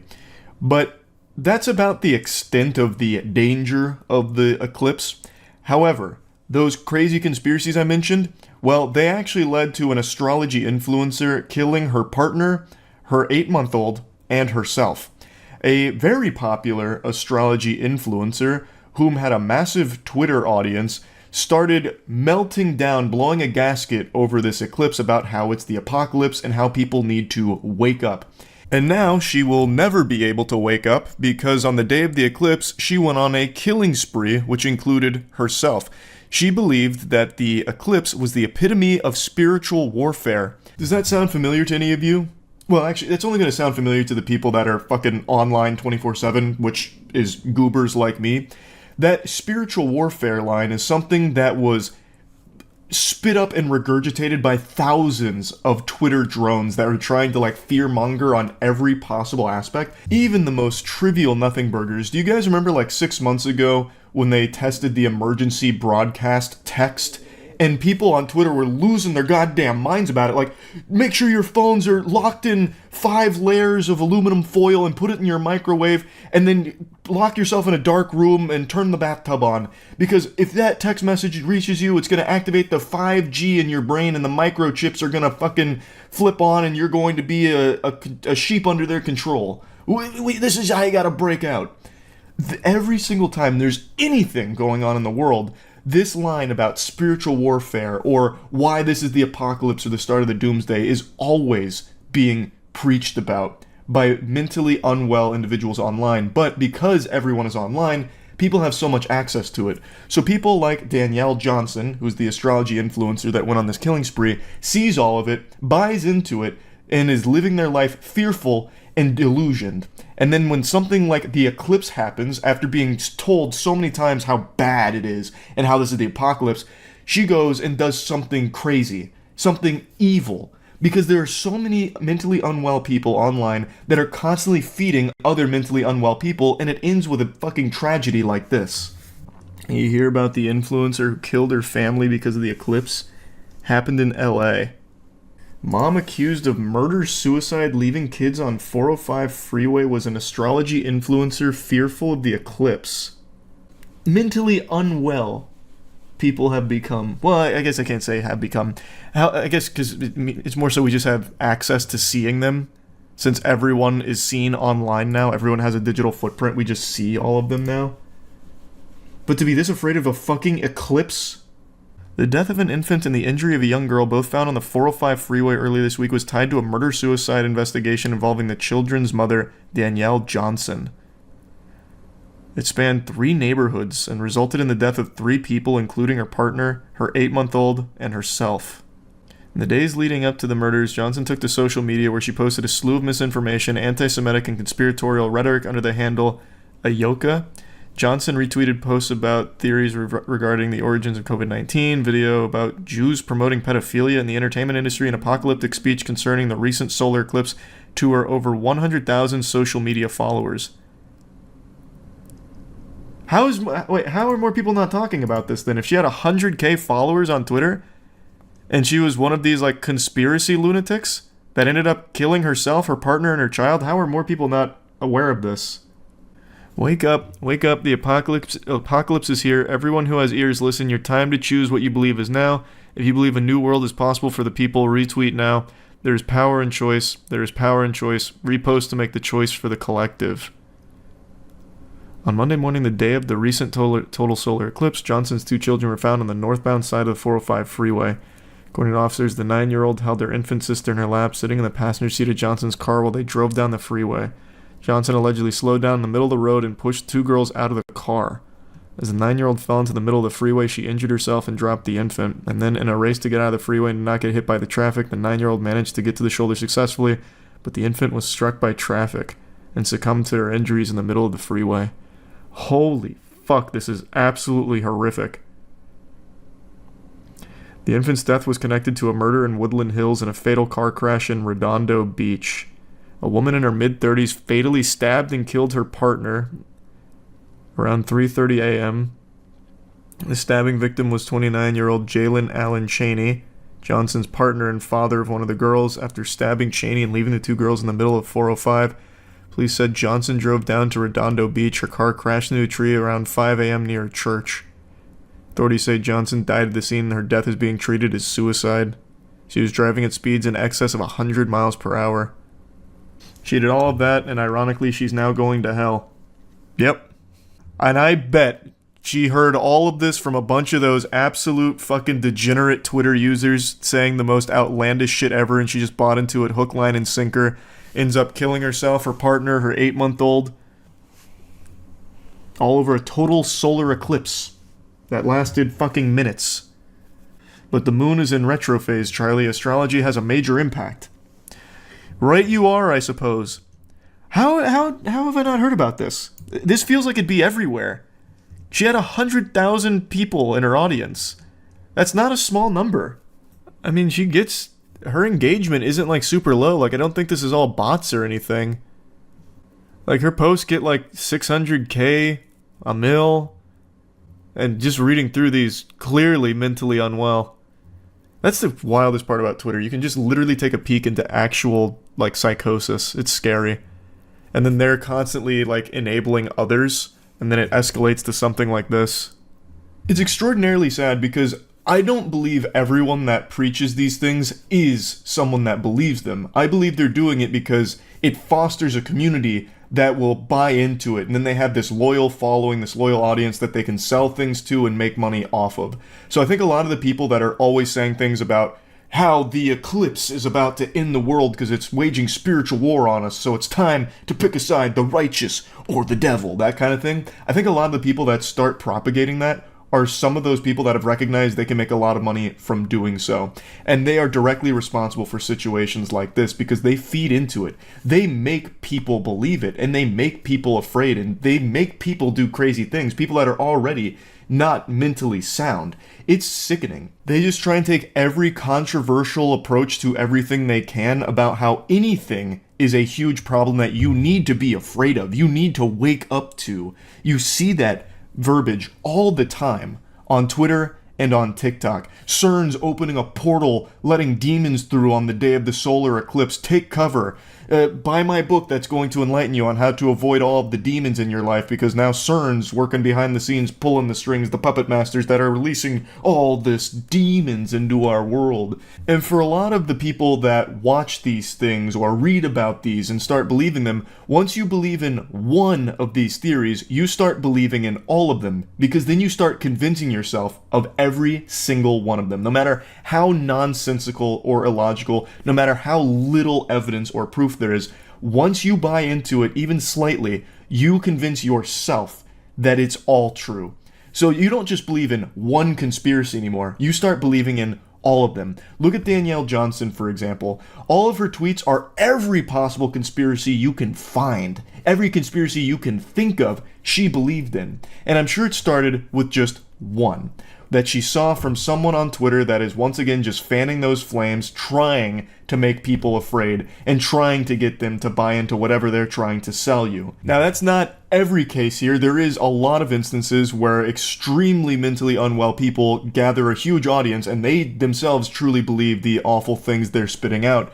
But I think a lot of it is from people that have recognized that you can make a lot of money from capitalizing off of that community. Because when people are afraid, they'll do anything to get rid of that fear, including buying shit they don't need or whatever. And then in some cases like this, all that fear that you keep serving up leads to a horrible situation where someone that was the recipient of all of these awful ideas that have legitimately no basis and no logic to them does something unforgivable. What Danielle Johnson did is heinous, inexcusable, and disgusting.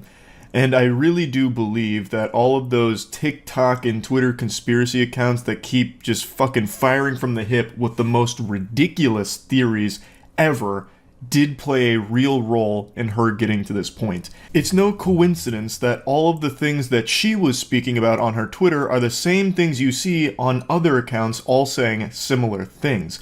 It's a network that's feeding these dangerous ideas that lead to a breaking point in some people. It is fucking atrocious, and I am confident that none of those accounts will ever acknowledge the role they play in a case like Danielle Johnson. They're gonna throw her some kind of like fringe case like, oh, I can't believe someone would do something like that. We're just trying to give you guys the truth, give you guys the tools to, snap out of it and wake up from the mind control. What Danielle Johnson did, we have no idea how it got to that point. Even though, if you read these posts or watch these videos from these accounts, they're like legitimately pushing people to be like Danielle Johnson. Push them down that path of just extreme mental illness. It's fucking horrifying. But anyway, yeah, I wanted to talk about this a little bit because it made me really upset. This morning I was making myself a peanut butter and honey sandwich, which I do most mornings since it's the breakfast of champions. It'll make you big and strong for a growing boy like me. However, when I was putting the honey down after pouring it on the bread, I made a fatal miscalculation and I dropped the bread. I fumbled it. Everything went slow motion as I watched it hit the floor. I was upset, devastated, my heart was broken, day nearly ruined. However, it wasn't the saddest thing that's happened to me today. The saddest thing that's happened today is me watching this video about a woman who's cheated on her husband so many times that she's convinced him it's actually a good thing and healthy, and now they're swingers. Let me make it clear that I'm not the relationship police here. If they're happy, all power to them, but it doesn't make it any less goofy with the video they put out there about it. So let's go ahead and go over it. This is Christina. She fell in love with Mark. I don't know why the narrator hates Mark so much. They just reluctantly introduce him. They just let out a big sigh, a huge pause. Christina fell in love with Mark, I guess. I don't know what happened here. They were so enthusiastic to introduce Christina, but when they got to Mark, it was like a balloon deflating there. It was like a fucking funeral service. They were like, hey, Christina, wee, and then Mark. Despite being in love with Mark, Christina also found she had eyes for other men. I kept cheating so much and I just couldn't stop. When I did find out, it was very devastating. I was heartbroken, to say the least, about it. I started thinking, oh, maybe I'm not good enough for her. I just kept cheating and I couldn't stop. There was just a cock demon inside of me. I'd be walking down the street and I'd trip and fall onto more penis. It was an uncontrollable urge. It was like a car with a brick on the gas if that car was barreling towards more wieners. And then Mark's like, yeah, I got cheated on. It didn't feel great. It wasn't like an S-tier experience. I was heartbroken. Didn't feel amazing. Rather than let the cheating break the pair up, they decided to explore new experiences as a couple. I just said, let's try this swinging thing. This is where it gets pretty manipulative in my eyes. So she's been cheating on him a lot. And now she's finally dumping the cold water on him, taking the training wheels off and saying, look, why don't we just try this whole swinging thing out so that way I can feel less guilty about cheating on you since now you can do it too. And it feels like Mark convinced himself it's a good idea because he can stay with her in this whole swinging thing. But it wasn't like a mutual decision between the two of them. She kind of led him to it because she was going to keep cheating regardless, so Mark just goes along with it, it feels like. I'm not a fucking relationship expert. I'm not a couples counselor. Yeah, so we've been together for 17 years, and we've been married for 15 years. Yeah, we are soulmates. We finish each other's sentences from like day one. Yeah, so I've struggled with monogamy my whole life. Ever since I was a little girl and had boyfriends in grade school, I would have multiple boyfriends at the same time. And then I cheated on him with like 4 guys. I was always open and honest about it. And just monogamy is not natural for me. Well, that's just dandy. Thank God, at least she's honest about it, because if she was cheating and lying, that'd be a disgusting combination. That'd be awful. You know, you can't even be really mad at her at this point. Like, hey, Mark, I cheated on you again today with another dude. It's like, hey, at least you told me. So now I don't feel as bad. Thank you for that, Christina. You're such an angel. I also love the way that she presents this like it's something that's beyond her control. Just like this almost illness that she's battling, this compulsion to cheat. Whereas other people are struggling with like drugs or alcohol or something. She just struggles with constantly cheating on Mark. When I found out, it was very devastating for me because at that time, I could have been monogamous with her the rest of my life because I loved her like that.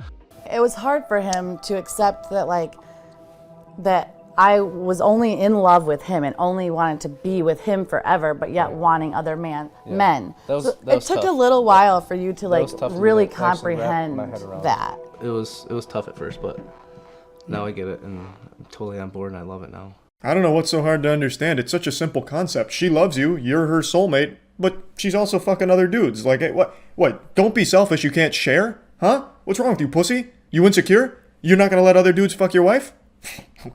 Okay, big guy. Again, this is another giant red flag to me about manipulation because it feels like he knows it's wrong. Like, it's hard to wrap your head around it, Mark, because it's fucking wrong. But she is convincing him that she loves him so much, but just can't help but find other men too.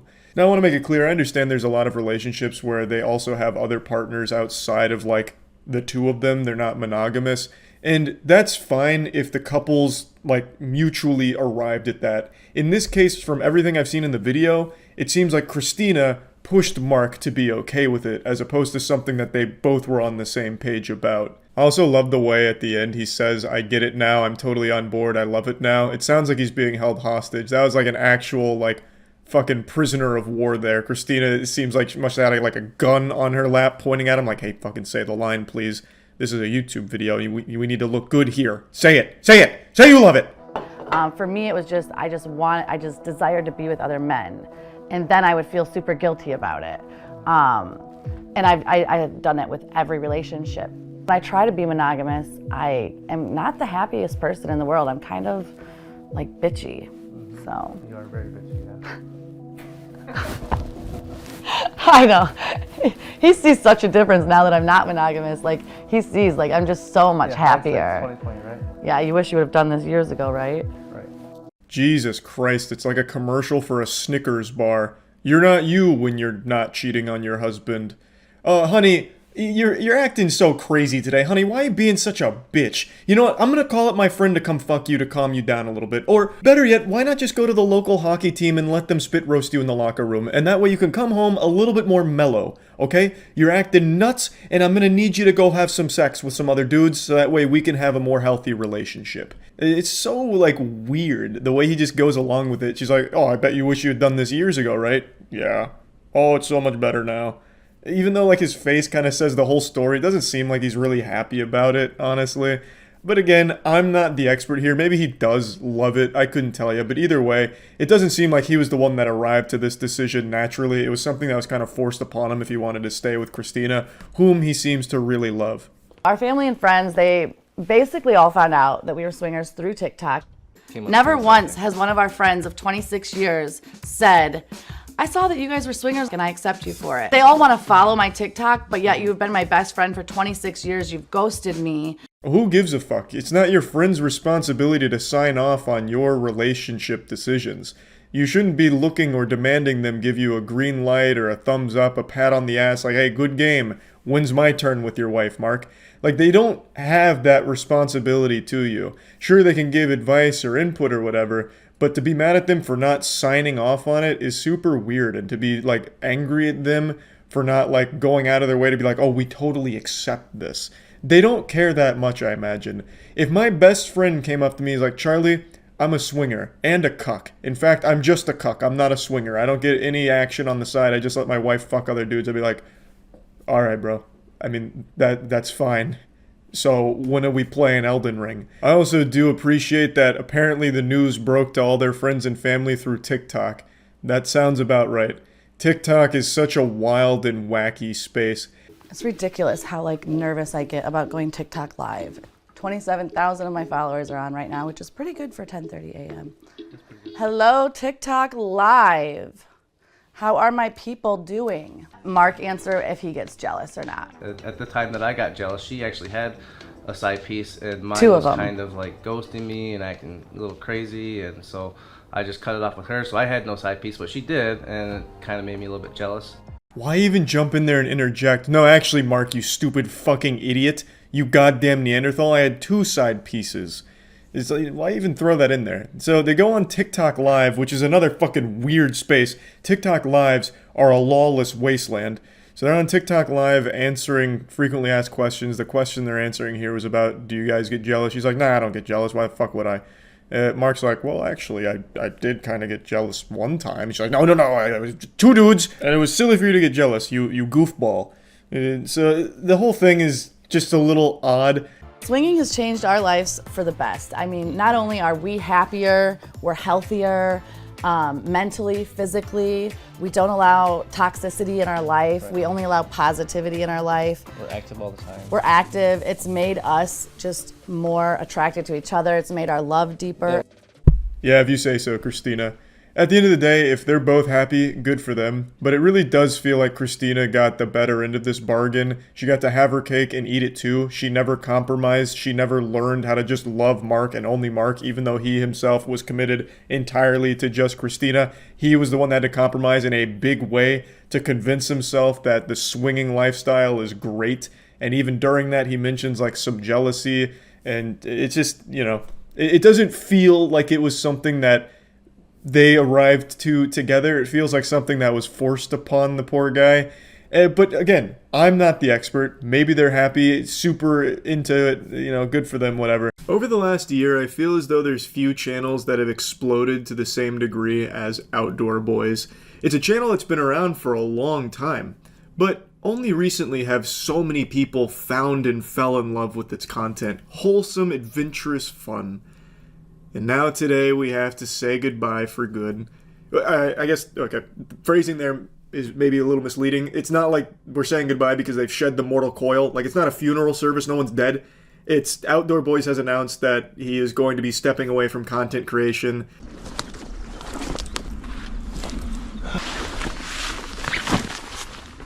Hey everyone, this is going to be my last video for a little while.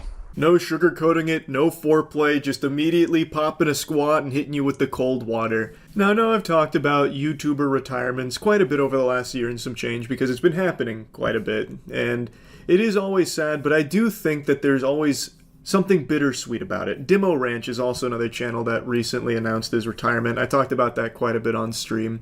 It's just one of those things where even though you love the content and you're going to be sad that it's over, you can't help but be happy for the person who's making this decision. Because what it means is that this person did what they loved for a long period of time, and now it's put them in a position where they're able to step back and focus on other personal aspects of their life, some very special things, the most important being family. You know, I've been making YouTube videos for 11 years now. First with the Catfish and Carp YouTube channel, then with this, the Outdoor Boys YouTube channel. And believe it or not, I've made 1,110 videos. It's been a wild ride. The amount of time and energy that I've dedicated to making YouTube videos is hard to communicate. Briefly reflecting on the amount of time and energy he's put into the platform and all that he's created, he talks about the wild ride and the unforgettable memories that he's formed with his family as a result of this journey that he's been on and shared with all of us. And I know a common lukewarm take you see every time a YouTuber announces they're stepping away is like, oh, it's such an easy job, I can't believe it. My heart really breaks, world's smallest violin. Because a lot of people love to belittle the work that YouTubers do or what goes into it. But I feel like in this case, it is undeniable the amount of passion and the amount of time and energy that he has spent making incredible content. Like what I do, you can easily shoot some spitballs at and make fun of. Just sitting here in my swamp, blabbering and getting goofy every now and then for a little while as like the bread and butter content. Meanwhile, this fucking trooper, this gladiator is out there in God's country, camping with pneumonia, building a 5-star log cabin resort out of nothing but a box of scraps like Tony Stark, all for the sake of going on fun adventures with his family and entertaining his audience. So many late nights editing and packing and unpacking, camping with pneumonia, building log cabins while injured. But it's been a tremendous adventure, and it's allowed me to provide for my family while making wonderful memories with my wife and kids. But even good things can be taken too far, and I think I'm starting to reach that point. This is actually something kind of similar to what Amouranth said when he recently announced his retirement. There does come a point where the thing that you love, you want to stop doing it as much because now it's starting to take away from other things you love. And in this case, with Outdoor Boys, and in Amouranth's case, it's family. Like, you don't get time back. You will never get time back. And what they do is laborious. It takes a lot of effort and a lot of time. That is time that is now being taken away from what you could be spending with your family. So I think it's an extremely admirable decision to go out on top and say, you know what? I've reached the point where I'm financially comfortable, can provide for my family thanks to the support from the community here for all this work I've put in. Now I want to dial it back and be able to live in the moment with my family and grow with them. But I'm not just talking about the time and energy I spend making YouTube videos. I'm also talking about the attention it brings. In just the last 18 months, this YouTube channel has gained about 12 million subscribers. The sheer volume of fans trying to contact me, trying to take pictures with me, or just trying to come up and talk to me in public can be a bit overwhelming at times. And my wife and I, we both have real concerns about what this will do to our family if I keep growing my YouTube channel at this pace. And the time to stop is before this problem gets so out of hand that my family and I can't live normal lives. Now, as I mentioned, this is a channel that's fucking smoked a neutron star cigarette when it comes to popularity. It has absolutely gone ballistic. It's gained so many subs and so many views. He also mentions tons of other views outside of the platform from people that have just stolen his content as well. So his content, his family, like, they've been viewed billions upon billions of times, and they have a concern for what that might look like in their lives going forward on like a day-to-day basis. They want to be able to live normal lives. That makes so much sense. And in order to ensure they can do that, he wants to step away from this. So that way it's no longer just constantly putting them in the public perception, putting them in the public's eye. He wants them to just be able to be a family, a standard, normal family. I think that shit deserves the strongest round of applause. It takes so much chutzpah to come out and say and realize that because it's become so successful what he's doing, there is a chance it could have a negative effect on his family, and he is doing what he can to make sure it doesn't. I've always said that I believe there's a lot of negatives that come from having your kids and your family in front of strangers so frequently. I feel like there's a lot of unhealthy things that are associated with that and that can arise from that. So for him to come forward and say, you know what, we do have concerns about this, so for the interest of my family, I'm going to, call it here and, ride off into the sunset. I think that takes a lot of strength. And I think it makes a lot of sense. Now, there's more than one reason for making this decision, and I still enjoy making videos and I still enjoy going on ventures, but it's time to start focusing on other things. And that's what I'm going to be doing. For one thing, I've got 3 little boys who all want to be YouTubers, including my oldest son, Tom, who's got his own channel, the Outdoor Tom YouTube channel. But I want to spend more time helping him with his channel and preparing him to be an adult, which is going to be in less than 6 years. But I've spent so much time focusing on me and my family and growing my business. It's time to step back and focus on helping other people for a change. And I'm excited to see where that takes me. Again, I think that's great. Now, instead of focusing on his channel, his business, he's going to try and help others. He's going to focus on helping his kids fulfill their dreams. He just seems like a great dad. This guy just seems like such a good guy. He makes the coziest content, absolutely blows up on YouTube. People love him, his family, the content they make. And he's like, you know what, guys? Really appreciate that, but we want to ensure that we get to live normal lives, so I'm going to stop doing that so much on this channel. Instead, I'm going to focus on helping my family, helping my kids do what they want to do. That's so sweet. That is super sweet. He also does mention that he has some other half-finished videos in the pipeline, and he might film some other adventures, but if he does decide to do that, he will post them all at the end of the year, and that this video will still be his last video for a long while, an indefinite period of time. And the reason I wanted to talk about it is because we're seeing a lot of these over the last year and some change. It's becoming pretty common for YouTubers that have been around the platform for a long time to finally just make the decision to stop doing it as much, or stop doing it altogether in some cases like this. And I think, of course, this will continue to happen as more and more YouTubers reach a point in their life where they have enough money that they don't need to grind as much as they were, even if it's something they love doing, and they'll eventually make the decision to step back from it to focus on other personal aspects of their life. In most cases, I would imagine it'll be family, because that is the most important thing. So I just think it's very sweet, and while it is sad to see the Outdoor Boys channel come to a conclusion, I'm still happy that he is happy, and that this decision he makes is one that he's excited for. And he does finish the video with a positive message to everyone that I think is just very sweet. Now, I know there's some of you out there who've gotten more than just entertainment from my videos. If you feel my videos have helped you in some way, then go out and find someone you can help. I'll see you guys later. So yeah, wishing the best of luck to the Outdoor Boys whole family here and whatever they choose to do going forward. Just wanted to talk about it a bit, because this is a channel that, like a lot of other people, I only recently started following and really enjoying the content of, and now it's already at its end. I just learned about something extraordinary, a situation from 1997 that somehow I was unaware of, and I look back at my life of 5 hours ago in disgust that I could be so ignorant to not know about this. I watched a video covering this and then watched the raw footage of the situation, and I'm confident this is footage I will never forget. The Men in Black couldn't neuralize this information out of my brain. A YouTuber named Sir W made a video about a guy wielding a sword holding off 50 cops, and on stream the other night, chat told me about it and it piqued my interest, but I didn't watch it until today. And since finishing that video, I've embarked on a personal quest to learn everything there is to know about the Seattle samurai, Tony Allison. Unfortunately, all the information has been lost to time, or perhaps it's a little more dubious than that, maybe a government cover-up to keep it under wraps because he was too powerful with the katana. I don't really know, but unfortunately, I don't have many results to showcase for my hours worth of trying to deep dive.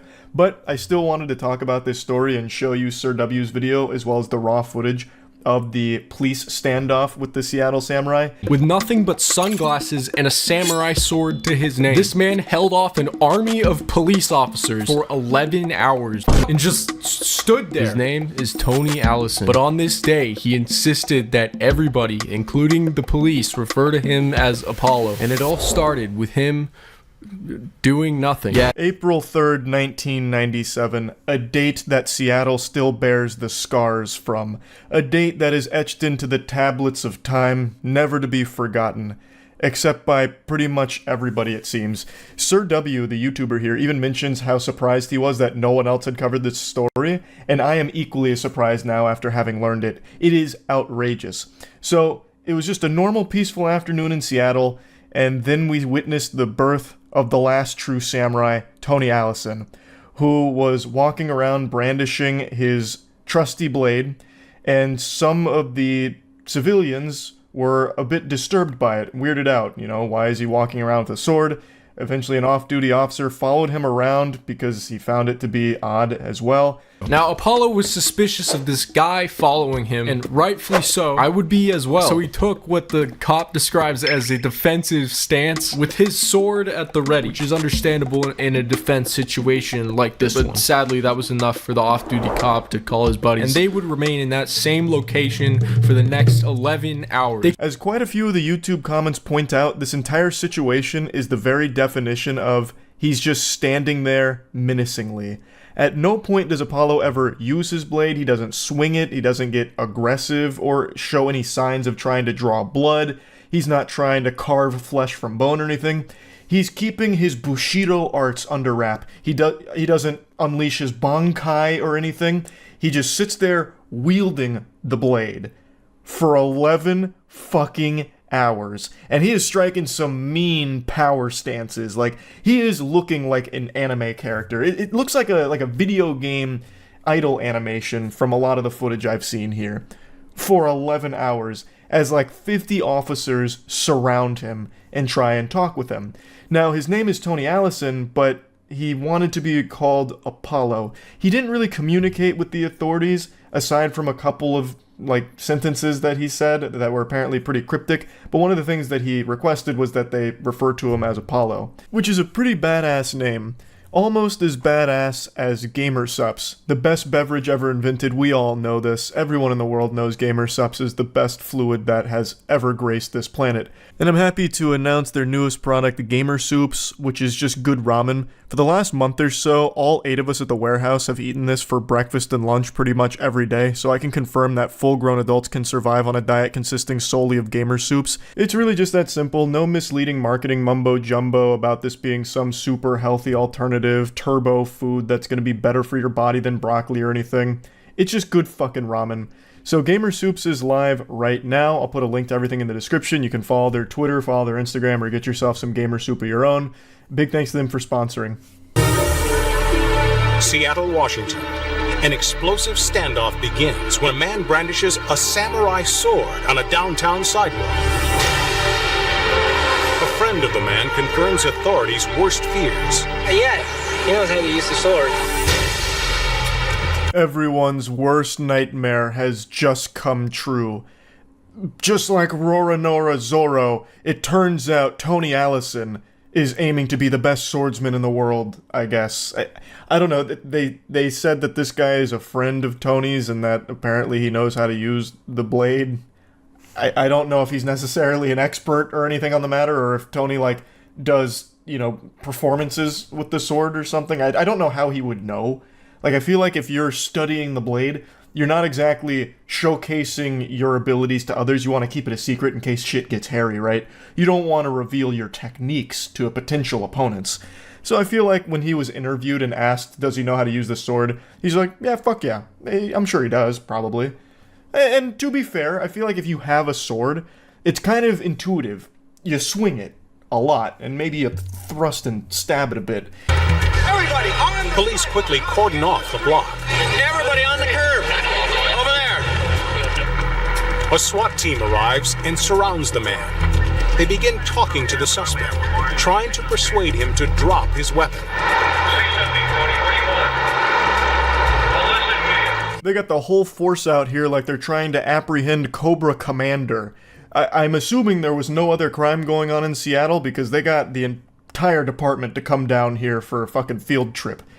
Maybe crime stood still, for this entire day, just watching the Seattle Samurais standoff. I don't really know. But it's a huge response. And they're trying to talk to him, but like I said, he wasn't in a very talkative mood, aside from letting them know that he wants to be called Apollo.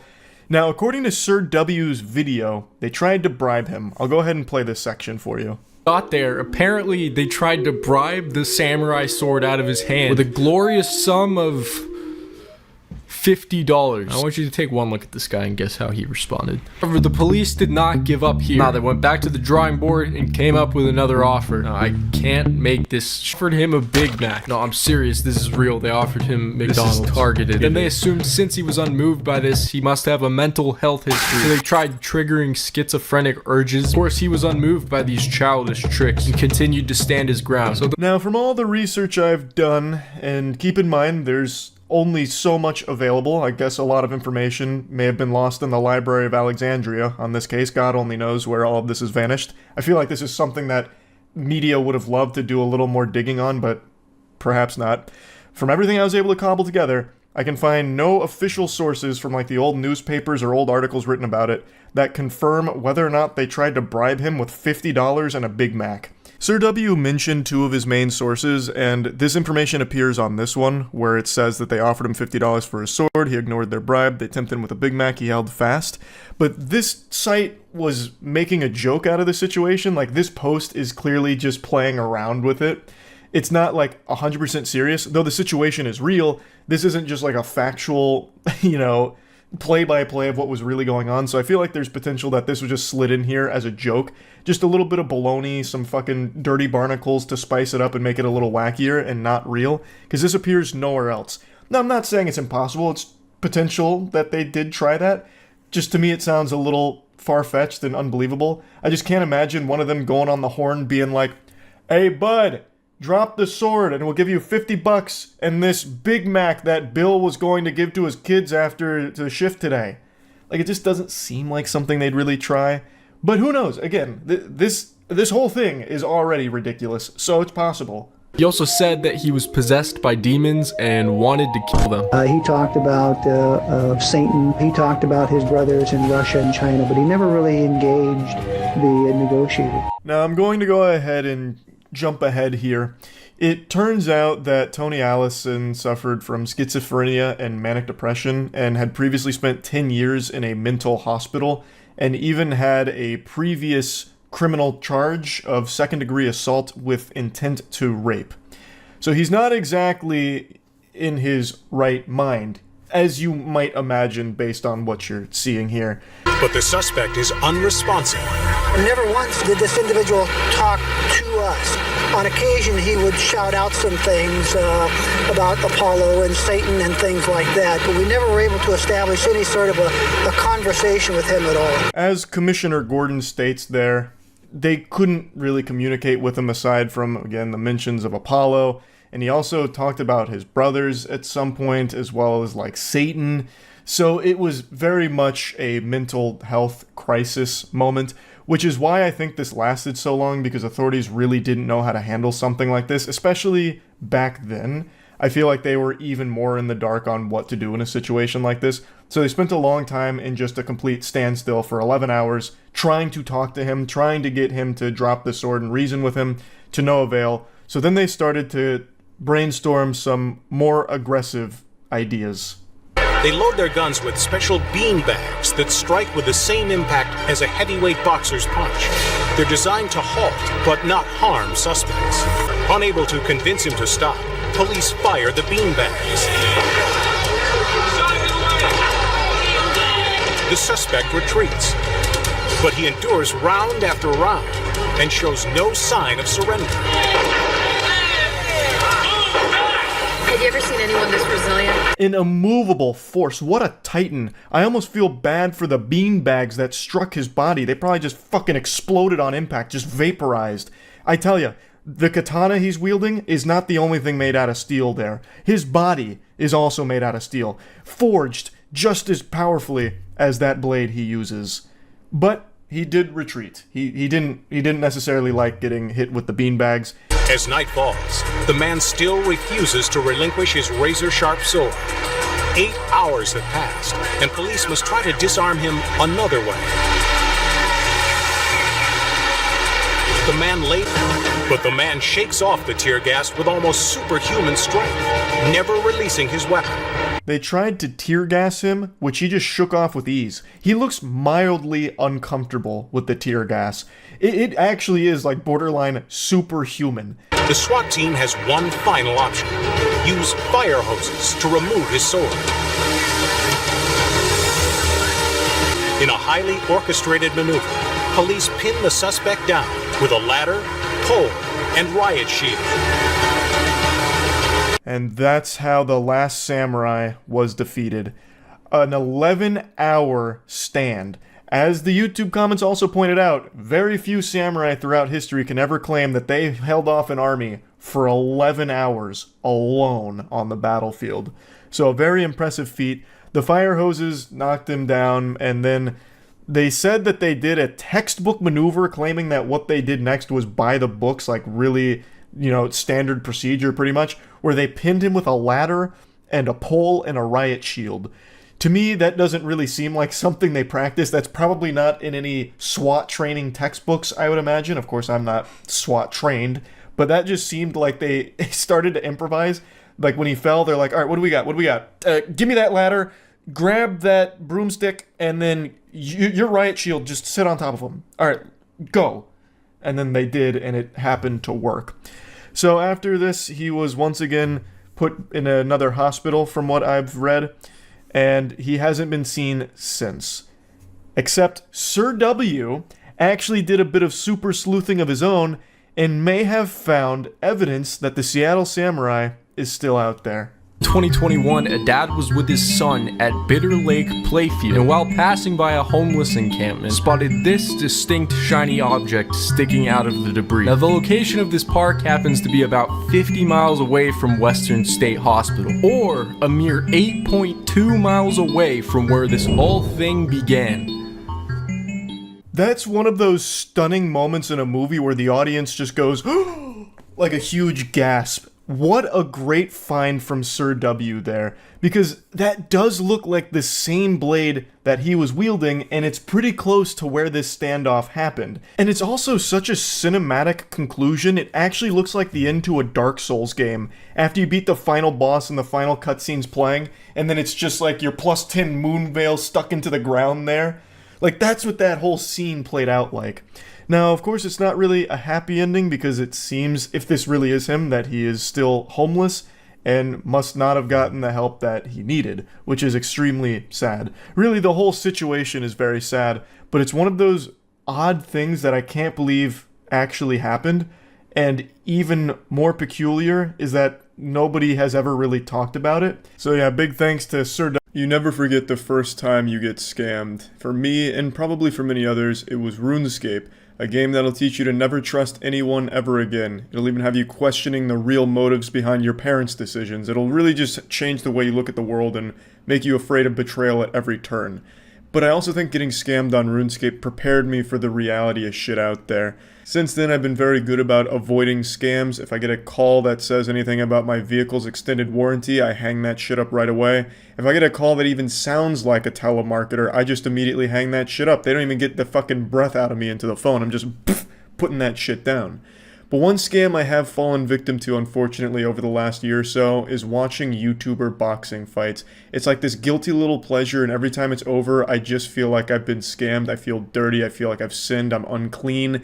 And I've made a vow, a very holy promise to never watch one of these again, or at least not pay for them or watch them in full. I went to the Logan Paul vs. Floyd Mayweather fight, which was one of the most regretful experiences of my life.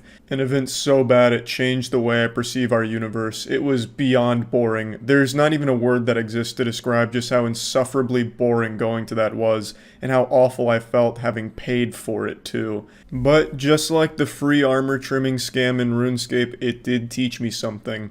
And I will no longer be watching any of these fucking YouTuber fights or paying for them or any of that shit. However, I have still been kept up to date on what's going on. I know Jake Paul is fighting Tyron Woodley today. I think it's today. And I couldn't give a fuck less about it. However, I've seen a few clips floating around on Twitter, and there's one in particular I want to talk about. This is the face-off here. Jake Paul's even got like a fucking Megazord Gundam thing behind him. Then he gets up in Tyron Woodley's face trying to be intimidating. And I just feel like Jake Paul's confused. I feel like he doesn't know how to handle testosterone, so to me it looks like he wants to kiss him on the mouth, and he doesn't know if he should. I think Jake Paul should have kissed him, at least a little peck on the cheek. He's all about having like a big show before the fight, and that would have been pretty hardcore. He's already got like a robot behind him, like this fucking battle bot over there, looking like something out of real steel. So why not go the extra mile and really give us all something to talk about? Just start making out with each other before the fight. So why do I want to talk about this? It's because for a long time I thought Jake Paul being stupid was just an act, like a persona he puts on. But I've listened to a couple of the things he's been doing with Tyron Woodley, like their shit talking back and forth, and I'm convinced he's just actually one of the dumbest men on the planet. He has an extremely hard time stringing together even a single sentence without sounding extremely scared. It's like every time Jake Paul opens his mouth, not only do you have to hear like this diarrhea that comes from it, but it just sounds like he's perpetually presenting in front of a class for his class project, and he's nervous. I don't know why he has such a hard time presenting himself without sounding absolutely dumb. Like, irredeemably goofy and silly. And Tyron Woodley calls that out every chance he gets. I also just don't think Jake Paul knows how to look tough. Like, he gets all these tattoos and it doesn't make him look cool or scary. It just somehow makes him look more and more like a goofy goober. And him acting tough is him, like, sensually getting into someone's face. Like, him putting his forehead on Tyron Woodley's forehead isn't scary or intimidating. It makes it seem like I just flipped on a porno.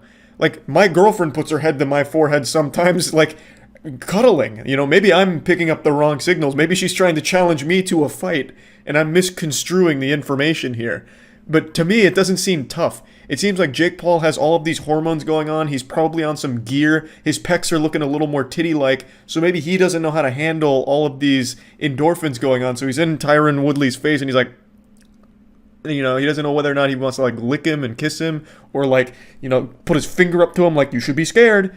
You know, I don't know. He just doesn't seem like he understands how to be tough. It's like he's a bad actor trying to play the tough guy and doing it poorly. Ask Amanda Serrano. Ask Charles Conwell. Ask Tyron Woodley. Ask these nuts. This has been the best moment of this whole little fucking thing so far. Tyron Woodley dropping a D's nuts on him. That had to be the most stern D's nuts I've ever seen in my fucking life. He delivered it like he was Arnold as the Terminator, hitting him with the D's nuts line. Like, where do you even go from there? The whole fucking thing should have stopped right then and there. When someone gets a D's nuts into something, no matter how intense or serious the talk is, like, you can't help but giggle. Like, that puts the kibosh on the whole thing right away. Like, I remember an older video, too. I'd have to really go out of my way to find it. But there was, like, a mover who was getting yelled at by some angry tenant at an apartment complex. And he says, "What's your name?" And he said, "These nuts." And then even the tenant's, like, laughing. He's like, oh, my God. It just makes you feel silly, right? So Tyron Woodley dropping those D's nuts there, I feel like Jake Paul lost in that moment. Like, the fight's already over. Tyron Woodley wins. I don't know anything about Tyron Woodley, but in my book, he's already beaten Jake Paul. Hopefully Jake Paul loses. Probably won't. I don't know if Tyron Woodley is like a boxer. Probably not, because Jake Paul doesn't challenge boxers. He's the only boxer who refuses to fight a boxer. Next, he might be... The gaming space is in a pretty weird spot right now with so many bad decisions happening so quickly. It's just leading to this avalanche of garbage. Like, I don't think Mr. Magoo could make as many horrible decisions as these video game executives have been recently. We just saw it with Escape from Tarkov doing their best Voltorb impression and using self-destruct on their entire company and game by being overcome with greed and leading to the absolute destruction of their product that they had built up over the course of years and ruined the trust of the community. And then immediately after that, Sony decided to do something even stupider by activating the Orb of Confusion and trying to find a way to ruin one of the most successful games in recent memory with Helldivers 2. They went full-blown, like, Brain Offenheimer, now I am become death, destroyer of games, and made a greedy decision that nearly ruined Helldivers, and then they had to break out the ukulele for their public apology press tour here. It's just like, it's like they got offended that someone did a worse job than them, so they found a way of one-upping it. And then from out of nowhere, sneaking in from the shadows, we have the dumb assholes at Xbox going, "Wait a minute, guys, check this one out." And then made a clown of themselves, like fucking fools, publicly eating shit, making terrible decisions. It's like a Royal Rumble, where more and more AAA industry companies keep coming forward and make decisions that beg the community to throw pies and tomatoes at their faces. Yesterday they announced there'd be some closures coming to some studios under the Microsoft umbrella. Arcane Austin, Alpha Dog Studios, Tango Gameworks, and Roundhouse Games were banished to the Shadow Realm. And that means that Xbox has now closed more studios than it's released games this year. That is an embarrassing statistic. They are more likely to close a studio than they are to release a game at the moment. That's fucking shocking. Now, I really want to get into the weeds of this and roll around in the mud, but before I do that, I do want to thank today's sponsor, Current. Big thanks to Current for sponsoring this video. I think a lot of you are probably familiar with Current. We worked with them a lot in the past, and they have a lot of great products. The new one is an absolute game changer. It's called Paycheck Advance. When you start banking with Current, you can access up to $500 before payday once you qualify. Paycheck Advance is free, or you can instantly withdraw cash for a small fee. You can withdraw as many times as you need without additional fees, and there's no lines of credit and no credit checks. So stop waiting for payday. You can go ahead and get current and get Paycheck Advance right now. So go to current.com/Penguinz0, or you can download the app and set up a direct deposit and use my code Penguinz0 and get $50. Terms apply. You can also click the link in the description below to get started so you can try Current and build your money future. Current.com/Penguinz0. Thanks again, Current, for sponsoring. By far, the biggest criticism that Xbox has faced over the last decade is their lack of games. In the Xbox 360 era, they were kings, pumping out some bangers, absolute timeless masterpieces. And these puppies were popping fresh out of the oven days or months after each other, which is unheard of in the current landscape of things. Crobcat has a great video on the golden era of the 360, and the iconic games that were coming out quickly. It was like they're playing on a fucking Minecraft private server where you couldn't stop hitting diamonds. Like, every block was diamonds back then. And now look at it. It's such a fall off. The Xbox exclusive release schedule looks more empty than that room Squidward went to be all alone. It's sad to see it in that state. They just don't make many games anymore. They are by far the worst out of all the major players. And it's not even really close. They do still have some exclusives that come out, but it's very seldom. So, anyway, the fact that they're closing studios is a big, alarming red flag for a lot of gamers because they're just struggling, clearly struggling. Not just them, the whole industry is, but Xbox in particular just cannot get it together. When they do, by some miraculous divine intervention, release a game, an exclusive, they haven't been that good, like Redfall. Redfall became the joke of gaming last year. And speaking of Redfall, that gets to one of the studio closures, which is Arcane Austin, the studio responsible for that blemish, that absolute festering wound on the AAA gaming space. They shut down that studio because that game flopped so hard for them. They didn't even give them a second chance. And keep in mind, Arcane Austin didn't want to make the Redfall that we received. That was put upon them from everything I've seen. All of the evidence points to them working on that game because they were forced to. And that brings us to what has by far been the scariest studio closure, which was the shutdown of Tango Gameworks, which is the studio behind Hi-Fi Rush. Hi-Fi Rush is by far Xbox's most positively reviewed game in years. It was a darling. It was a game that everyone appreciated, everyone had nothing but praise for, and absolutely one of those games where people were like, Xbox might be back. Finally, a good game. Finally, an exclusive that's not dog shit. And then they shut down the studio that made it. It was reviewed tremendously. Everyone loved it. And they still shut the studio down. They took it behind the barn and put a bullet in its head. There's a quote in that article that says we couldn't be happier with it. Like, they were pleased with its performance. But I guess it just wasn't enough. And a lot of people are blaming Game Pass. Game Pass is a really good deal for gamers. I've said that since the very beginning, since the genesis of Game Pass. That shit slaps. It is crazy value.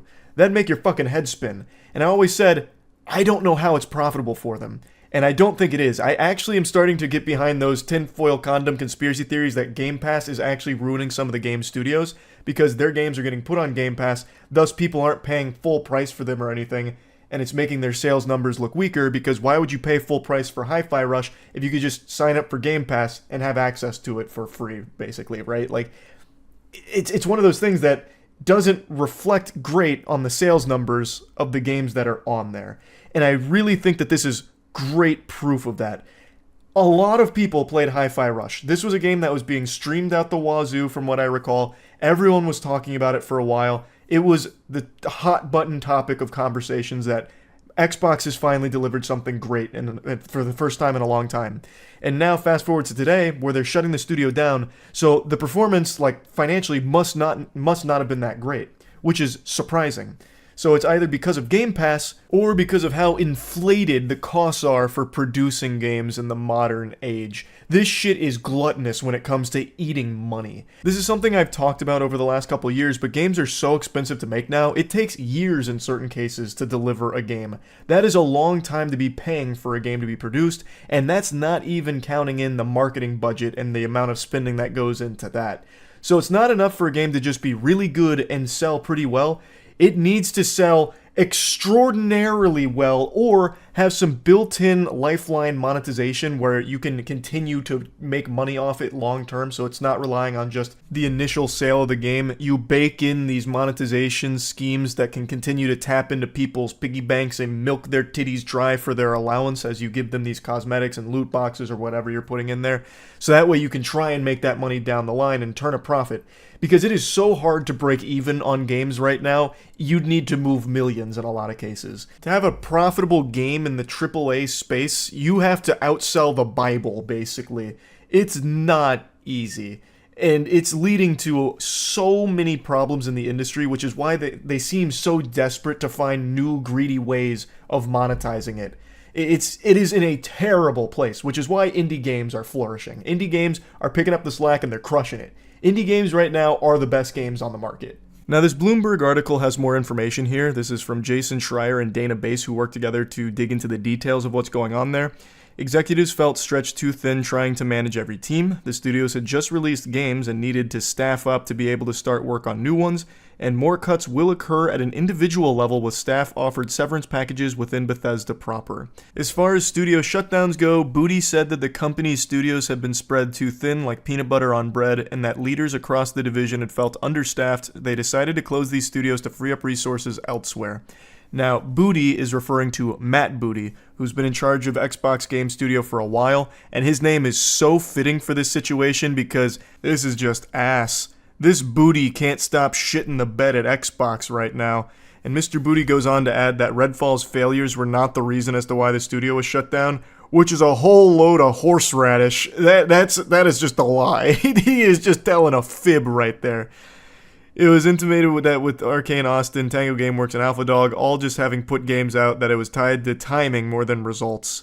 Tango had just put out the critically acclaimed Hi-Fi Rush and Ghostwire Tokyo titles.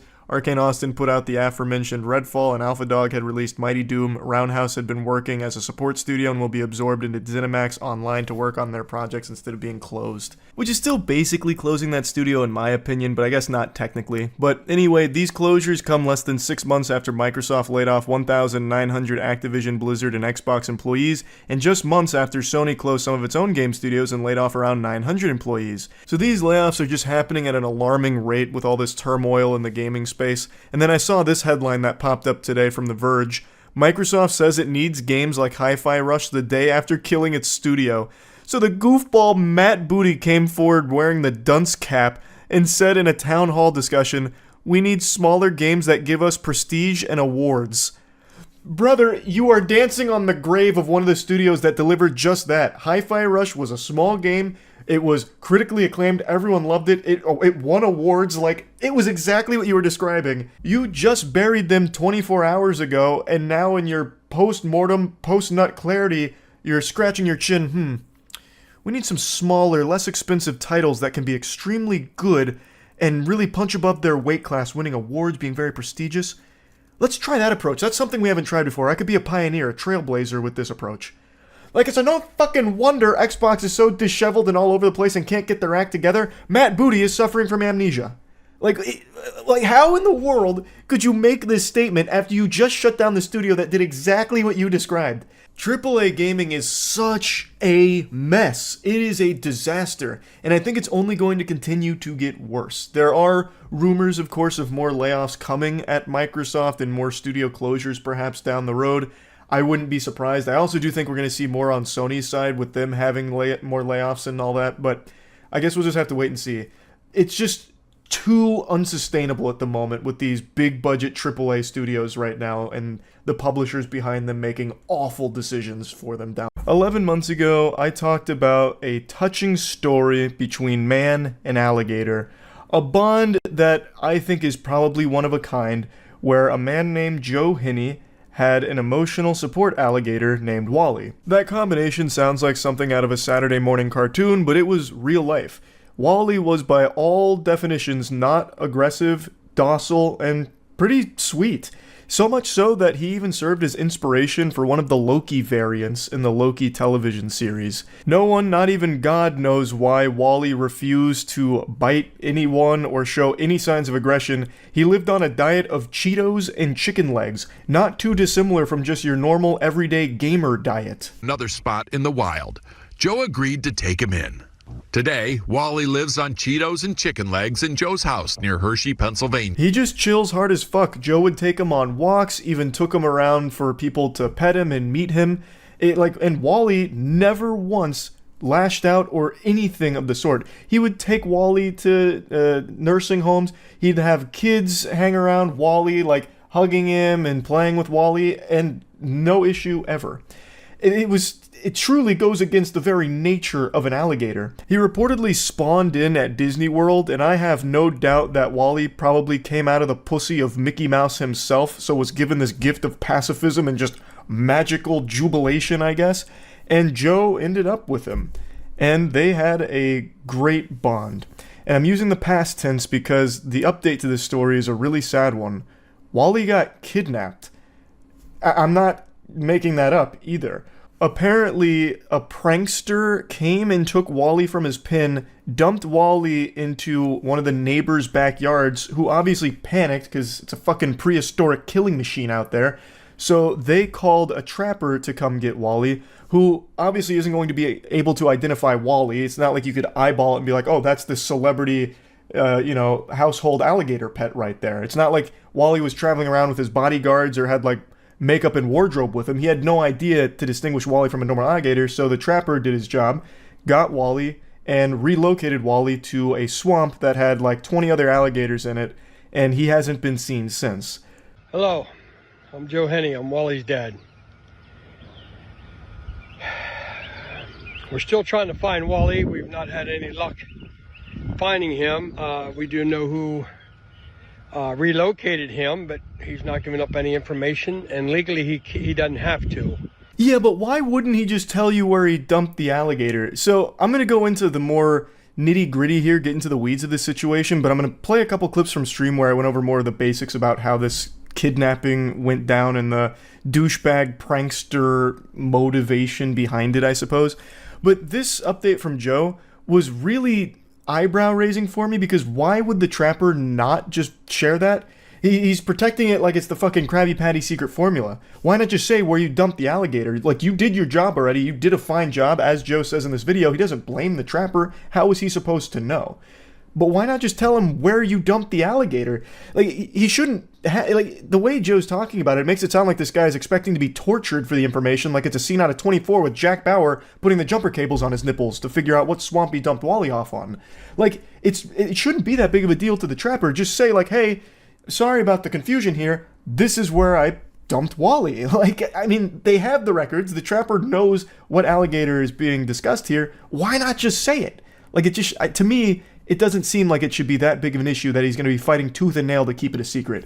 That just is miserable for Joe, who clearly cares a lot about Wally. I covered a lot more of their relationship in my first video, but Wally is a pet that means a lot to Joe. And he really seems to want him back, obviously. So why not just give, like, that little bit of information to help? But anyway, here's more of the basics around what happened with the Wally abduction. The alligator you made a video on is lost in Georgia.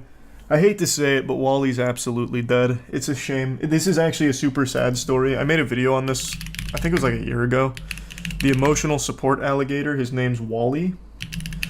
And I didn't know this at the time, but he was actually in Loki. He was one of the Loki variants, the alligator one. And a week ago, Wally was taken from his home.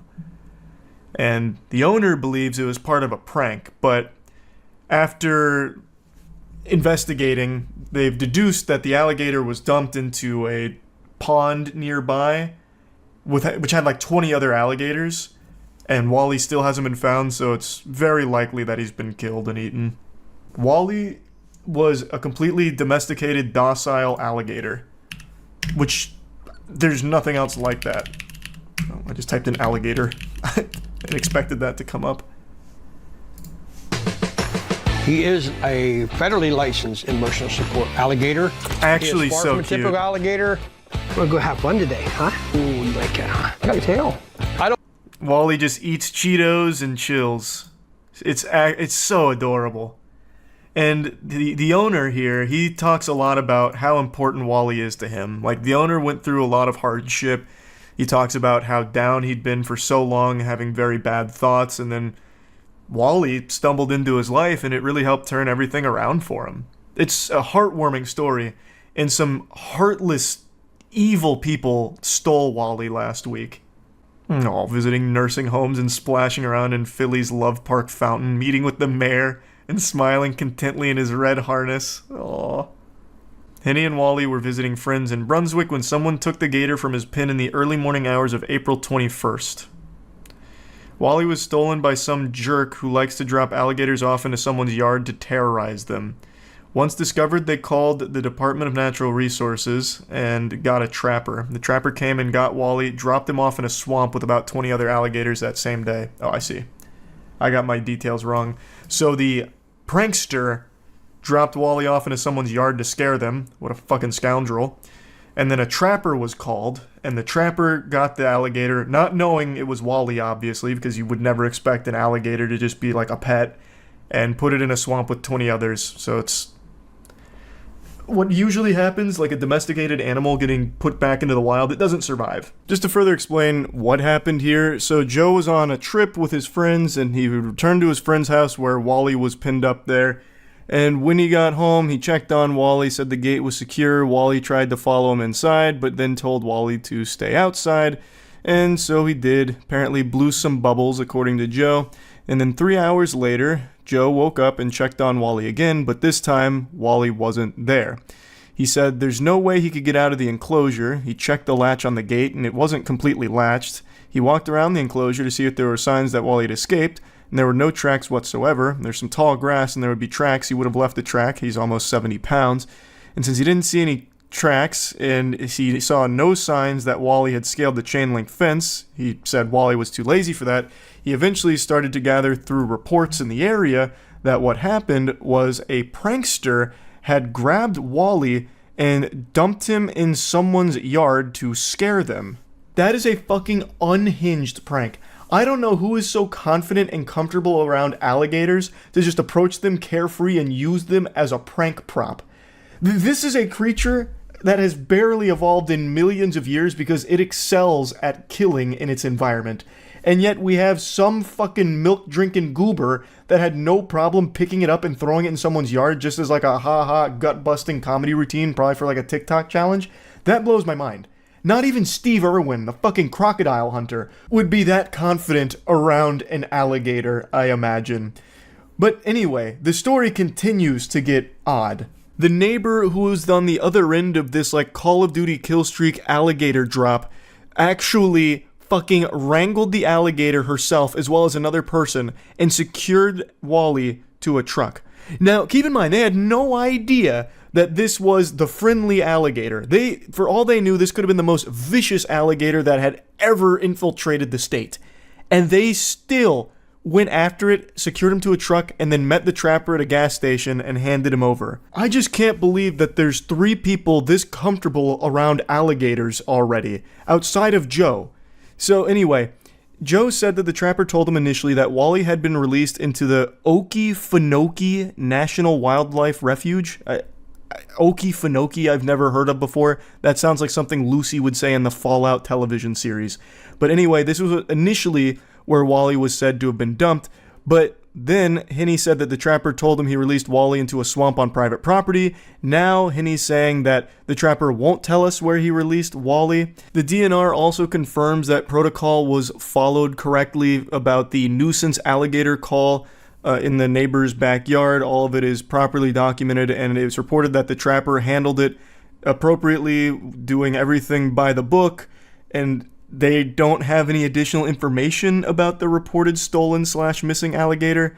And like I said, Joe doesn't fault the trapper or the DNR, saying that they did their job right. And on top of this shit cake sat this little cherry here, where the cyberspace started to turn on Joe and call him a scammer, speculating that the GoFundMe pages that were set up to raise money to fund the search and any legal expenses were a scam. So one of them, which was to pay legal bills, had raised $3,200 as of the week of the article, and another one was supposed to be for a search and reward for Wally's return. He suspended the second page until the situation is cleared up, according to his lawyer, and is denying the accusations and saying that they haven't supported it with any evidence, which he's right. There's no evidence of this being a scam. The internet also speculated that Wally was unhealthy and in poor care with Joe, which Joe obviously denies and says that he took Wally to the vet frequently, which I do believe, because it seems like Wally was Joe's entire world. Everything Joe did, Wally did with him. Joe had Wally merch, Wally everything. And people are saying that this is all some kind of fraudulent scam to get money, and it's not real, or Joe's behind it all. He's the evil puppet master behind this nefarious scheme. And this happens with every situation ever. No matter what it is, no matter how cut and dry a situation appears to be, the internet takes the stupid stance and always defaults to some kind of conspiratorial spin on it. So in this case, they think because of the GoFundMe raising money, that's the actual primary purpose, to get $3,200. Let me go ahead and break this down for you. Joe was earning far more than $3,200 by having Wally as the emotional support alligator who was landing fucking Hollywood roles. Why would he do this and fucking phone in Wally for $3,200 through GoFundMe? That is nonsensical moron brain take right there. That is so fucking dumb. He stands to make significantly more doubloons by having Wally with him in good health and continuing to tour Wally around at nursing homes, at parties. He was taking Wally to a Phillies game, which fell through due to a misunderstanding, but he was doing a lot with Wally that was lucrative for him.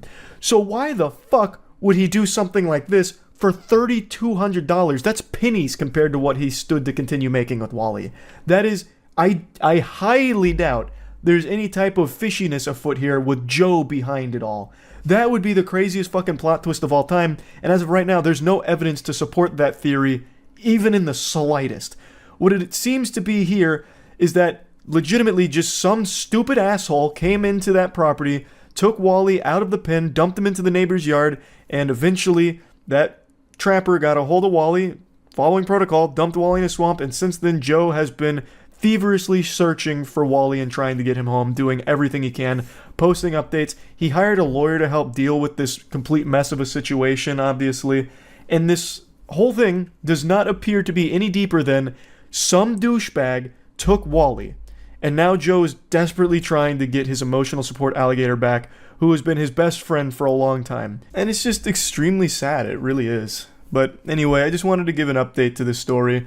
I'm hoping I'm wrong about Wally being dead. I just know what happens when a domesticated animal gets released back into the wild. It usually just doesn't go well, and it's already been 2 weeks, and they still haven't been able to find Wally yet. But I really do wish that Joe and Wally reunite, and Wally's totally fine. He goes back to eating Cheetos and being all happy again. Blizzard and bad decisions. A combination more iconic than peanut butter and jelly. They're no strangers to making the most bafflingly awful choices they can with their products and their community, but today's is a little special. They've decided to start cracking down on profanity in Overwatch, a game that is rated T for teen, not W for weenies. It's rated T with mild language being one of the reasons, so there's already some swearing present in the game by default. However, if a player, like a human being, engages in some naughty language, they can just get banished to the Shadow Realm for it. So collegiate Overwatch player's been banned for 30 days after saying fuck and shit in his chat logs, a decision that will end his college career as he'll be unable to participate in his last tournament. It's a complete non-issue. It's not like he was spamming slurs or anything. He said some simple swear words. Club Penguin was more lenient on cussing than Overwatch, it seems.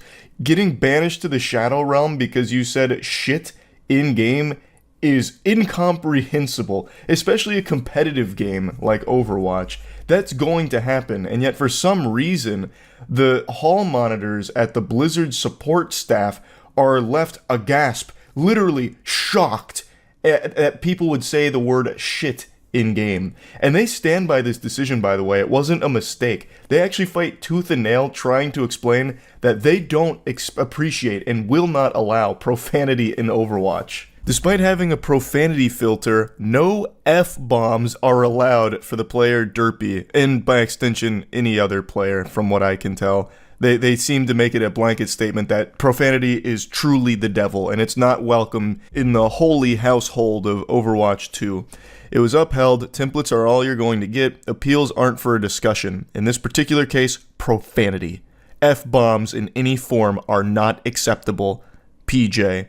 PJ is obviously the initials of the individual that mishandled this case, but I really think it's more applicable if it stands for profanity janitor. Like, they just have one kind of expert who's perpetually offended by any kind of foul language, and they just sick the hound on the entire Overwatch community, making sure that he goes on a banning rampage if you start saying things like fuck in the game. So anyway, they seem very upset at the idea of F-bombs in Overwatch. So, a user pointed out, why would you even have a profanity filter if using profanity is a bannable offense? Why not just blacklist those words and lead to a chat ban instantly? Why even have a profanity filter? Which is a great point. You have to turn off the profanity filter, meaning you are making the conscious decision to see some less than stellar language being tossed around, less than proper words. Why would you ban people for turning it off and then using those words? You wouldn't even have the profanity filter in the first place. This just showcases how this has truly come out of nowhere. It's a fucking stupid decision. But here, let's dive a little bit more in depth on exactly what's happening here. Overwatch 2 players are getting banned for swearing and they're not thrilled. Blizzard's customer service is in hot water after a series of exchanges about Overwatch 2's profanity rules caught the attention of the community and subsequently went viral. Apparently, profanity of any kind is considered against the hero shooter's code of conduct, and if someone reports it, seemingly regardless of context, you will get banned. The Overwatch community isn't thrilled with this new ruling, nor Blizzard's customer service representative's response. The saga started on April 12th when user Derpy82 posted a tweet asking for a response from Blizzard about their Overwatch 2 account being banned. The user attempted to use the native customer support features, figuring out why they were banned. It was only getting automated responses. It was in accordance to the terms. Yeah. I thought this was a professional player. I thought that's where it started. Blizzard's customer service representative responded to the post saying the ban was enacted due to inappropriate language in text chat, including the use of the F word and SH word, which is fuck and shit. Not exactly the most extreme profanity. He's not dropping slurs. Coming from a game where half the playable hero roster swears, and one of them even has the initials BAMF, which is badass motherfucker, on their belt. It's an odd blanket rule to throw over Overwatch 2, but nevertheless, it is the code of conduct that mentions you may not use language that could be offensive or vulgar to others. The customer service rep pointed out that it is literally in the first section of the code of conduct under communication. Response to the tweet has largely been mocked for considering profanity inherently vulgar and for the flippant response from customer service. One user said that Blizzard should be banning people who use slurs and send death threats over people using profanity, to which customer service account responded in a since deleted tweet, then report them, Joy. Wow. That was tough. That was hard. As you can imagine, this was not warmly received by community members like streamer SK. Did Blizzard hire a bunch of youth pastors to run Blizz CS account? Why are they so concerned about policing people for saying fuck and shit in Overwatch all of a sudden? There are more than enough people dropping slurs and being weird in match chat for you to keep your jobs. That's so true, though. That is a really weird thing to get hung up on. Blizzard keeps doing their best to kill Overwatch. It does seem like it. It really does seem like it. Banning the people still left in there. No swearing on my Christian Minecraft server vibes. That is the vibe here. I really wonder why. I feel like they're trying so hard to make it the safe space that they're aiming for, and they've made it the most aggressively toxic place and like the most fearful place, or even just out of context words like shit are enough to get you banned. That's like the most unsafe place imaginable for everybody. Blizzard can't stop taking L's. That when it comes to Overwatch, it seems. They made one really good change with their esports league, dropping Owl entirely and changing that. But man, everything else, what in the fuck? I'm honestly pretty curious if this is going to extend beyond just the text chat in Overwatch. Like if PJ gets a little too much dip on their chip and goes on a power trip and starts going through like Overwatch 2 streamers on Twitch, waiting to see if they start saying bad words and then banning them in-game for bringing profanity into the Overwatch community. I feel like it's not that far-fetched. They clearly don't want swearing in their Overwatch 2 environment. So, will he start doing that to, like, sponsored streamers in the future who are representing Overwatch but then saying things like fuck and shit, the forbidden words?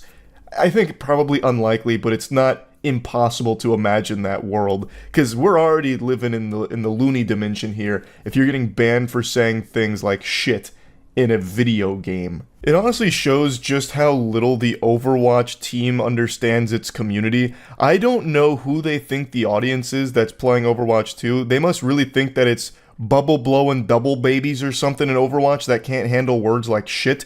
I can promise you, no players in your game are being offended and left with tears in their eyes if someone says fuck in a text chat Overwatch. Like, it's not happening. It's not happening at all. And yet, people are getting banned for it. It's so stupid. I don't think they recognize just how unbelievably ridiculous that concept is. Like, actual kindergarten classrooms are more understanding of bad words than Overwatch. But anyway, I want to move on to another pseudo-Blizzard L here, because this one is also just so fucking stupid that came out of nowhere. The former head of Blizzard piped up and made a stupid statement saying that you should have the option of tipping developers once you finish a really good game. So you'd be paying $70 for the title and then tip on top of that once you finish, which is an outlandish idea from so many different angles, but the most obvious one is that money that you would tip in this fantasy land would not ever see the pockets of a developer that worked on it. It would just go right to the publisher and nobody else. It is so dumb. Yeah, I saw the Blizzard dev say that tipping developers isn't a bad idea. I have not seen that, Aston, but I can look it up. The former boss of Blizzard Entertainment has suggested a post-purchase tip feature that would let players give $10 to $20 extra to the developers of special games. That's definitely not going to the developers, that's just going to the studio. The developers won't see a dime of that shit. Former Blizzard president Mike Ybarra tweeted that he's often felt that upon completion of a particularly enjoyable single-player game, he'd like to give more money to the developers because it was worth more than my initial $70 and they didn't try to nickel and dime me every second. I don't know what world you're living in. I don't know what he's playing. Most of the $70 games that are coming out are really kind of half-baked and focused on trying to nickel and dime you. Games Ybarra mentioned that had sparked such a feeling include Guerrilla's Horizon Zero Dawn, Sony Santa Monica's God of War, Rockstar's Red Dead Redemption 2, Larian's Baldur's Gate 3, and some From Software's Elden Ring. I know $70 is already a lot, but it's an option at the end of the game I wish I had at times. Some games are that special. It's fair to say that the reaction to the suggestion is mixed, with many people saying they're already forking out plenty of money for video games. Others have pointed out that some game platforms such as itch.io already allow tips, and that small indie developers often use established platforms for donations. Many have also pointed out that any extra revenue generated through these tips would invariably end up in the pockets of the publishers as opposed to the developers themselves, at least for the majority of AAA releases, and if such a system were to hit the likes of Steam, the PlayStation Store, or Xbox Store, would Valve, Sony, and Microsoft all expect a cut? Yeah, of course they would. 100%. It's a stupid idea. On the other hand, others have backed the idea. Paul Kilduff Taylor, what a name, Kilduff Taylor, of Mode 7 Games tweeted, "People have discovered various ingenious ways to be angry about this, but adding a pay more if you want option to major stores would straightforwardly be excellent for devs. It works very well on Bandcamp." Yeah, it works well on Bandcamp because it's people independently releasing those projects. They actually see the money, the pay what you want model. The devs aren't going to see this shit. Like it mentions up here, the platforms are going to want to cut, and the publishers are mainly going to get that tip. Doesn't help the devs at all. No, this isn't like a real thing they're implementing or anything. This was just the former Blizzard head saying that it's a cool idea. Ybarra ended his post acknowledging that the tipping idea won't be for everyone. I know most will dislike this idea, he said. By the way, I realize we are tired of tipping and everything else, but I view this different from a pressure to tip type scenario many face and give feedback on. I don't know why you'd view it differently, it's kind of just the same thing. They've added tipping to self-checkout machines, man. Tipping your landlord. Ugh. That was just a meme. That wasn't like a real movement they were trying to make. How else do we keep the robots in check? Yeah, I tipped the Walmart self-checkout machine as an investment into my safety in the future. He'll remember that.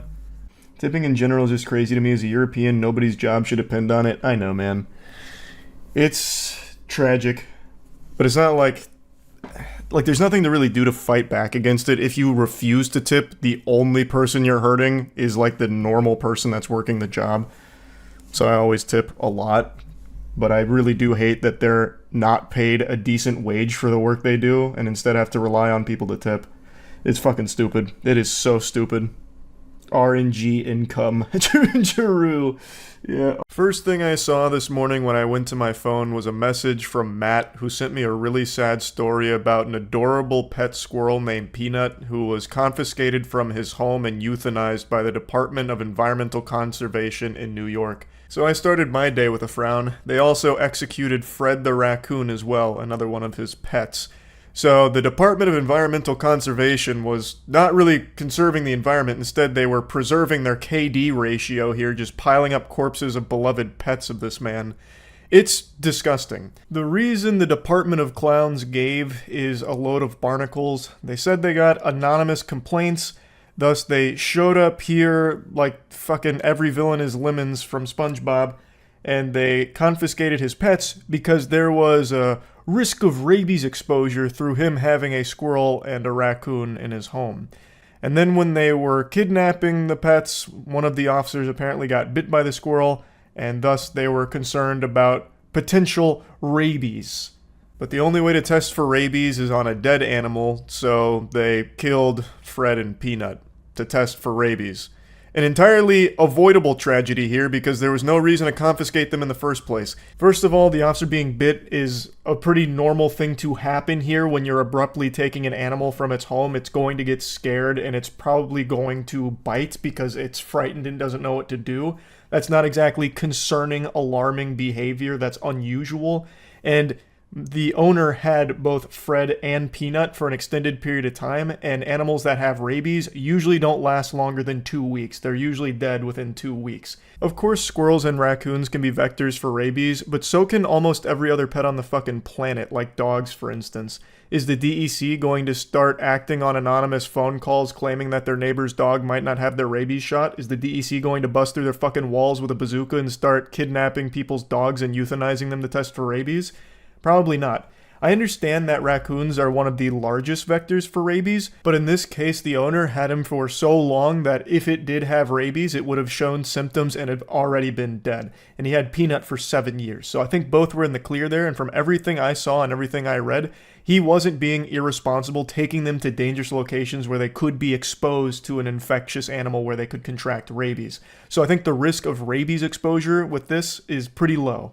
Yes, it is illegal to have wild animals as pets, but he had had Peanut for 7 years, had tried to release it back to the wild where Peanut got injured and it was clear he couldn't survive in the wild on his own anymore.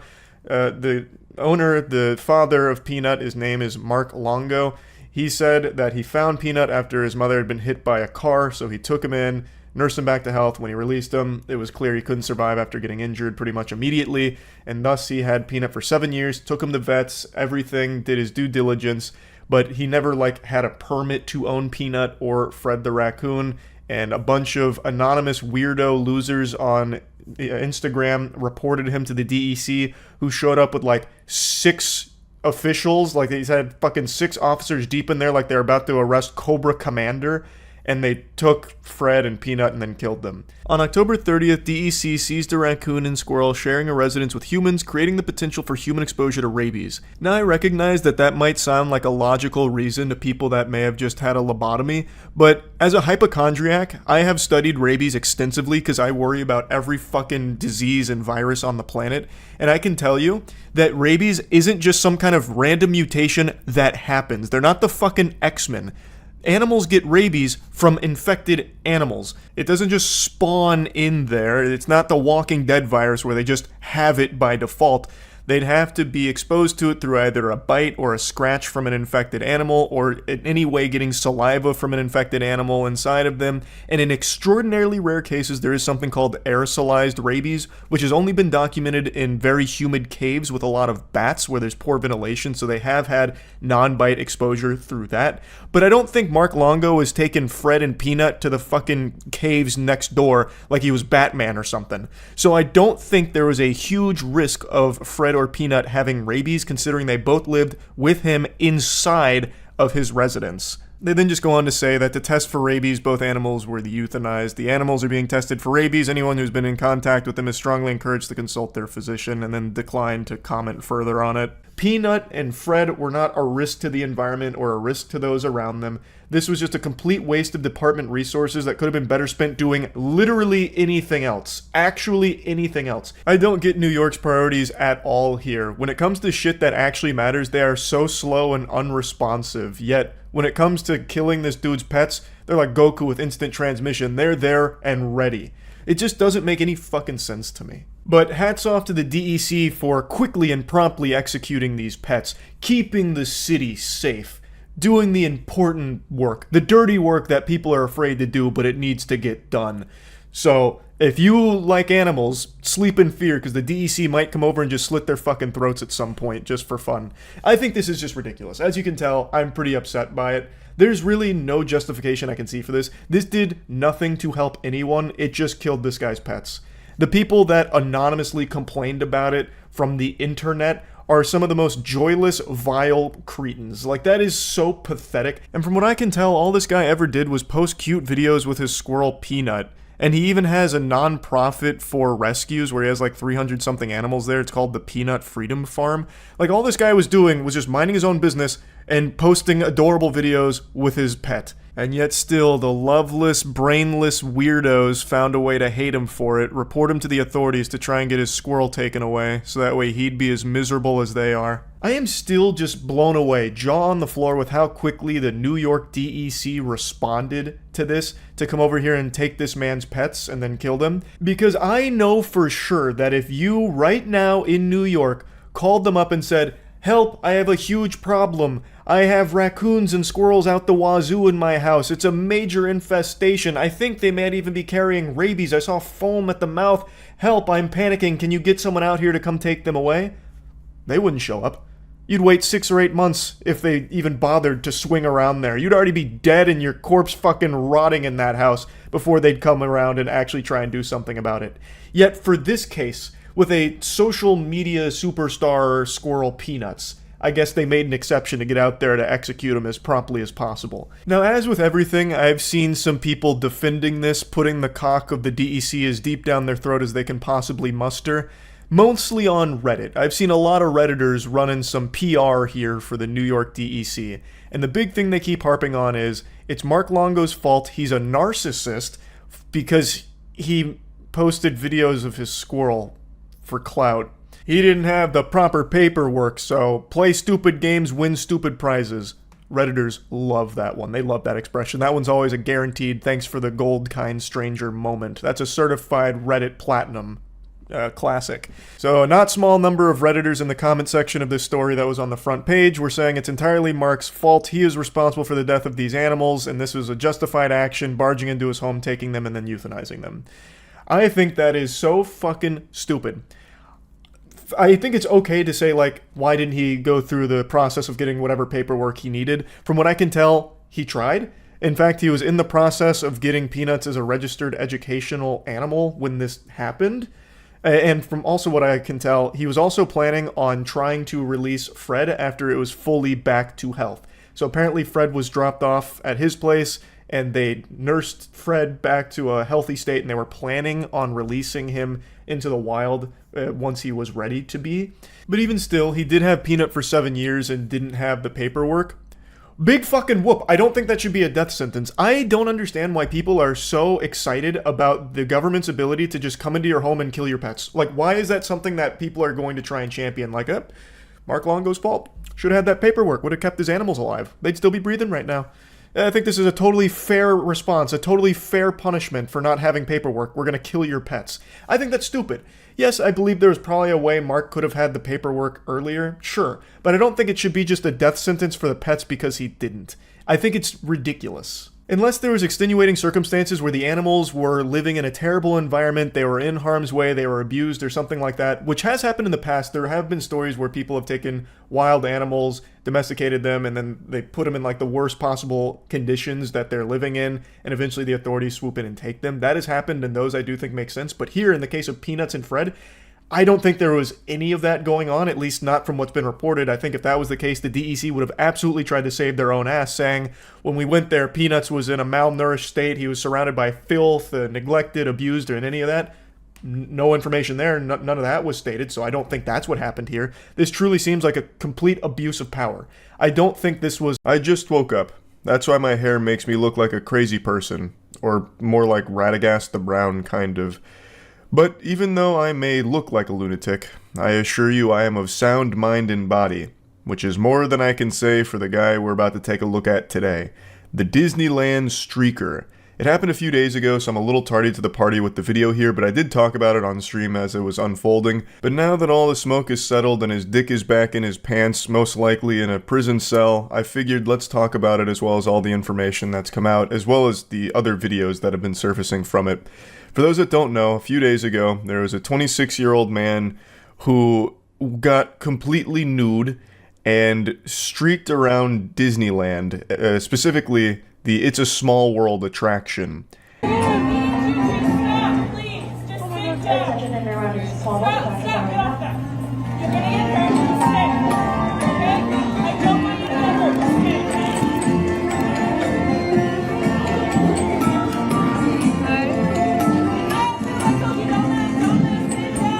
Now this is only act 1 of his performance. He begins with his boxers on at least, but shortly after this he does go whole hog out. Now this is the It's a Small World attraction. They are trying to inform riders, you know, like, don't panic, we've got an unidentified object entering into the fray here. This isn't part of your regularly scheduled Disney program, and he is out of it. His soul has left the shell. I think it's pretty clear he's under the influence of something, and I don't think it's alcohol. Most people are pointing to this being some kind of PCP event, which I think it very well could be. Of course, I'm not an expert, but all that's pretty clear is he was really feeling some type of way in the It's a Small World ride.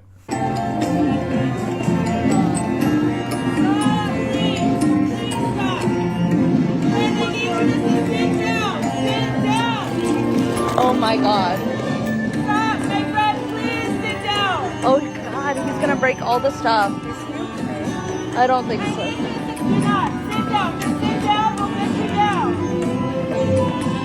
It seems like he's looking for something. Maybe looking for Walt Disney's cryosleep tube. I have no idea. He's gonna maybe try and bring him back from the dead. I couldn't tell you.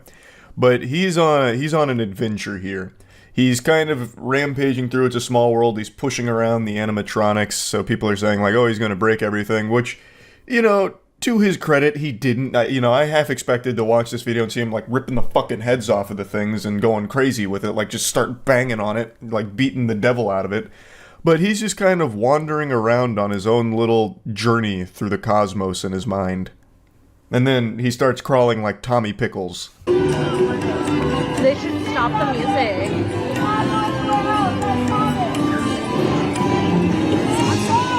Oh my god, he's gonna fall, dude. One of the writers suggests they stop the music, but I gotta tell you, that will never happen at Disney. Come hell or high water, there could be a Category 5 hurricane blowing through that's picking up actual C4 plastic explosives, throwing them around the park, and that music would not stop. Disney would try and somehow weave that into the magic. Disney takes that shit so seriously.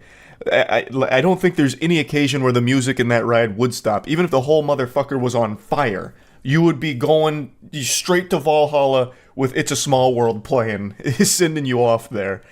I don't think that was ever in the cards here, because Disney does legitimately take, like, this magic seriously. At least when it comes to, like, its performers and all of that. So, anyway, he's crawling through the It's a Small World ride. Eventually, he wanders outside. We also get like a cryptid video of him on his way outside, I believe. Another rider finds the scene of the crime where the clothes were first shed, and then ends up catching a Bigfoot spotting of the streaker on his way out. Now, in the timeline of events here, there's more footage that I can't show you, but he takes his boxers off and starts bare-ass naked splashing around in the water in the park. So all the guests can now see him, not just the ones in the It's a Small World ride, it's pretty much anyone around the area. Authorities eventually do show up. I was half expecting, like, the goddamn army to show up since it's Disney. Like, I thought this would be immediate 5 stars in GTA and they summon, like, the goddamn Men in Black to apprehend this guy. But it's just normal officers that show up, they handcuff him, and then they carry him out completely naked, walking by guests, and they have him like he's some kind of prized pig in like a contest. So they've just got him like hoisted up and they're carrying him out in front of all the guests. So there's a ton of footage of just the naked streaker being like paraded through the park, which is really shocking because in Disney World, where I live in Florida, apparently they have secret tunnels. So that way if there's like a crime or if someone needs to be escorted out, they do it through these secret tunnels so the guests are none the wiser. The guests don't ever get exposed to it. Whereas in Disneyland, they don't have those secret tunnels, so instead they just have to carry the naked villain out in front of all of the kids and families in the park. So I thought that was really interesting. I also didn't know about the secret tunnels until this, but that's also fucking fascinating that Disney has their own underground network to, like, push people through so that way no one ever sees them again. Like the fucking Paris catacombs is how I imagine it.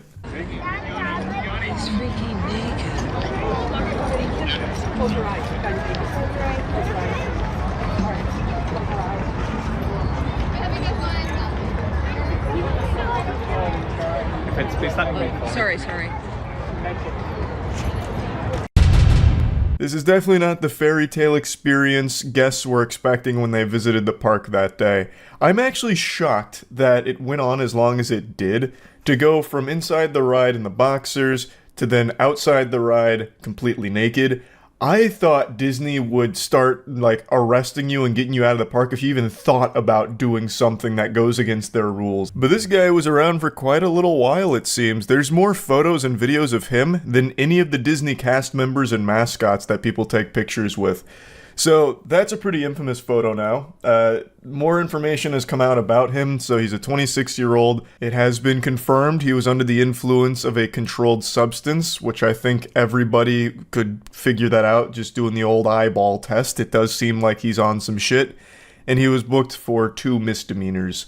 I also imagine he will be on the sex offenders registry for this for the rest of his life, for obvious reasons.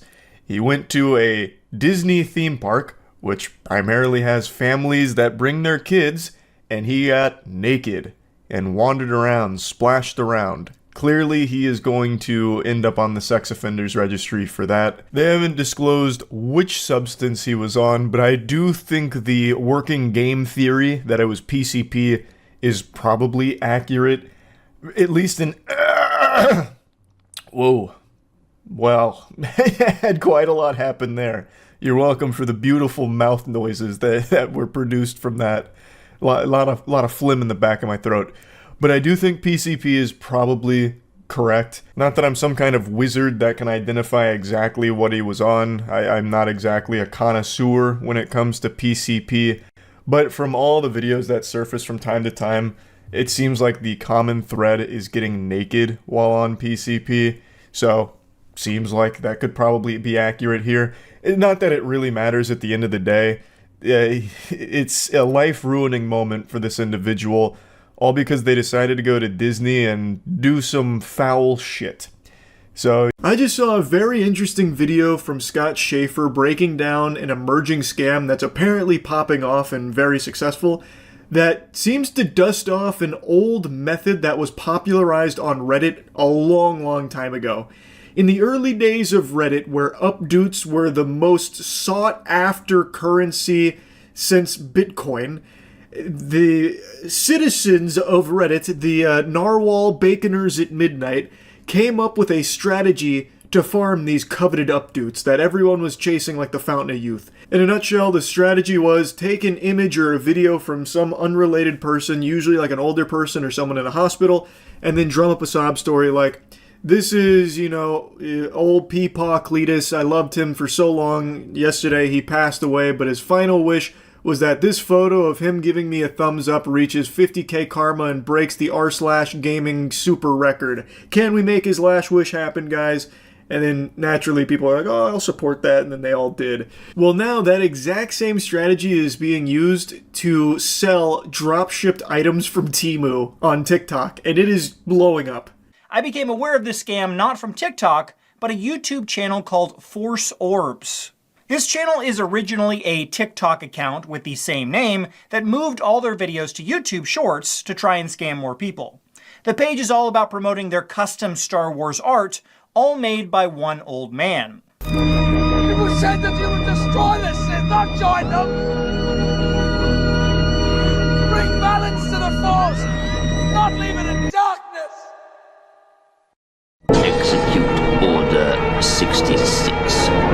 I'm not gonna lie, it's actually kind of nostalgic to see this scam again. I thought for sure this was a menace long since forgotten. I really cannot even picture the person that would see this video and think for 1 second that this is real. Like, I don't know who sees this and is like, oh man, this is heartbreaking. He's right. That video of that girl shooting a baseball at a car's window got so many views, but his Star Wars art is getting ridiculed? What kind of... What's happened to us? This is not right. I'm gonna buy 10 Force Orbs to support him and let him know how happy I am with this purchase. Of course, the reality is the old guy in the video here has no fucking clue what Force Orbs are. He is not involved with this at all. It's just some random douchebags that are drop shipping it, using this as their marketing tool here. He's become their mascot, the Toucan Sam to their cereal that they're peddling. All of their videos are pretty much the same. It's a sad old man who makes custom Star Wars glass orb art, and he's upset because any clip on social media with a cute girl gets millions of views, but his videos trying to sell his art, no one watches.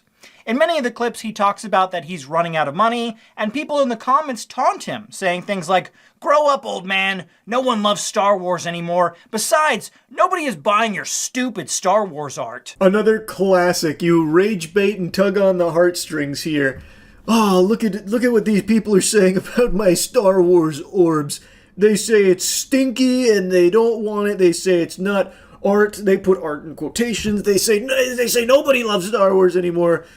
Can we prove them wrong? Can you guys all buy my fucking art, please? Also, it's just such a dog shit comparison in the first place, by the way. It's unjust that this video has millions of views, but mine doesn't. Doesn't that just make you mad? Isn't that just the most upsetting thing ever? A real tearjerker. Now get your wallet out, please buy some of these Force Orbs I found on Temu. But what this item actually is, really is just a customizable LED glass orb that you can find on sites like Temu for $16. Any photo you want can be uploaded into these, but the scammers are trying to sell these with preloaded Star Wars images and calling them Force Orbs. The real crime is on their website, where they are selling these for a whopping $60 a pop. $60 is pennies to make this old man's dreams come true. Can we get his videos to 66 million views here so it matches that girl shooting a ball at a fucking car windshield? He deserves it, clearly. Come on, guys, what are we doing? If we each give him $1, we can afford one fucking Force Orb maybe at this absurd price. This is always probably my favorite part about these kind of scams. Like, it's not even so much like the goofiness of the videos they post and how fucking trash they are, but it's their preposterous level of greed where they'll mark up a Temu product like 2,000% and think anyone would be willing to buy that. Unfortunately, it seems like there are some gullible suckers that do because they want to, support this story that they've bought into hook, line, and sinker. But, it should be just so obvious that this is fishy. I cannot picture the person that sees this and is like, oh, I'm getting my credit card out. $60 for a Force Orb, it's a little steep, but it's made with love and care. I could tell, because the TikTok video said so. In the clips, it shows alleged production of the globes, but if you slow down the production videos, it seems to me that this might be AI footage, because the people in the video have weird body issues. Like this guy who has this weird crease in the middle of his forehead, and the arms in the next image look AI generated as well. No, what? AI generated videos? As if. No such thing, not on TikTok. They wouldn't be using AI to show the production, that's all legitimate. The worker there with the wacky forehead, well, that's old Quirky Brows Joe. I mean, everyone knows that guy's got like that weird shit in there like an accordion. It's part of his identity. He's a zany character around the office that works with our favorite old guy at Force Orbs. Come on, don't be ridiculous. AI footage. My left shoe. One thing that isn't AI, though, is the sad old man who shows up in every video, who claims to be making all these orbs. With a reverse image search, I was able to find where this footage originally comes from, and it's from a TikTok account called TedDog13. TedDog has nothing to do with the Force Orb scam, and he seems to be a nice old man who created his TikTok account to help him make new friends online. This is TedDog13. I want to thank you all for allowing me to make these videos. He seems like a sweetheart. And like I said, this isn't anything new. This has been a scam that's existed for a while, but it kind of petered out and wasn't really popular for a while. But now, thanks to TikTok being such a strong marketing vessel and people so willing to just buy into a sad story and like rally behind what they think is a good cause for these products on TikTok, people are now spinning that goodwill to exploit it. So now they're just drop shipping trash with fake stories around it, taking other people's videos, and then even using AI videos to try and, spruce it up a little bit to get people to buy into it. It is doing well. Force Orbs, I think, is the most comical example, but Scott Schaefer goes through a few more. It is a rampant issue across TikTok and YouTube Shorts. Another TikTok and YouTube scam channel known as Fuzzy Paw Slides is doing the same thing to push their scam products, but this time they've added another twist to the tale. This is my last-ditch effort. Please stay to the end of this video, as it would help me tremendously. So my grandpa decided to take a leap of faith and start his own cat shelter. Currently, he's struggling to make ends meet and keep it open, so he decided to start making handmade cat slipper. He is the most kindest and talented person I know, but he has not received an order in 6 months. Please comment to boost this post and help support him.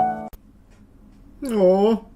Make handmade hand slip, make handmade. You ever had a dream that you ever wanted the handmade cat slipper? Wow. That's so sweet.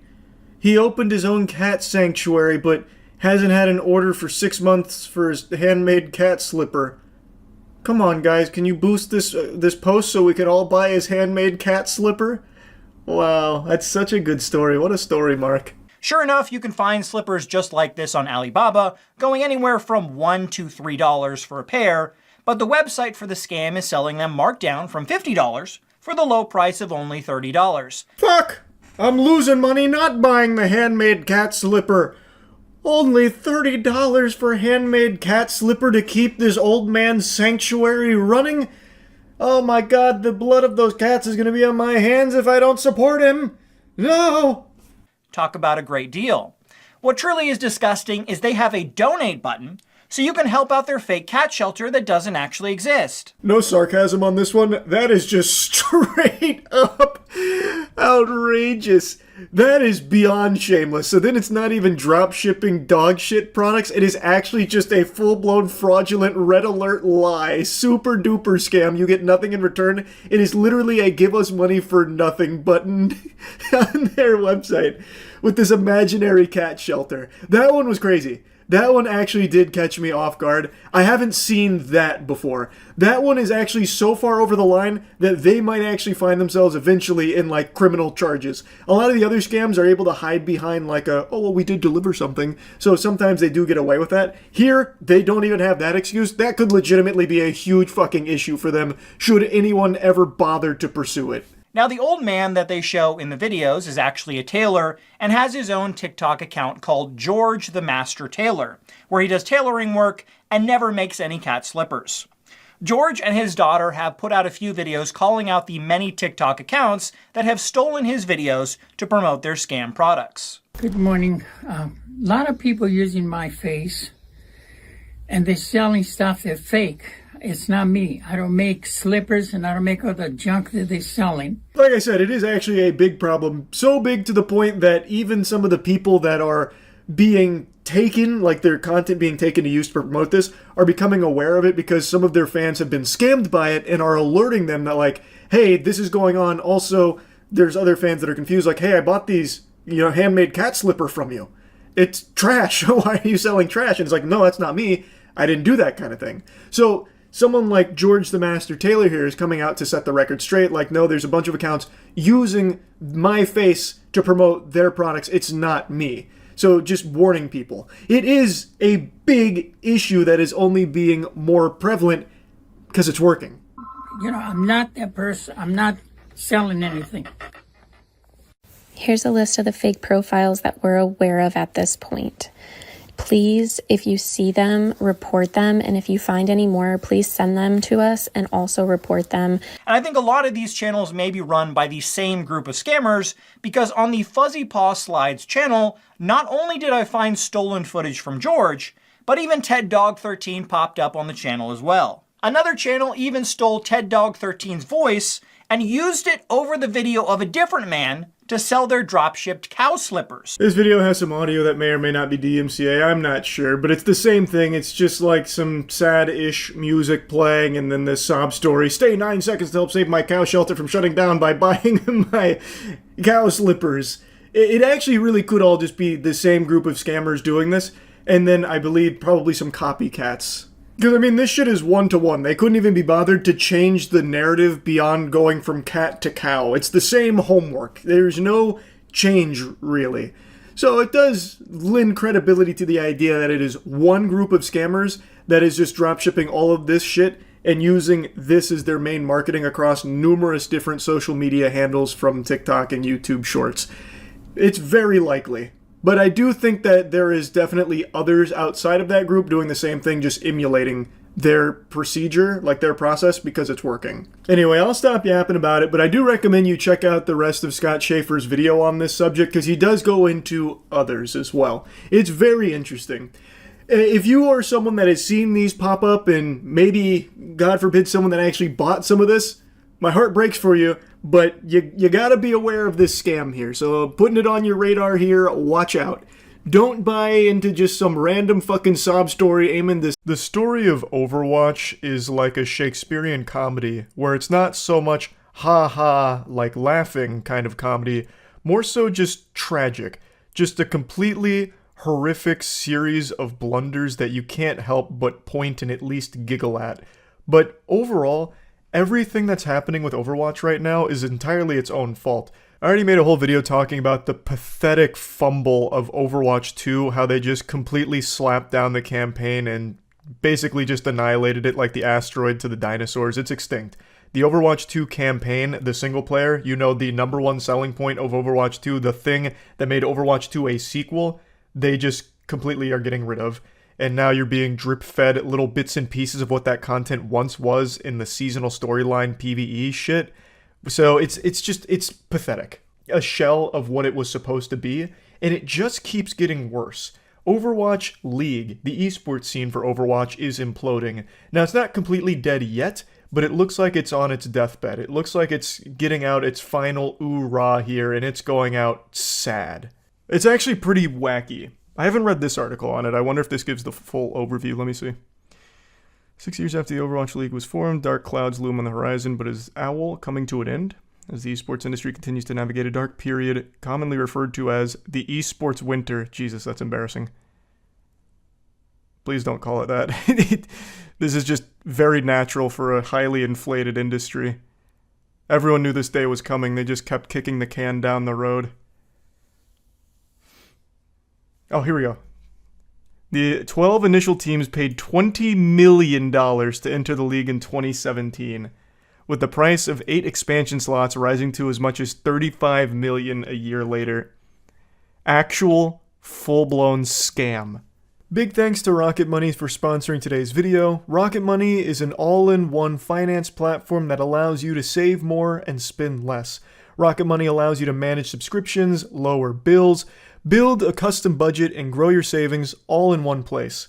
I had actually just recently learned that I was still paying a subscription to a game that I haven't touched in probably about 6 years now. And thanks to Rocket Money, I was able to notice that and cancel it easily, with no headache and no hassle whatsoever. Rocket Money can also help lower your bills by uploading a photo, tapping a button, and it'll negotiate bills for you, from internet service bills to cable and phone bills. You can also set your own budgets to help keep everything in line, so that way you know if you're getting close to exceeding them, because you'll get a notification from Rocket Money, and it helps you visualize your spend-to-earn ratio by month, quarter, and year. Overall, Rocket Money is a fantastic all-in-one finance platform with tons of tools and features that can really help you out. So if you want to get started, you can get a free trial by going to the link in the description below, or by going to rocketmoney.com/moist to start trying it for free, or you can unlock even more features with premium. Thanks again to Rocket Money for sponsoring this video. I brought this up multiple times after starting Moist Esports, because not a lot of people, like very few people, but a couple of people asked if we'd have any interest in Overwatch, and I said even if we did really like the competitive scene a lot, super passionate about it, there is no world where we could afford the buy-in. And I said it was like 20 million, and chat was like, "You're so wrong. No way. No, it's not. You're lying." Despite big ambitions and the extravagant sums of money involved, the Overwatch League has lost steam over the years, failing to ever eclipse the viewership it achieved at launch. Multiple factors have contributed to this, from the controversial YouTube exclusivity deal to the 2020 global health and travel crisis, to the allegations of abuse and harassment at Activision Blizzard. I don't know how much the YouTube exclusivity deal mattered. Even if it wasn't and they were still broadcasting on Twitch and YouTube, well, actually they wouldn't be able to under Twitch's new rules. That'd be illegal. That's forbidden. Okay, let's just assume they never had the exclusivity though. I don't think it would change. The interest in the game overall has been declining. And the esports sector of any game is always just a pocket. It's not the whole community. So it's kind of a niche within the community itself already. I don't think it would have mattered that much. Viewership in the Overwatch League has been in free fall. The recent 2020 spring stage qualifier had a peak of 118k and an average of 55k, a huge drop off from 437k and 140k from season 1. Do they do drops? Because this is actually a lot higher than I would have expected it to be. That's actually higher than the LCS. I imagine they do drops in order to gamify it a little bit to cheese some viewers. They do? Okay, that makes sense.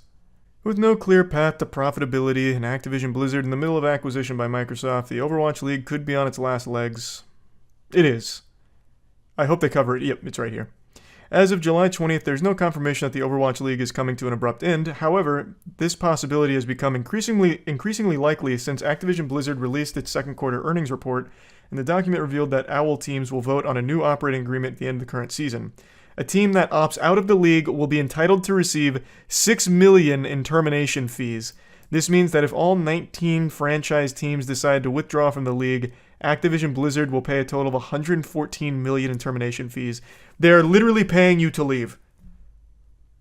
They're like, please leave, we will even pay you to get the fuck out. Everyone will take it. I really think every single franchise team will.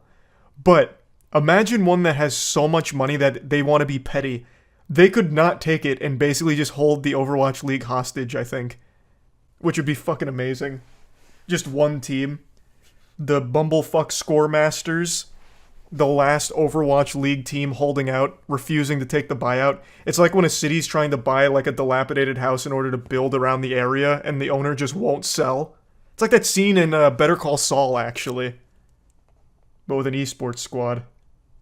In the city case, I believe the government can forcibly take it. I don't think so. I'm not an expert, but this is very personal, actually. My university, the University of Tampa, they were doing some rapid expansion, and they were buying up a ton of houses and a ton of property around the area in order to keep building the university out over the last 10 years.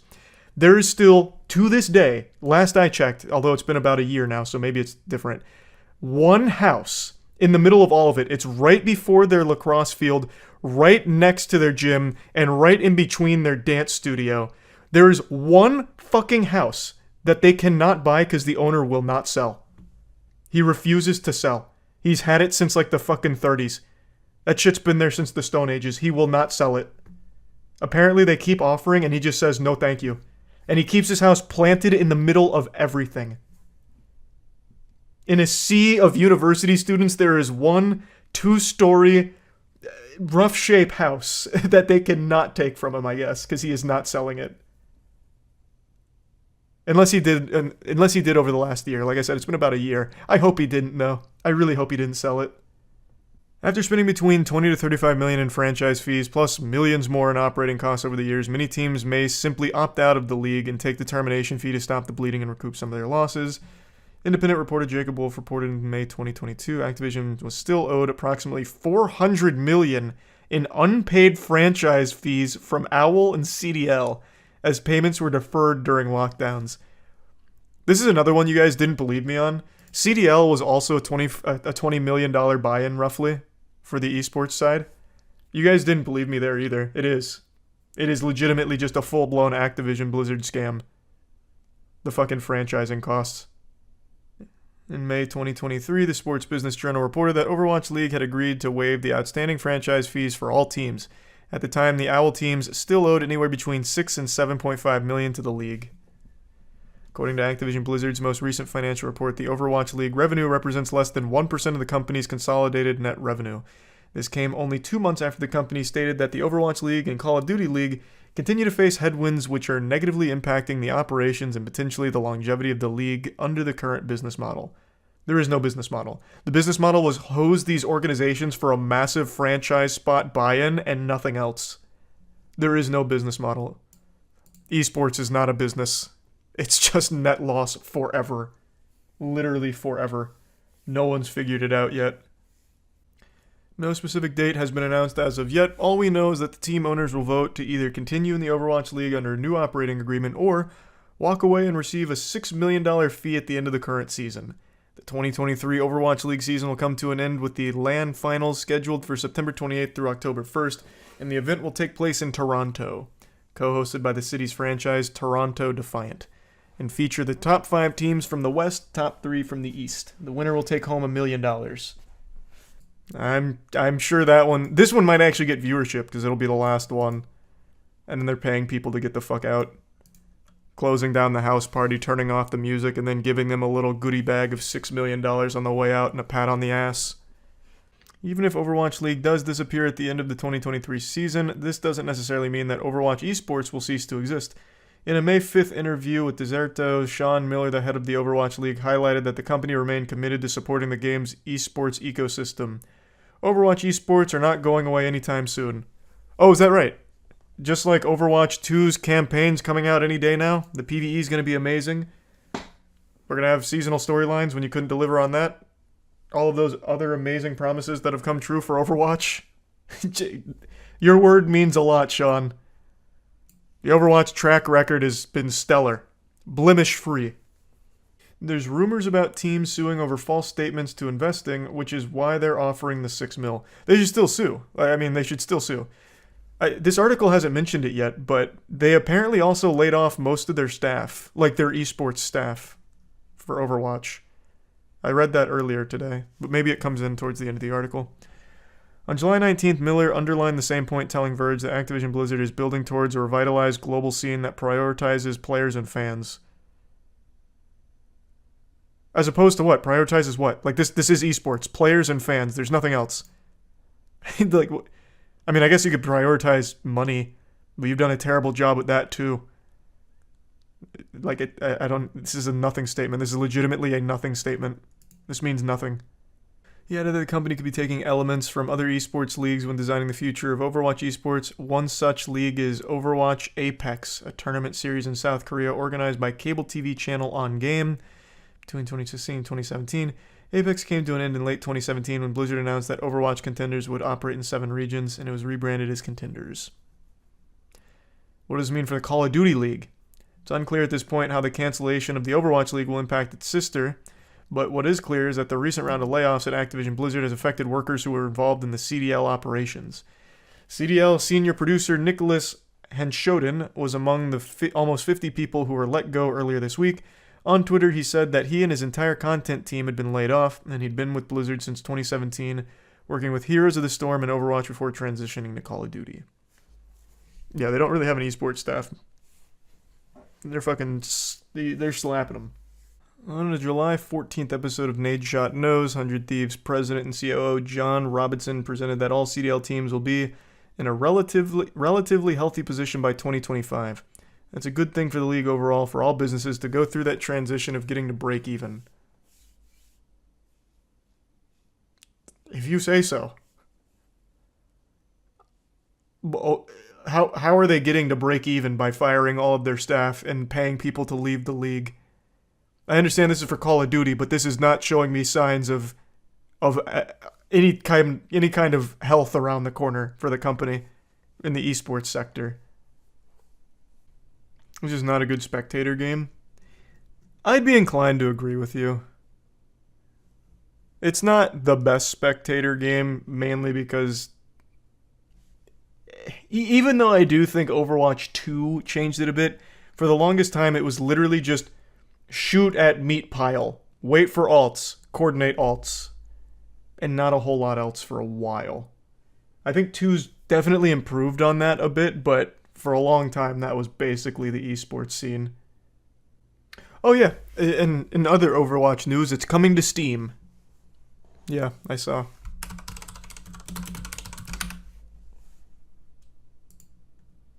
Oh, actually, it's coming to Steam much sooner than I thought. August 10th. Overwatch 2's coming to Steam. To me, that sounds desperate. Very desperate. You're gonna play the Resident Evil 4 demo? Oh, I forgot there was a demo. Totally forgot. Probably not. Game comes out in like a week, 2 weeks or whatever, so I'll just wait. I usually don't bother fucking with demos. Unless it's like way in advance. You want World First, you gotta play, brother. Brother, I played all last night. I am prepped for World First. The only thing I need to finish doing is leveling up the Osteo, which I'm probably just gonna do later tonight. But after the Osteo, I'm all set. And 1780 and everything I need. With infusion fodder in case there's anything that needs to be upped. You see now everyone is criticizing Jake for running away when there were like 30 people. Yeah, I haven't seen the criticism, but I saw the clip of him running away from like the Floyd Mayweather team or whatever, but they were like actually 30 heads deep, so I don't blame him. Like, what's he supposed to do? Sit there and let 30 dudes run up on him? When he brags as much as he does, yeah. It's different to talk shit about an individual. Like, he's not out there saying he could beat up an entire fucking army. The man got jumped by an actual small team of people. He got jumped by the first and second string of a football squad, basically. It was like 30 dudes. Jumped is an exaggeration. 30 dudes rolled up on him. Like, of course he's not going to challenge each and every single one of them to fisticuffs. He's not going to be like, throw him up. It's 30 people. Oh, God, Jesus Christ, Rod. Thank you, Rod. Good to see you tonight. I hope you had a good day. Thanks for resub Mikey, Qual, and the Prime lifted. And the resub Mamba. And no, I haven't seen that big. Thank you for that, Rod. Thanks for the big drop. Yeah, I've got it pulled up right here. I saw the Suicide Squad game announcement.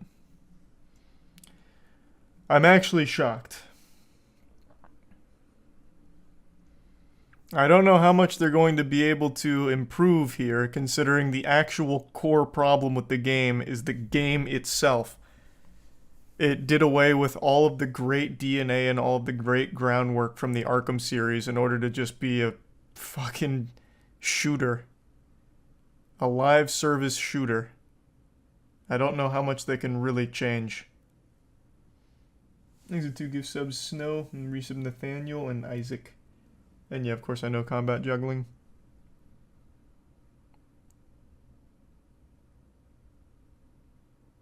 Gamers love to bitch. I mean, I was excited for the game till I saw the gameplay, and then I was disappointed. Like, rightfully so. What do you mean gamers love the bitch? It looked bad. Like, it didn't look good. There's nothing wrong with saying it didn't look good. It didn't. Especially from a studio as beloved as fucking Rocksteady. Huge fumble.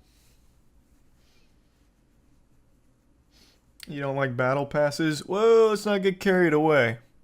You know I love me a good battle pass, especially in a fucking game like Suicide Squad.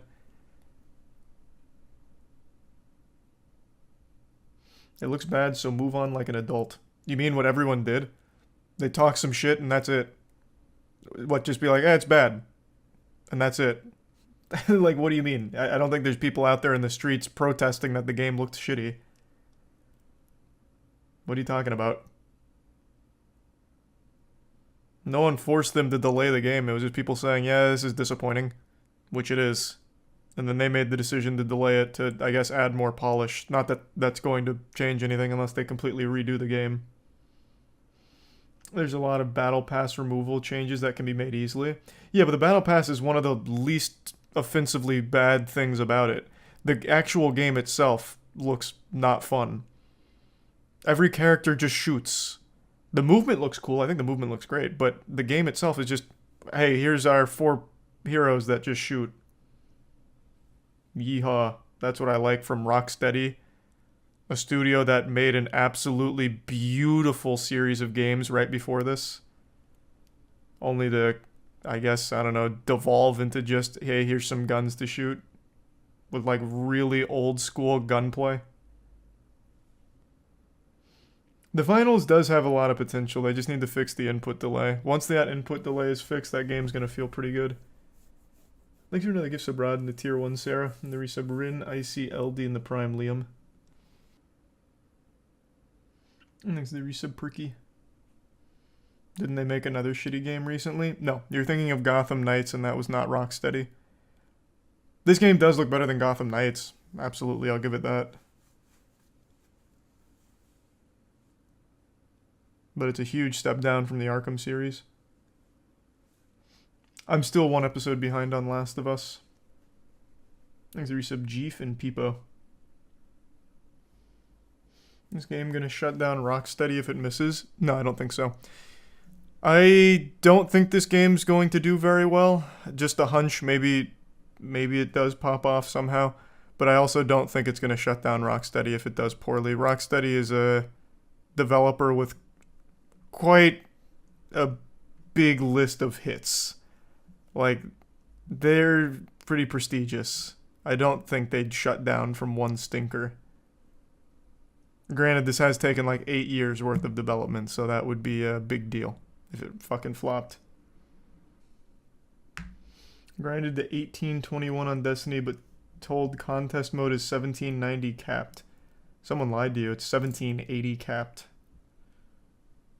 But there's no harm in grinding to 1821 either. Things are resub crazy. Do I think the overall quality of movies nowadays has just gotten much worse? No. I actually saw Scream 6 tonight.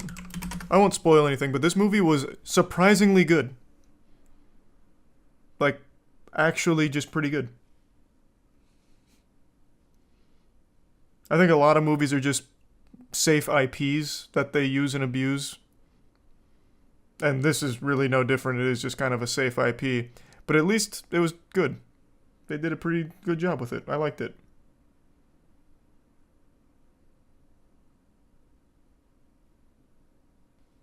Thanks to the resub Soy. And the bits Choom. Yeah, I haven't seen that one yet.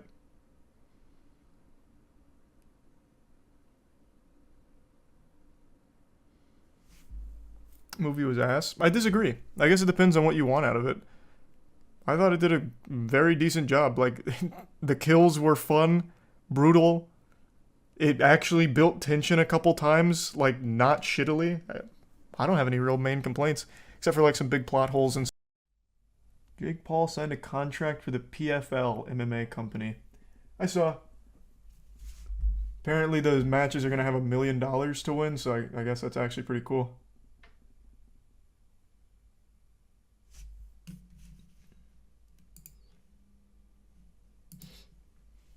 Like, I don't think, I think that's a good thing.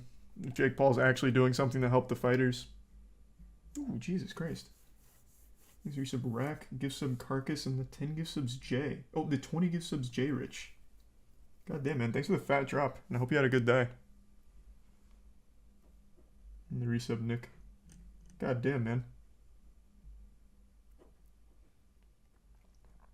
No, Jake Paul's thing is bad. Can you tell me why? Because from what I saw, it just seemed good for fighters that are in his league. Let me see. It's the PFL, right? And he's fighting Nate Diaz. Thanks for the 5 subs, Dry Cakes. Eventually, probably deep once you figure out what to do with it. Hey, Nesh, thanks for the resub. Probably a scam somehow. I mean, he is a Paul, which is synonymous with scam, but I don't really see how it would be. It from what I saw, and it's very surface level, he's just now like the front man of the PFL, which is an MMA org. And then he talked about like $1 million prize purse, which is like, I mean, that's just like a good thing for the fighters. Regardless of how I feel about Jake Paul, whom I really don't like, I think this is a good thing for the fighters.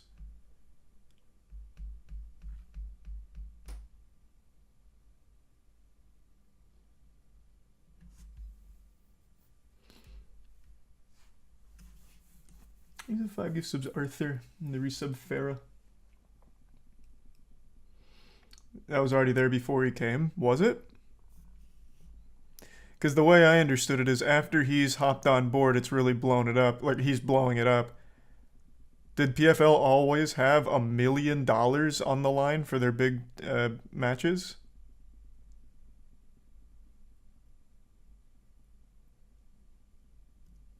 Because that sounds like more of a Jake Paul kind of influx. It's been like that? Then why the fuck doesn't the PFL have more fighters? UFC pays them like schmeckles. They don't get anything. Why wouldn't they all just go to the PFL?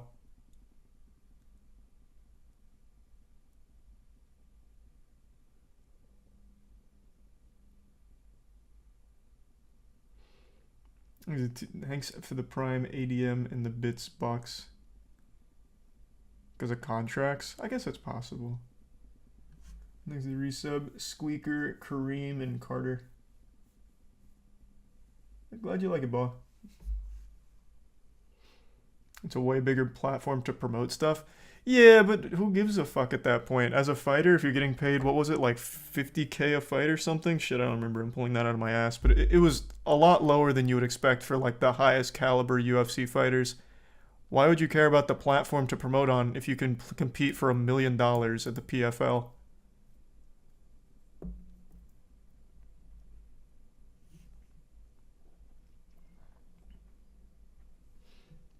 Thank you for the 10 gift subs, Smokey. And the Prime Ryuzu. Thank you for that, Smokey. Jake said the new PFL pay-per-view will be a 50-50 split between company and fighters, except nobody will buy their pay-per-view. That's fucked up. I don't know enough about the PFL. I don't like Jake Paul. But I mean, why wouldn't you? Everyone has so many complaints about the UFC. Why wouldn't you support something like the PFL that's just giving a much better split to the fighters? Why would anyone be against that? The fuck is the point of that?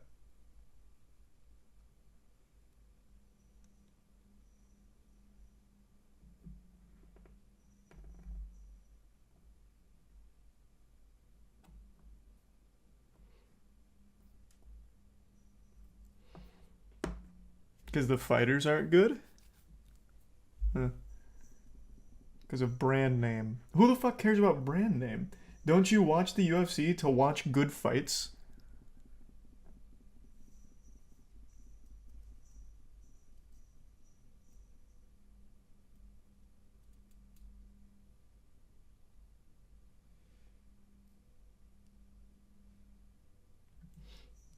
Thanks to the resub. Yido, Matt, Halacia, Chef, Wave, Taz, Phil AA and the Prime Snow and Facetious. Your sub slum. Yeah, that's great news about Damar Hamlin.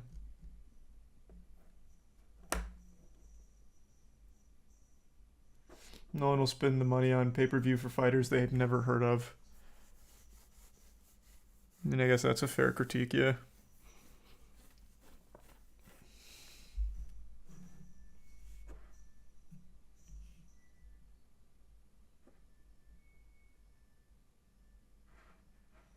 Jake Paul doing this is a spit in the face and curb stomp to people who train their whole lives to get to that level. Nepotism at its finest. Again, I don't like Jake Paul, but what is so bad about what he's doing here? $1 million on the line for the big fights and a 50-50 split between pay-per-view sales and the fighters. That's something the UFC would never even toy with in even the wildest pipe dream. Fighters get fucked financially by the UFC. I just don't see why this is like a bad thing he's doing with the PFL.